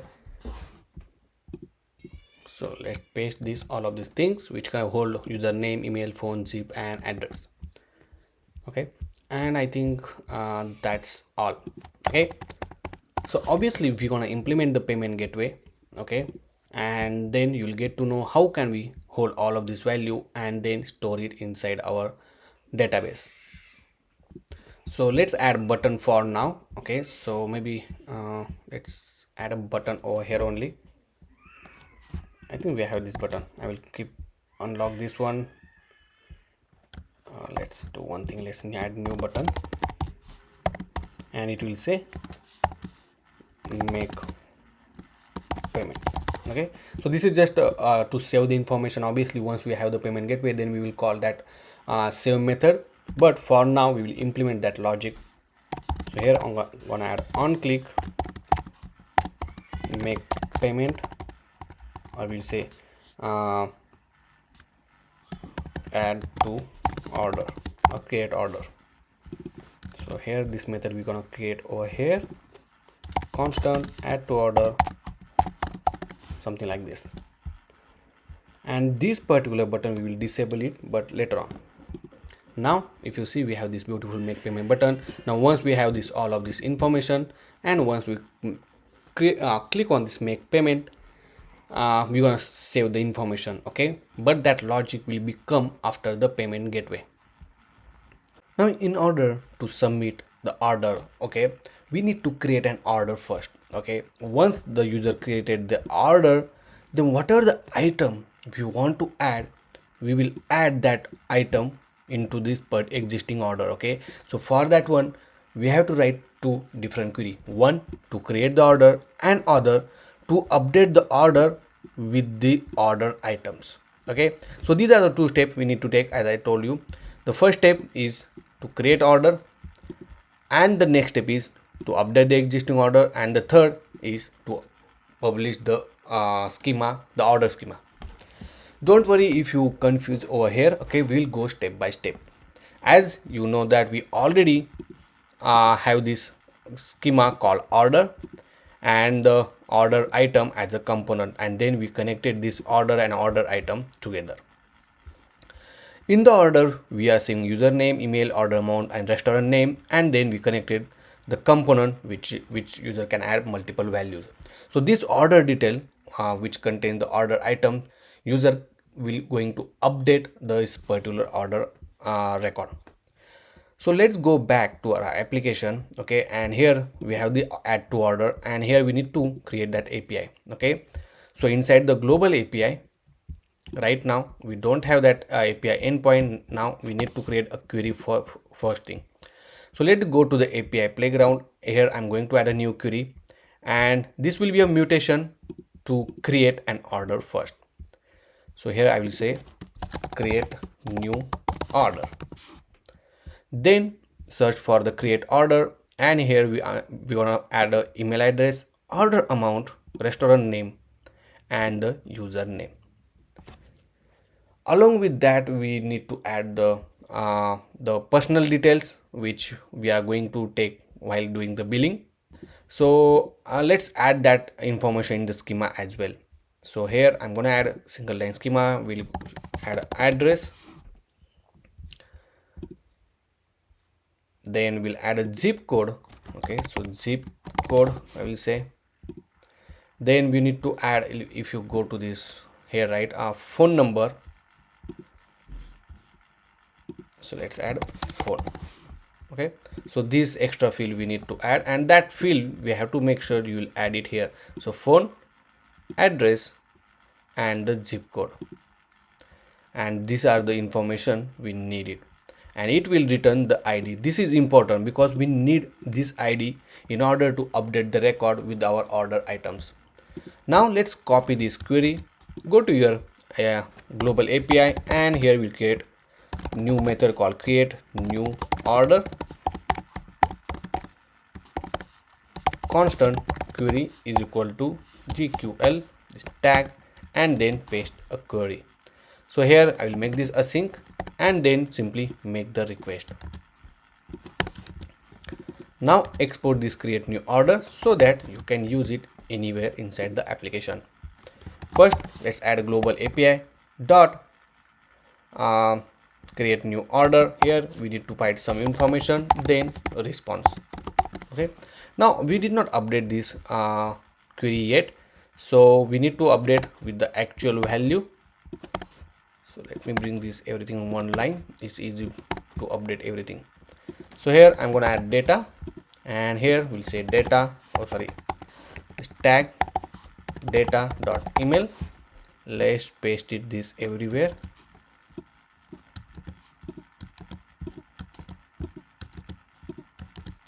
And the zip code. So let's copy paste this one only, so it's easy.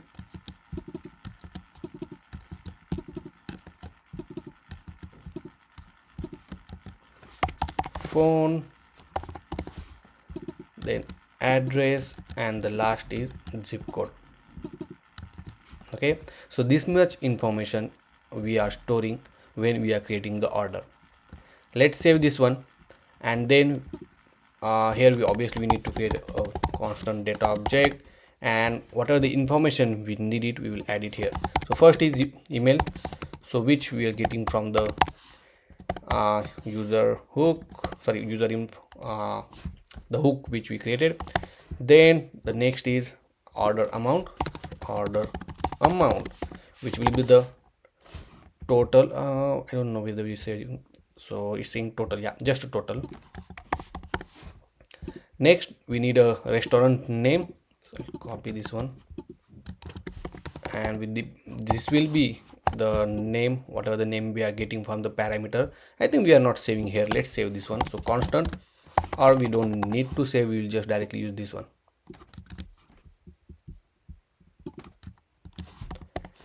Then we need to store the username, so which we are getting from user dot full name.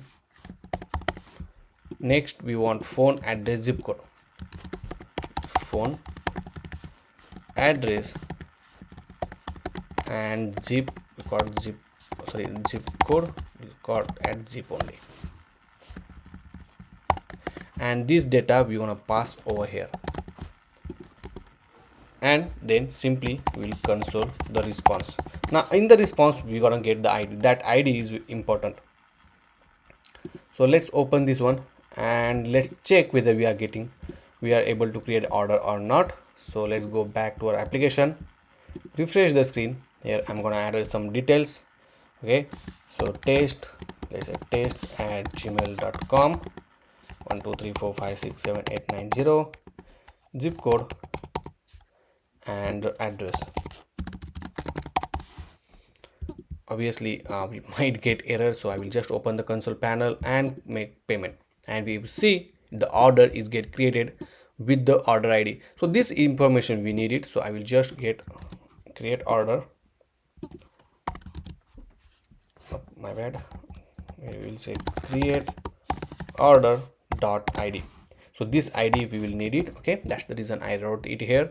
But to make sure that to verify it, that inside the content under the order, this is the last order which we created, and if you see all the information are there, okay, except the order detail. Now here I will delete all of this because this is just for testing purpose. Okay, so I will delete all of these orders, and now as I told you, right, we already created order. The next step is to update with the order items, because inside the cart we already have the order items, right? So what we can do, we need a query for that one.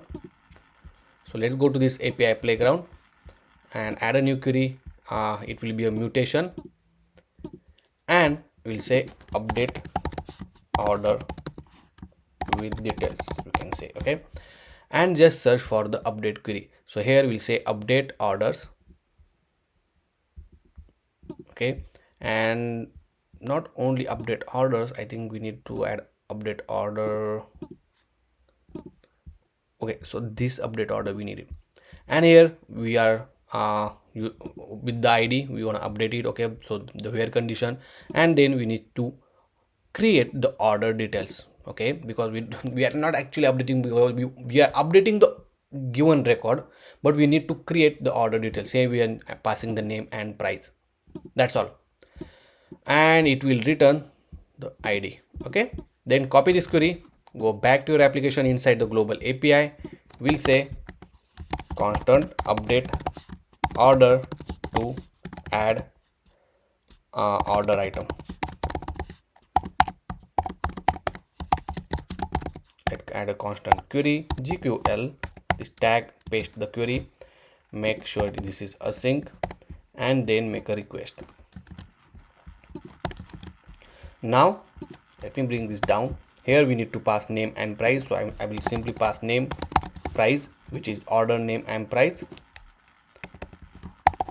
name, and here will be the price. Okay, then copy this and paste it here, save this one, and then go to the page where we are creating this order. Now inside this one we'll say if response, we'll say if this condition is valid, means we have the ID instead of okay, one more thing I just realized that we need to add the ID. So here we'll add a ID. Okay, and then here we'll save ID. So result ID will call it as, and then we'll say if result ID is there, then we need to iterate cart item dot for each item, and inside that we'll call global API dot update order to add a new order items. Here we need to pass name, which is item dot name, it's called product name, then price, item dot price. Okay, then make promise result, and we'll just console the result. That's all, right? And in order to keep whether because we are sending the data to the server, right, we have to keep a loader, but let's add that constant loading comma set loading is equal to use state and make it false. And when we'll click and add to order, we'll say set loading to be true, and then if everything is finished, we'll say set loading to false. If we have any error, that time also we'll set the loading as a false and save everything. Okay, now here for this button, okay, I'm gonna add a condition. If loading, we'll say if loading is there, then show the spinner. So here I'm gonna add loading loader, I will say, otherwise show this make payment text. Okay, and here I will add a class name, and we'll say animate spin. That's all. Now let's go back to our application and let's test this out. Now we are testing completely newly. Okay, let me refresh it. Right now we have two items. Here we'll say test 123 test at gmail.com 123456789 zip code and some address. Now if I click make payment, if you see it's showing this continuous thing, but we have one error. It's saying that filter, okay, I don't know, make sure the refer document exists, a filter using mutation unable to resolve, please refer a document exist. So it's saying that document is not exist. Okay, because I think we forgot one more information here to pass the ID over here. Okay, now let's save it and test this out. So refresh the screen. Again we need to add all details,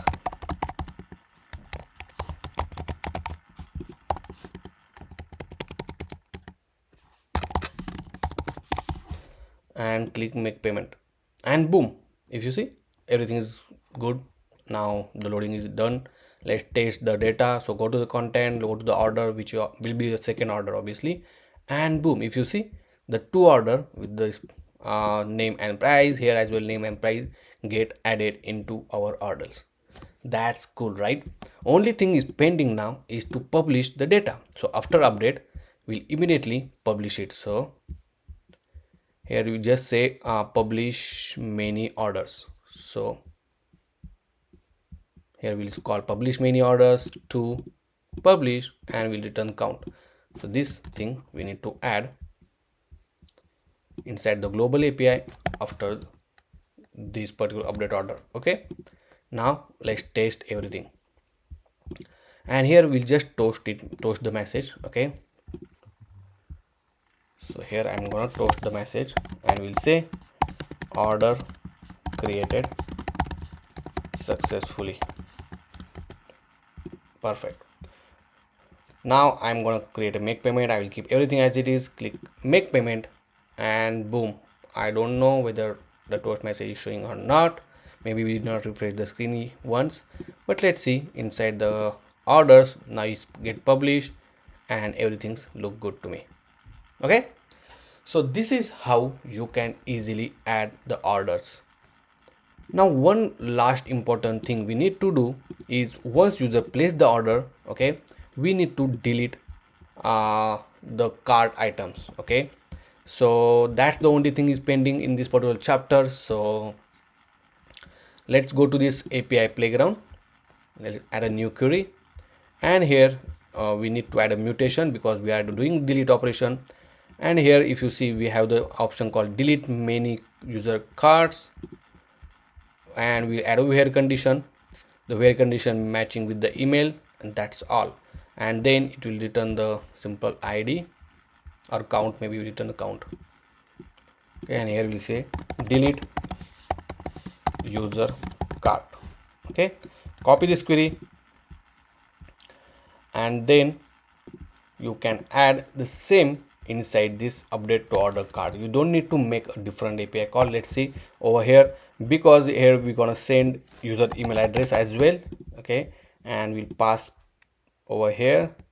I don't know whether it will work or not, but yeah, hopefully it will work. And I think let's save this one. Let's go back to our application, and here as we pass this user email, so here as well we pass user email. So user dot primary email address dot email address, and save it, and let's test this out. Okay, I hopefully it will work. So refresh once and add some information,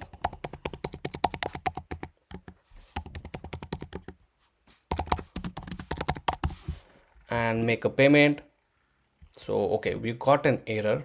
Okay, so it's saying I don't know what's this. So mutation is not defined. Field mutation is not defined in mutation. That's okay, interesting, because we already defined the mutation. We don't need this one practically. We just need this one. Okay, so hopefully let's refresh the screen. And one more thing I want to update, because this loader is keep running even after we have the error, right? So that's because over here we need to update the set loading as a false and save it. Now we'll add test at gmail.com. I don't know, yeah, gmail.com, not here. Here will be test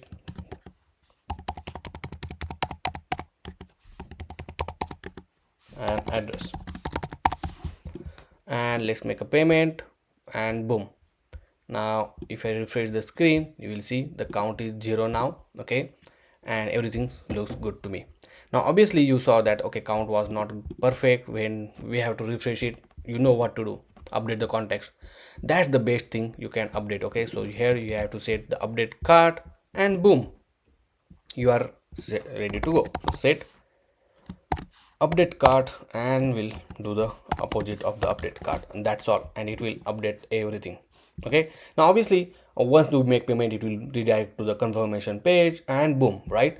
So that we're gonna add it once we have the payment gateway ready. Okay, now let's integrate the PayPal payment gateway. So once user click on this PayPal, and then we'll make a payment. We'll check if the payment is successful or not. If the payment is not successful, or it get cancelled, or it get declined, then we'll again come to the checkout page only. But if the payment is successful, then only we will save our order. We'll create the order inside our backend, which we already written the code in previous chapter. And then once everything is done, then we will redirect it to the confirmation page. Okay, so this is the basic flow, how the payment gateway will work, and how what are the steps that we need to take care once the payment is completed. So now let's go to this developer.paypal.com and create a new account, as this is a developer and sandbox account. If you have business register, you can just register, upload the documents, and then your business will get live. But if you don't have any business and if you just want to learn, then you can create this sandbox account. It's completely free. Then here, if you go to this API credential and just create the app. Okay, I already have a default application, so I will use the existing one. The only thing you need to use is the client ID. Okay, now first thing, once you have this API ID, you have to install this dependency called PayPal React PayPal.js. So copy this npm command, go to your project, and inside here just paste that, so it will install. Then in order to use, it's very easy to use. First thing you need to do is to add the PayPal script provider. Okay, so just wrap this one to this layout.js. So let's go to this parent layout. Okay, so let me go to this layout, and over here inside the Clerk provider, I'm gonna add the PayPal script provider. Make sure to import this PayPal import statement, and then make sure to wrap your application inside that.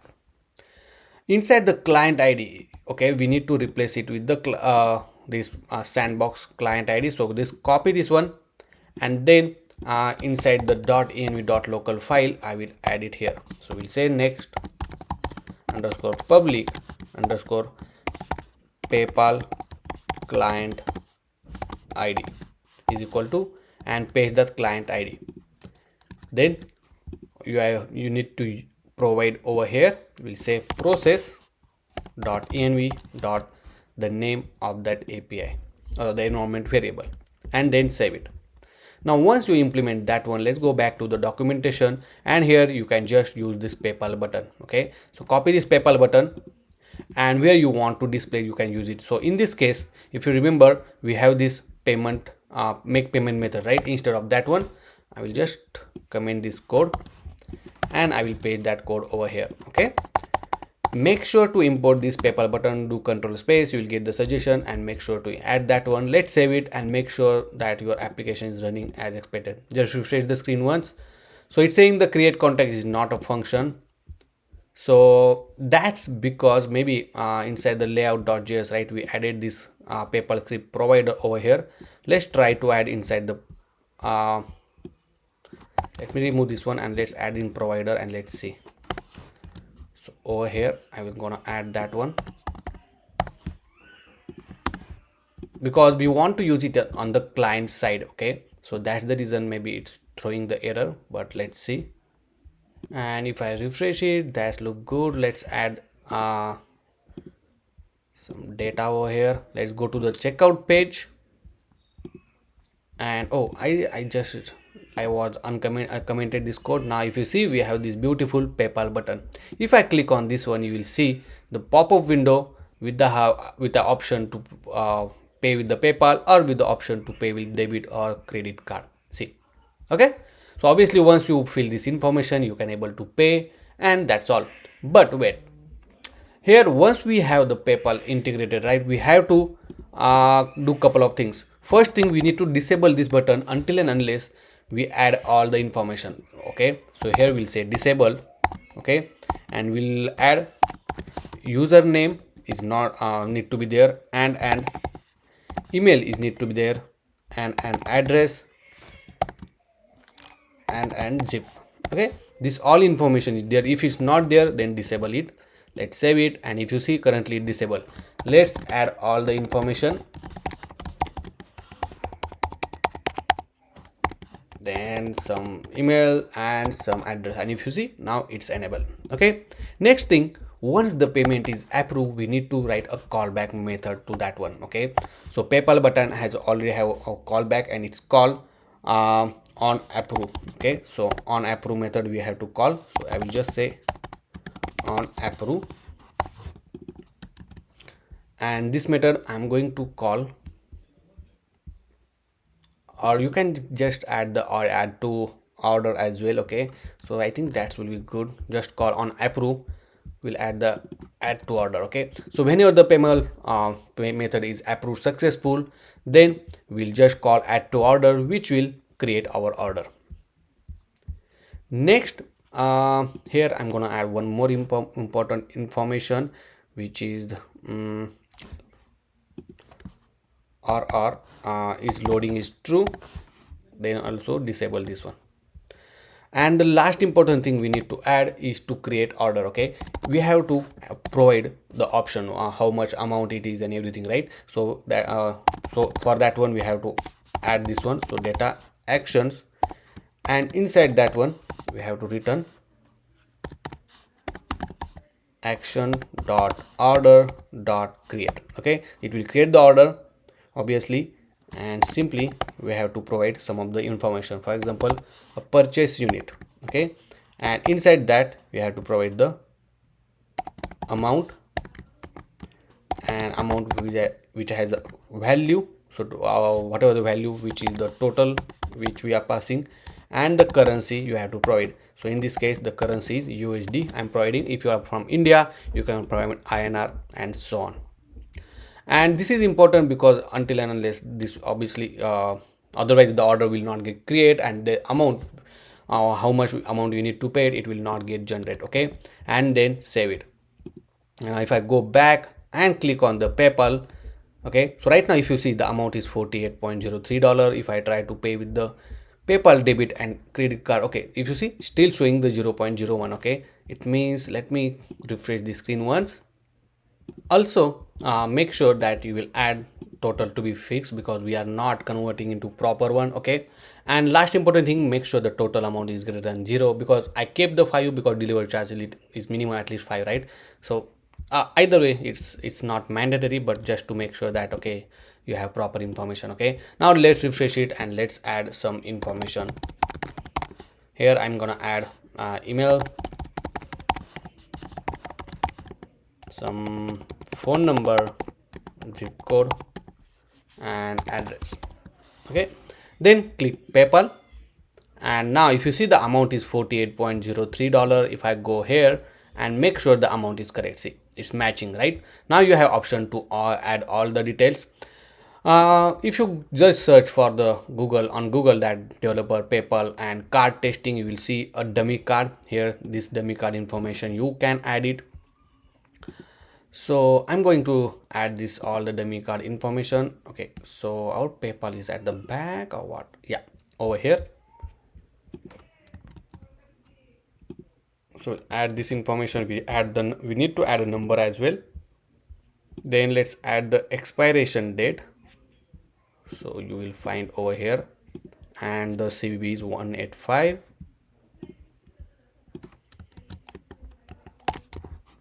Then we'll add the information,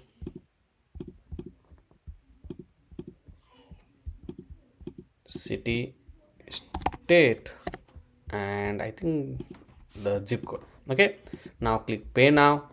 Here it will say okay the address is this one, use this address, so we'll continue, and we'll wait, and it's saying thanks for using PayPal, our payment is done. And obviously we are not doing any, but if you see that we got the toast message that order is successful. Let's see that we have the order after the payment. So go to the order, let's see the latest payment, and if you see the currently on my time, and this is the time which we made a payment. If you see we have the order amount, which is obviously long, we can update that one, but here we'll see the restaurant name, and this is the information that we added. Right now the address, zip code, and phone is not correct, but we will update that one. Maybe we are not passing this information correctly. Okay, but if you see all other information, the order details, main thing, and the total amount and the email, everything is getting displayed on or getting saved inside our database. Okay, now only thing that we need to do, okay, we need to redirect it to the confirmation page. And if you see, our cart is also now empty. So only thing, let's create a new page over here, and inside the routes folder I'm gonna call it as a confirmation. Let's add page.jsx and then add default template. Okay, here I will just add a confirmation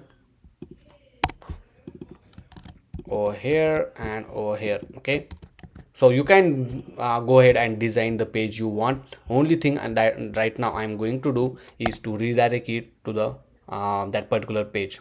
So over here I'm gonna add we need to navigate programmatically. So here we need to add constant router, sorry, not like this. We can add router is equal to use router from the next/navigation. Okay, so this is the programmatical way that you can navigate from one screen to other screen. And simply once our order created successful, we will updating the cart. Here we gonna navigate to the new screen. So we'll say router dot, here we need to add router dot push, not push but router dot replace. We'll do the replace slash confirmation. When we say the replace, it means it will not go back. Okay, if you try to go back to the checkout page, it will go to the home screen directly. Okay, now save this one, and then the once it's done, it will go to the next the home page. And I think that's pretty all. Okay, so this is how you can implement the PayPal payment gateway. Now only thing that, if you remember, we added the loading, right? So whenever the loading is there, you can disable this button. Okay, so that's all for this particular section, guys. I hope you understand. With the help of PayPal payment gateway, we integrated the PayPal payment gateway to make a payment and all. Okay, if you have any question, any doubt, let me know in the comment section. So in this chapter, we're gonna learn how to send an email to the user. So once user place an order, instead of just showing the confirmation page, we will make sure that we'll send an email with all the confirmation detail, the order details and everything to the user. And for that one, we are going to use a recent email service provider. And once the email is sent, okay, then we go redirect to the confirmation page. So let's go to this react.email, and this react.email is used to write an email or to create a template, and it's very easy to implement for the React or Next.js application. Let's go to this explore components, and here you will see a different component that you can create your own template as well. If I go to this manual setup, and the first thing you need to do is to install the dependency. So just copy this dependency and then paste it in your terminal, so it will get installed. Next thing, you need to add this script. Now this particular step we are taking because we want to design our own template. So let's go back to the packet.json file. So I will go to this packet.json file, and inside this scripts I'm gonna add this new script. Just instead of dev, I will add email because we already have the dev script. And next, we need to create a emails folder, and in that we need to create a index.jsx file. So inside the root directory, create emails folder, and inside that I'm going to create index.jsx file. Okay, and by default you can just copy this content and paste it here and save it. Now let me close all of this tab. And next, you just need to run npm run email because we updated the script to the email, right? So npm run email. Oh my bad, email. Okay, now it will open the port localhost 3001 because we already using 3000, right? So open that particular port, and then it will open the playground kind of thing on the React email. Okay, so it's just a preview that how your email will look like. So if I go to this index.js file, you will see this particular button, because inside the email folder we have the index.jsx file. This is nothing but this index file, and inside that we just have the HTML tag, and inside that we have a button called click me, and that's what it's showing. Okay, So now we need to add our own template. Okay, so you can add the HTML CSS tag and create an own template as well, or you can use the example from the React email. And if you see, there are a lot of example. If you want to add the receipt kind of thing, if you go to this Apple receipt, this is how it looks. Okay, here you have option to copy this all of the code. Okay, and then you can modify according to your need. Now I already have the code ready, so I will paste the existing one. So let's go back to the index.js and I will paste all of this code with my own. Okay, right now I just hard coded the value, and let me show you how the particular email will look like. If I go to this index preview, and this is the simple template that I created, where we have this food order confirmation, this particular text along with the item, the quantity, the price, and this delivery information. Right now I will keep as it is. Okay, now it's your task that you can send your own data to this email component, and then you can update with your own actual data. Next thing, as we are done with this email component, right now it's time to send an actual email to the user. So for that one, let's go to this React email, and here if I scroll down, we have some of the option to integrate this React email with some services. So in this particular course, we are going to use resend. In my one of the course as well, I use this resend email service. Okay, and it's very easy to use. So first thing, let's install this resend. So let's go, let's add a new terminal and enter it here. Now if you scroll down, right, as we already have this index file, right, and to send an email, right, we need to get the resend ID API key, and then the particular API call we need to make. Now this API, this particular resend email call, we need to do it on the server side. So we will create an API for that one. So first thing, we need to get the resend API key. So let's go to this resend.com, and this is the service which where you can send an email, right? So it's free to use as well. So let's go to this get started here. Just add your information, and I log in to my account, right? So inside this API key, right, you might get some different view. If you are using this resend first time, you might get an option to create an API key. Okay, so here just click on this create API key, give the API key name. We'll give foodie cart, and you can give the permission as I will give full access, and all domain I will keep all domain and save it. Now this API key will only visible once, so copy this and keep it in secure place, and make sure inside your project, inside .env.local file, you will add that API key. Okay, so I will add it here, resend API key is equal to, and paste that API key and close it. Now one more important thing, that I already have domain registered with this. Okay, I already verified the domain, so I can able to send this email to the any user. But if you don't have registered or verified your email, then you can just only send an email to the yourself or the test email only. Okay, but you can verify it very quickly. Next, let's go back to this particular line of code, and as I say, we need to use this to the API side. Okay, on the server side. So you can directly use now here we'll create a new folder inside the app folder in order to create an API. So here we'll just say API. Inside that, I'm going to create a new API endpoint called send email. Okay, so this need to be a folder actually. So create a folder with the name send email, and inside that we'll create a new file called route.jsx. Okay, so inside that we need to create and post handle request. So here I will export async function, and this will be a post request. So I will write post, and inside that one I will add a try and catch block. Let's add try block at first. Okay, and then catch block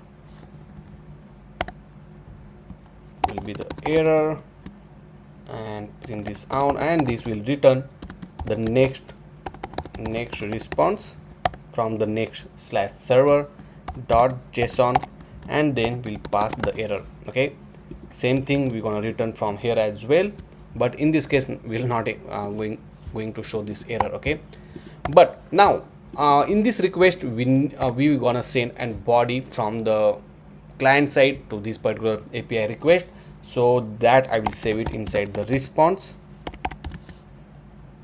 is equal to await and request.json. Okay, like this, and then save it. Now if you see this particular documentation, first thing we need to do to initialize this resend.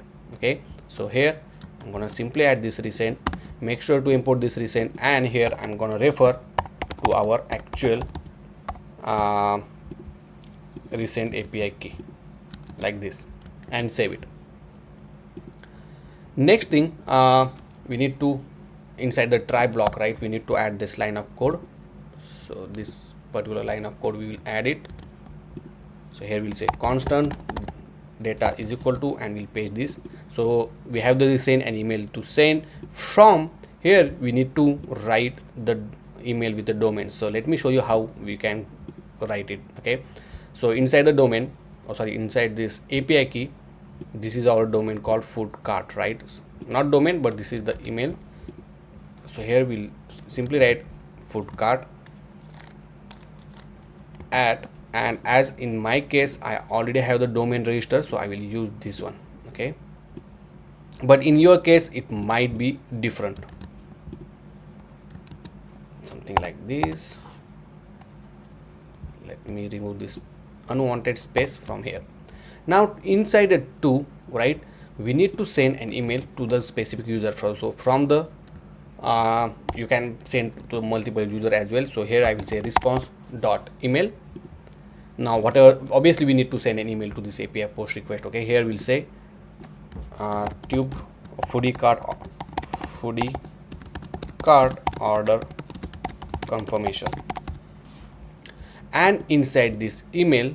Okay, so if I go to this email, right, this is the, let me close this first, and here we'll simply call our email. Okay, which is the inside this index. So here I will just call. Now here is thing, whatever the response inside the whatever data we are sending to this post request, you can send that value to the email. Okay, and then from the email you can, let's go to this email folder, you can accept it here as a prop. Okay, and then you can update your value, so you can try your own. If you want that source code, the link is in the description, you can check that out as well. Now whatever the result I will get, I will just return back and then save it. Now this is the simple API request that we made. Okay, now it's time, let's go to the index.js, not index dot, but inside our checkout page, right? So inside route we have this checkout page, inside page.jsx. Okay, so right now what I did, I added a new button called make payment just to test an email service. Okay, obviously we want to remove that one, but over here I will add constant send email, and inside this method we will make a API call to this particular API we just created. Okay, but for this make payment button I will add the send email on click method. Okay, now over here simply let's add a try block, and inside that I will write constant response is equal to await fetch, and then we'll simply make API call. So API slash send email. Okay, which is this API slash send email. Okay, and as this is the post request, so we need to write a method called post, and then we need to add a headers as let me do content type, this need to be capital I think, and then application slash JSON. Okay, and after this one we need to pass the body.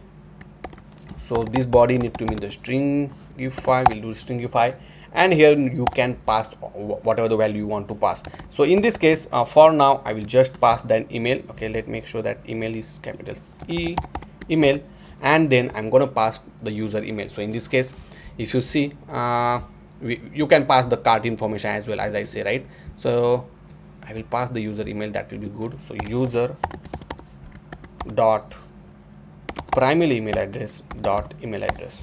Okay, and I think that's all. And obviously we need to add a catch block, error, and inside that we'll just toast a message that error while sending email. Here we are using await, so make this as a async. Okay, and over here as well, here I'm gonna write if not response dot okay, then I'm just throw an error. I will just toast a message, that same message we can toast. Okay, else we can say toast message, but here we'll say confirmation email sent, and then save it. Okay, now let's test this all together. Let me refresh the screen once, and obviously we'll open the inspect panel, go to the console, as I already log in. So let's click on make payment. I don't know something happened or not. So if you see, we got the message called confirmation email sent. Inside the network tab we have the send email which saying post is equal to 200, and if you see in the data ID we have this information. Okay, so let's test this out inside our Gmail account which the user is logged, and boom, if you see we have this foodie cart which we are getting the email, and this beautiful email. So everything is there, right? And as I say, now it's your turn to pass all the information, and this send email will be executed only when the order is confirmed. Okay, so here what you can do, you can add send email over here. So even though it will go to the confirmation page, but in meantime it will send an email. Okay, so this is how easily you can implement the email functionality. Let me remove this line of code. Okay,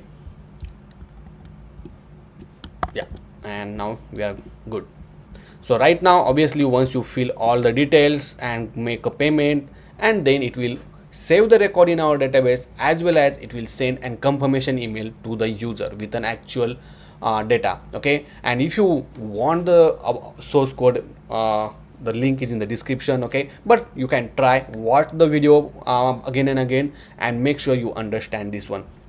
As I say, very very important that you have to verify the email address, okay, on the resend. Otherwise you cannot send email to the anyone. You can do the testing, obviously you can send to yourself as well, it's up to you. Okay, but it's not big deal to verify the domain. Okay, so give a try and let me know if you have any question. Now in this section we are going to implement the profile section, where user can see his profile, where he can update his email and everything. Along with that, he can see his order history as well, and everything we're gonna use Clerk to implement this kind of functionality. Okay, so first thing, we're gonna replace this particular image with an particular this Clerk user button with the actual image only, and then we will add our own drop down menu option. So let's go to header.jsx file, where we have this we are showing this user button. So I'm gonna comment this user button for now, and over here I'm gonna add an image tag, and inside that I'm gonna provide the source which is user.image URL. Then here I'm gonna give alt as a user, will give a width of 40 and then height of 40. In the class name I will make rounded to be full. Let's save this one and let's see how it looks, and this is how beautiful it's looking, right? Obviously oh, let me refresh this screen because it did not get updated. And if you see, this image is showing like this. If you want, you can just decrease the size to 35. I think that will be good, and now it's good. Now we're gonna use drop down menu to show the list of options. So for that one we're gonna use a shared CN drop down menu component. So let's first import this component, and then we have to import this statement as well in order to add this component, and we will use this simple example to implement this drop down menu. So if I go over here, I'm going to add it here, and for the trigger we're going to use this image, because on the click of image we want to open it, right? So we'll add this one. Let's save it, and if I go back to our application, if I click on this one, see how beautiful the menu option is looking, correct? Now you can keep the one which you want, and you can remove or you can edit according to your needs. Here I'm going to say my orders, the last is logout, and I will remove this one and save it, and just check the menus get updated. Now next thing, we're going to implement the user profile section where user can update everything. So for that one, I'm going to inside the routes folder, I'm going to create a new route, and we can call it as a user only. Inside the user, we'll create a new page called page.jsx, and we'll add the default template. We'll change this to user, and the user. And I'm going to tell you with the help of Clerk how easily you can implement this functionality. So first thing, as user click on this profile page, it will jump to the profile screen. So for that one, you need to add a link to this profile menu. So here I'm going to add a link, then hrefs, here will navigate to the user route, and then let me close this tag. Let's save it and let's test this out. So if I click profile, it will go it, okay? But wait, what we are going to do to this particular user, I'm going to add loading.jsx as well, okay? So in case if it's because Next.js takes some time to fetch the data, right? So instead of that one, we will just make sure that it's working. So let's save this one. If I click now profile, see it's jumped to the user immediately. Next, here we need to show user profile image, and the simplest way that we can implement is using the Clerk use profile component. If I type use profile, you will see it's importing from the Clerk/Next.js. Save it, and if I go back, boom, your profile page is ready. So cool, right? Now you have account, you have security, and everything is there, and this is your simple profile page. Now let's make sure to keep it in center. Let's add your class name. We'll make flex justify center, item to be in the center. Save it, and boom, it is in the center now. Now you might have a question, how can we add the my order page, or where can we add the my order page? So that's also Clerk can help you. Right now, if you see on the left hand side, we have two options called account and security, but you can also add a third option as well. It's a custom option or a custom menu you can add. So for that one, let's go to this beautiful Clerk documentation, where if on the left hand side, okay, you will see the customization option. In that, go to this user profile. The link of this particular documentation I will keep inside the description, so you can check it out. Now once you are in the user profile section, here you will find all the example with everything and all the details, okay? And obviously we're gonna implement in the same way. So inside the user profile, this user profile, right, I will keep this user profile like this, okay, and make sure that nothing get changed. Now inside the user profile, you have option to add your own button, see, like this. Now what I'm going to do, I will copy this line of code, okay, you don't need to write it, as I told you, and then just paste it here. Now what it's doing, it's adding a new user button to this user profile page. It has a label. You can change this label to, for example, my orders. Then label icon, here I'm gonna put a shopping, let's add shopping bag, or you can add shopping cart. I will add shopping basket, that's bag. And then URL, on which URL you want to navigate. Here you can change the URL as my orders. Simple, okay. Let's save this one. Obviously this is the content which going to display on the UI. If I go here, to our application. So it's saying the user button is not defined. Make sure to import this user button from the Clerk, save it, and okay, now it's saying that you need to add this user profile on the client side. Make sure you will change this page to client side. Let's save this one, and then boom, if you see, wow, we have this beautiful my order menu or option as well. If I click on this one, you will see this custom turn page, which is the default content it displaying over here. Okay, here I'm going to change the height of this one. We'll put height of 5, width of 5, just to match like this. See, and my orders new menu is ready. So this is how easily that you can implement this one. Obviously you have this security page, you have the account page where you can handle all of these things. Now you can even add the logout button as well. Okay, so let's add that one. So same thing, I'm going to copy from here, paste it, and here we'll just simply say logout. Here I will add logout, and then you can add functionality for logout as well. Okay, so it's up to you, but right now we'll keep only one option. Next thing, you can replace this line of code with your own custom component. So inside the user folder, I'm going to create a new folder for, and you can call it as a components. Inside this component, I'm going to create a new component called myorders.jsx. Add the default template, save it, and make sure to replace this with our new component called my orders. Let's save it. Let's go back to our application. Now if you see the my orders, we have the text my orders, which is coming from this particular component. Now inside this component, we need to get users order detail. So let's go and do that. So go to the HyGraph API playground. We'll add a new API key, new query. So select the query, add it. Here we can rename this, we'll say my or user orders. And if I go here, you have to select the orders where we are going to we are storing our data, right? And that's what we needed.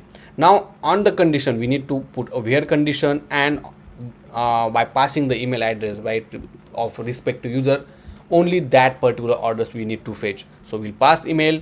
Then if you scroll down, you can select the data which you want. For example, let's add address, then created at, then we'll take email, ID, order amount, order details. Inside the order details, we have this ID and name along with the price. Then phone, restaurant name, we will take it, and then username, zip code, username and zip code. Okay, so this all information we are going to fetch. Let's test this out. So I have order with this name, with this email. So let's try to fetch it, run this one, and boom, if you see, we have all the information along with the order detail, with the name of the item, the price of that one, the total amount as well. Okay, so that's perfect. Let's copy this query, go to your screen and go to the global API. Here I'm going to create a new endpoint called constant get user orders. Constant query is equal to GQL. Paste this query over here, and then simply we will make the request. Then make this as a async, and obviously we need to pass email. So we'll add an email, and over here we'll replace it with the email, and boom.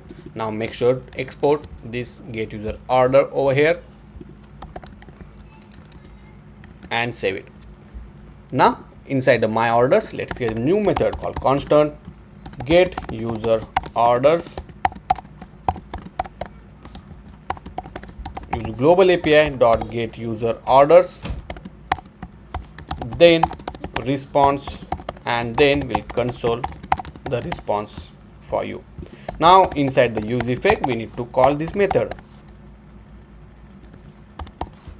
So get user orders, right? But here we need a user's email information. So use user hook from the Clerk,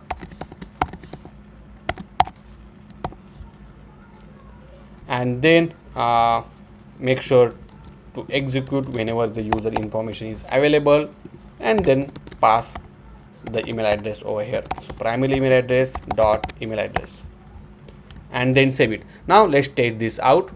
So let's go back to our application. We are inside the my orders. Go to the orders, and if you see, inside the console we have this list of orders. Let's copy this field name so that we can save it in our state.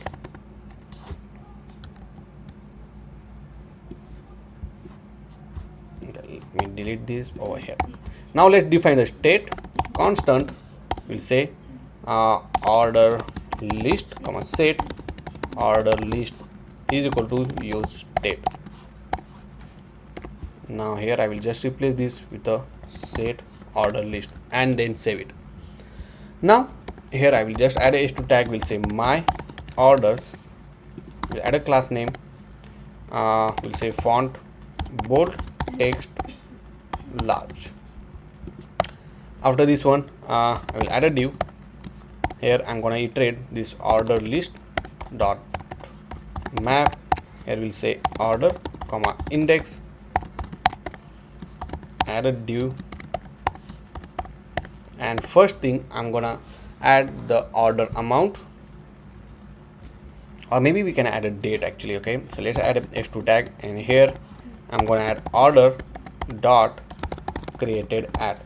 So this created at will be system generated, okay, whenever we create the record for first time. So make sure we have this created at over here. If I save this one and go back to our application, so if you see, we have this information called created at. Let me bring this side by side, so easy to implement. Now we will format this. So I will use moment, pass this particular date, and then we'll format to ddd slash, we'll say ddd slash mmm slash yyyy, and save it. And this is how it looks. Perfect. For this div, I'm gonna give class name. We'll add a padding of 3. We'll add a border rounded. We'll make a large, something like this. Okay. Now for this div, let's add a class name. We'll add a grid column 1 when the screen size is smaller, and when the screen size is medium or larger, we'll add a grid column 2, and we'll give gap of 3. Then after this div, after this one, let's make sure to font bold. Then I'm gonna add another h2 tag. We'll say order total amount, and we'll display the amount, which is again order dot, let's see what is the field name, which is the order amount. Okay, and we have to make it to fixed. So here we'll just add order amount, and I will make sure to add to fix to. If I save it, if you see, this is how it looks. Then let's add address as well. So h2 tag, let's add address, or here we can do one thing, class name, make it flex, and just we'll add this in a span tag, and let's see how it looks. And flex, we'll say justify between, something like this. That's good.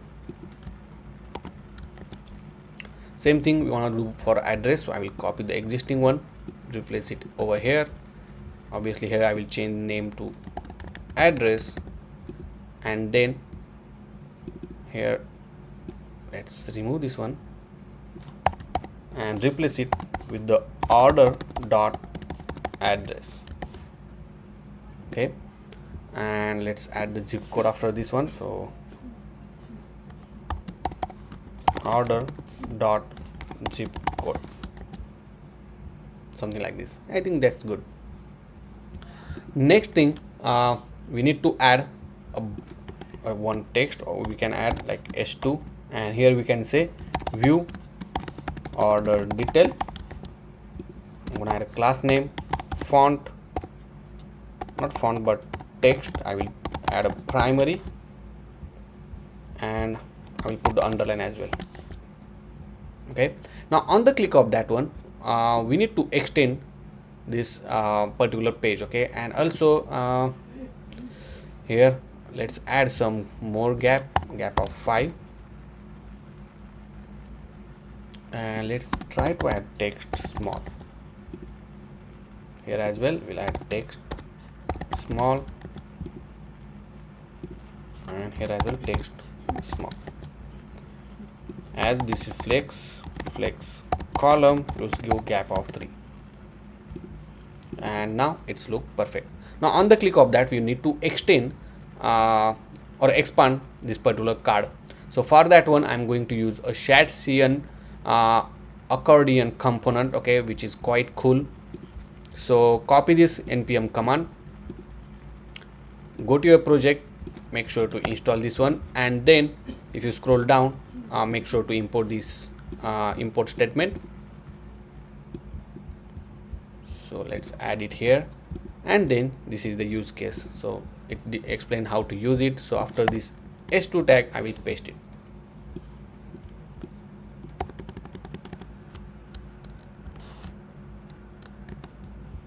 And I think that's good.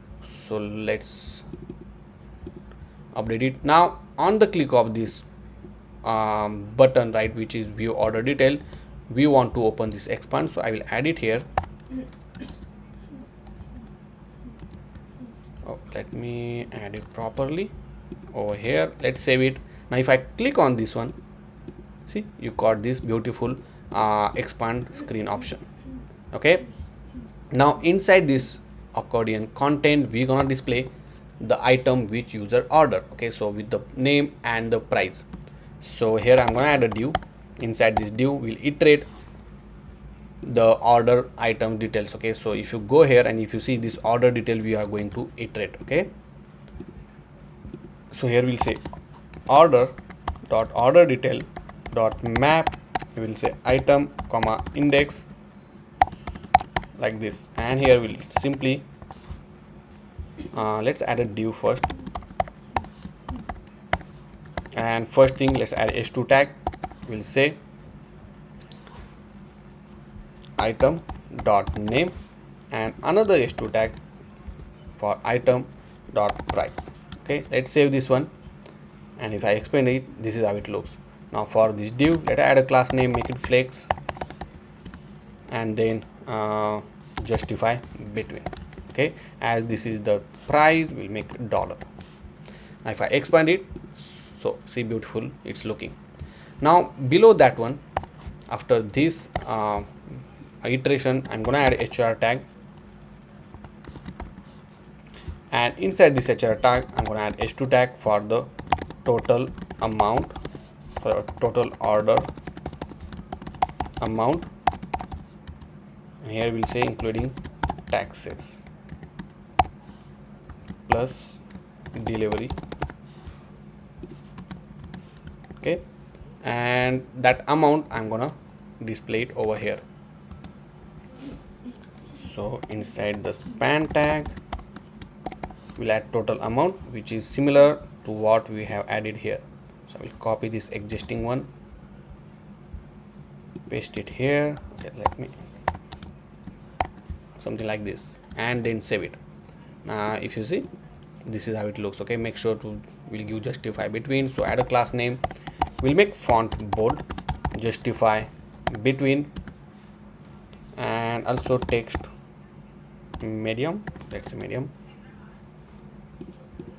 something like this. Okay, that's good. Add margin top to 2, and for this div, okay, let's add for this div only class name, make it flex, and flex column, gap of 3, something like this, and it's look good now. Okay, now each of the order has its own order details with the total amount and everything. Only thing that I'm just concerned, instead of writing all of this detail, right, because we have write total order amount including taxes, that's it, and that should be enough. See, and you can see all the order details at once. So this is how you can add the my order page, and it will show all the orders. Now here if you see, right now it's showing the 30 March first and 31st March afterwards, right? Only thing you need to do is to order it. So inside this query only, you have option to order by, and you can obviously order by publish ad, and make sure to descending as well, or created ad, doesn't matter. Once you add that one, you have to update this query with this small change. So let's go to this global API, and after this one you can add this condition. Let's save it and let's test this out, and if you see now 31st March is showing at the first.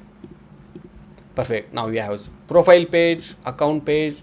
Now here you have my orders page, right? If I go to this my order, you will see this particular URL. Okay, so copy this one, and inside the header we have to update the link. So means on the link of that one we will go to this particular path.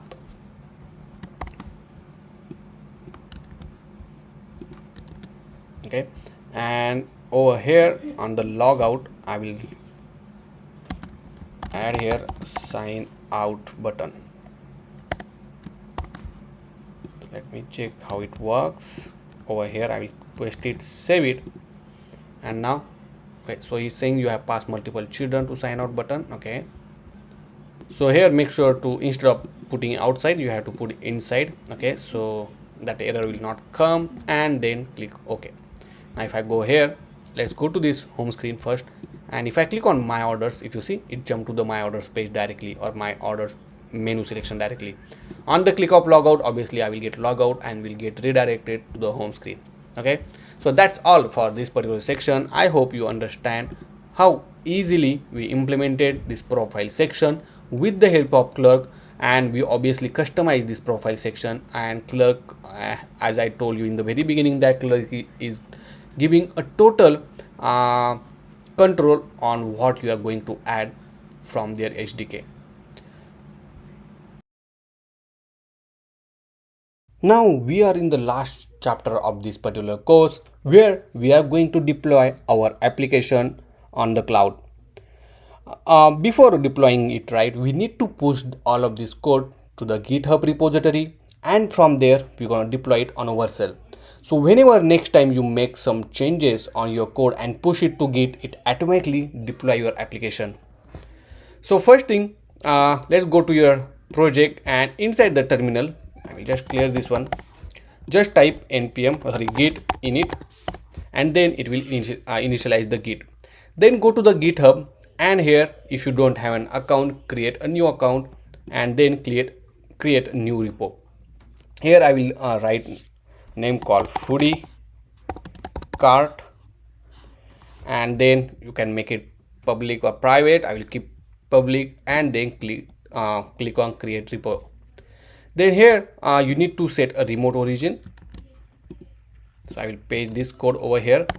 Then once you set the remote origin, you have to add all the changes. Then you have to commit that changes by using git commit -m, and you can give the commit message. So here I will say initial commit, and then once you're done with this one, right, you need to push this to the main origin. So I will just push it to the main origin. Okay, now if I refresh this one, you will see all of your code is displaying inside the Git repo. Now it's time to go to the vercel.com, and over here if you don't have an account, create a new account. So Vercel is officially we can support to the Next.js, and most important thing, it's completely free to use. Now click on add new project. Here first thing you need to do, once you click on the add new project, you have to connect your Git repository if you don't connected before. You also have option to connect to the GitLab or Bitbucket as well. Now if you see the project which we just pushed called foodie cart just now, click import. Here you can change the name, whatever name you want. Next important thing, we'll keep all the setting as it is, but inside the environment variable we're gonna add our own environment variable. So let's go to your project, open .env.local file, and copy all of this environment variable, and then just paste it here, and it automatically insert all this environment variable for us. Then click deploy, and once you click deploy, now it will start building your application and then it will deploy to the server. Now it will take a couple of minutes to deploy it, so I will pause the video, and boom, if you see, our application is deployed on a cloud.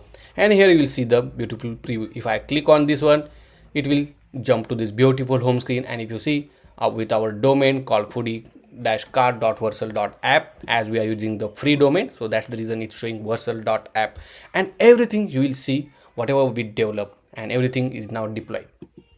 Okay, and if I go to this dashboard, so if I continue to do dashboard, right, if I go to the setting from the environment variable, if you think some environment variable you want to update, you can update from here. Also, you can add your own domain as well, and it's a completely free, so you don't need to worry about that one. Now if I go here and if I try to log in, okay, if you see, we got the beautiful login page and everything. Now let's log in with the account. So select the account which you want to log in with. Okay, and then once your login is complete, you will again jump back to the home screen, and if you see, now you have all the previous data which already stored. Okay, and it will automatically fetch with this cart information along with this cart and everything. And boom, if you see, now if I want to open any of this restaurant, you will see all the details. Okay, you can go in any of the details. If you want anything, you can just add it simply like this. Okay, now from the cart, if you want to remove something, you can just remove it from here, and everything gonna work as it is. Okay, if I go to this checkout page, you will see the billing details, the total amount and everything. Also, we have this beautiful profile section with the security, my account, my order page. You can see the previous orders, and even you can just make a payment and everything. And most important thing, as you know, that this application is completely responsive friendly. Okay, depends on the screen size, it changed the layout. See, okay, how beautifully it's changed the layout of your application. On mobile view as well, as I say, it's completely mobile friendly. You can even scroll with your fingers and everything. So guys, that's all for this particular course, and I hope you enjoyed this complete course with the TubeGuruji. And most important thing is that our sponsor, the Clerk, a lot of thanks to them that they sponsored this video. And as you know, that Clerk is one of the best authentication service in the market, and throughout this complete video we use the Clerk, and I hope you understand how beautifully we use the Clerk in our application. So guys, we'll see you in the next video.